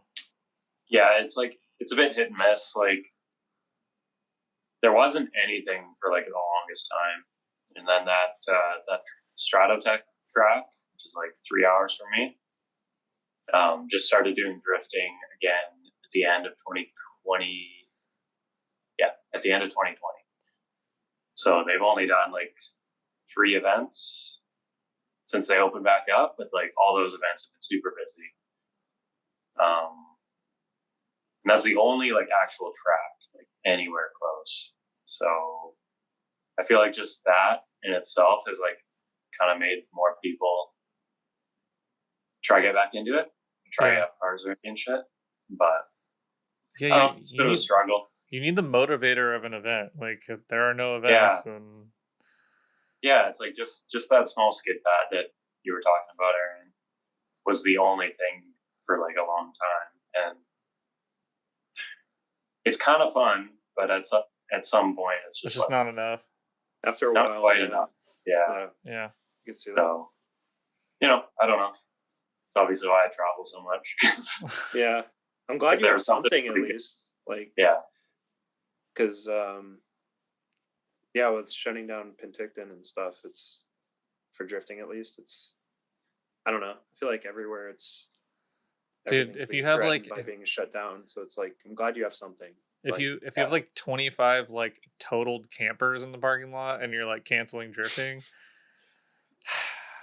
Dude, how funny is that? What do they say? What is that? Yeah, like at Penticton where they have like Drift Union Invitational, there's like they like jump cars through like old motorhomes, and they have like the motorhome like graveyard is pretty much where the pits are for the event, which is sick because you can go in there and like look at like there would just be like the top of the roof missing where like a car went through, and you're just like walking through it like this is crazy.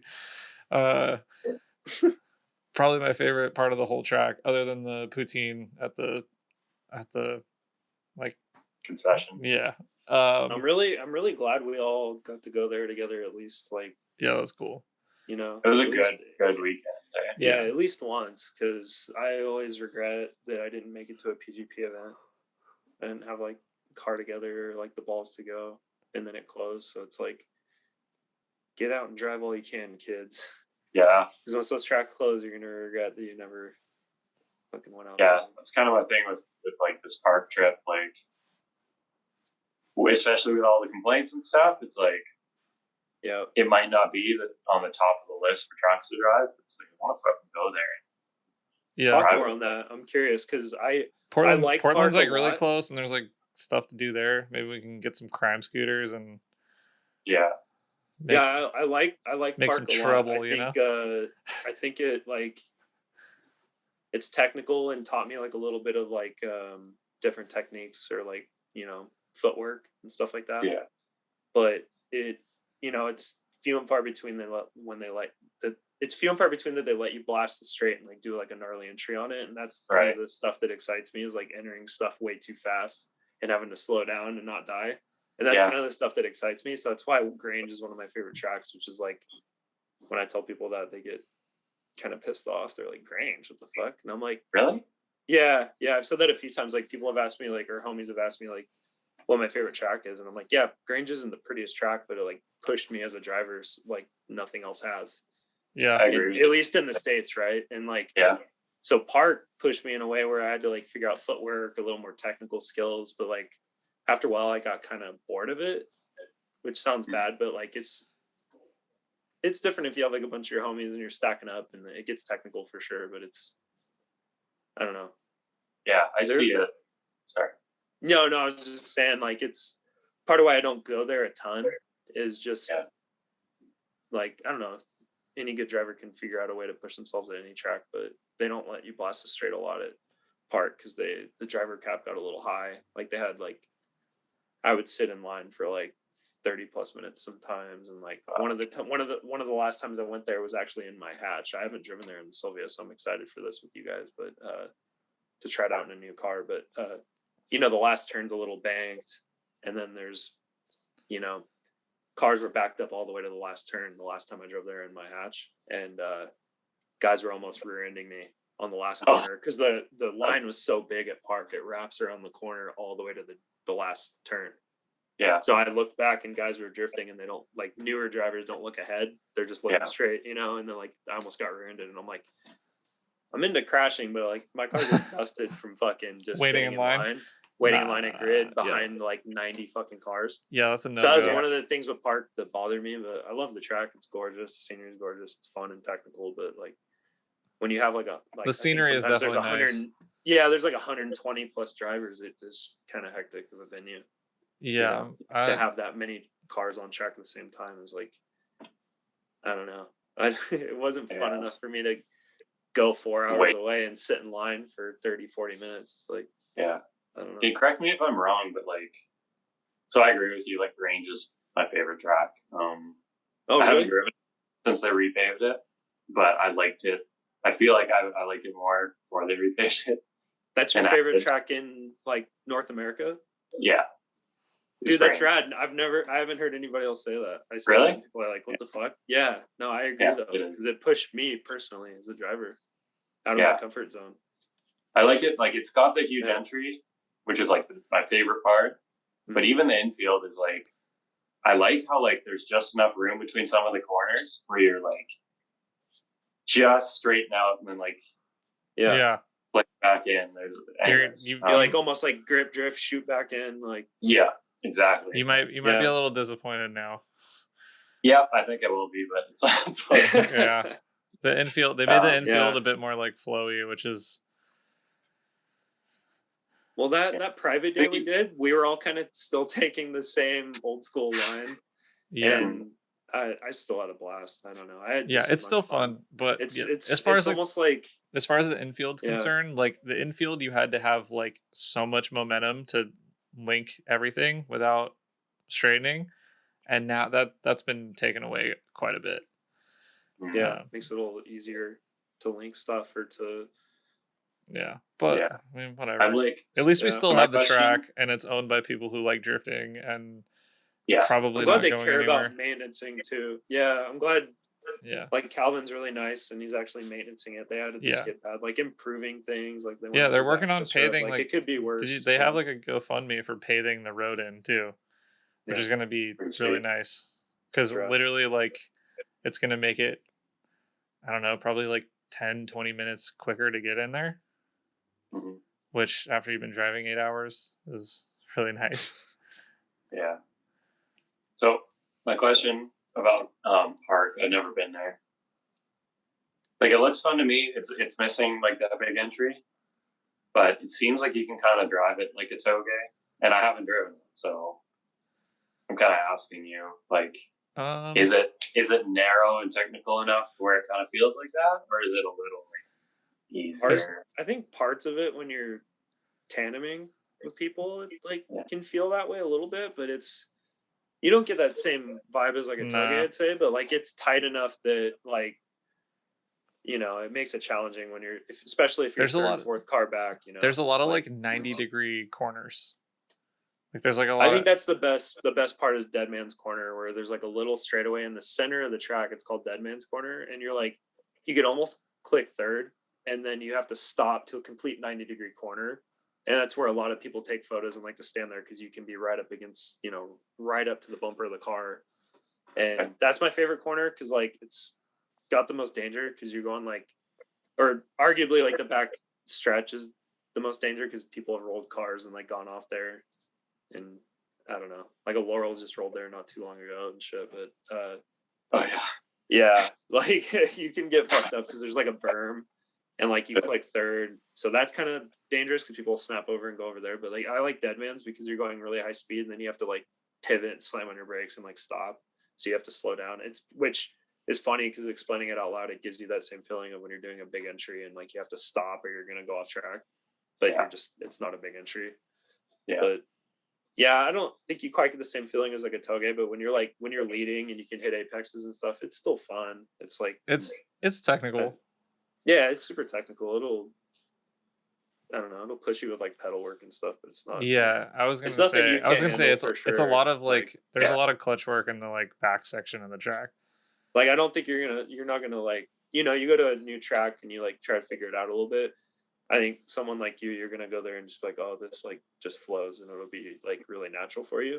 Because I always the first time I drove there, everyone was trying to scare me off. They were like, oh, it's so fucking technical and blah blah. This is a long time ago. It was like 2012, 2013, but yeah, like it's so hard, so challenging, so technical. And for me, it just flowed really easy and it was natural. Yeah, you know what I mean. Same. I've only driven there once. I think having all the homies there, it'll make it. Yeah, I think it's gonna be fun no matter what. Having an excuse to go there is good. I could definitely want to go there with you guys, but yeah. Dude, we've been doing this a long time. Yeah. Have we? I'm done. Pull the cord? Bye, everybody. You're toasted. Right on.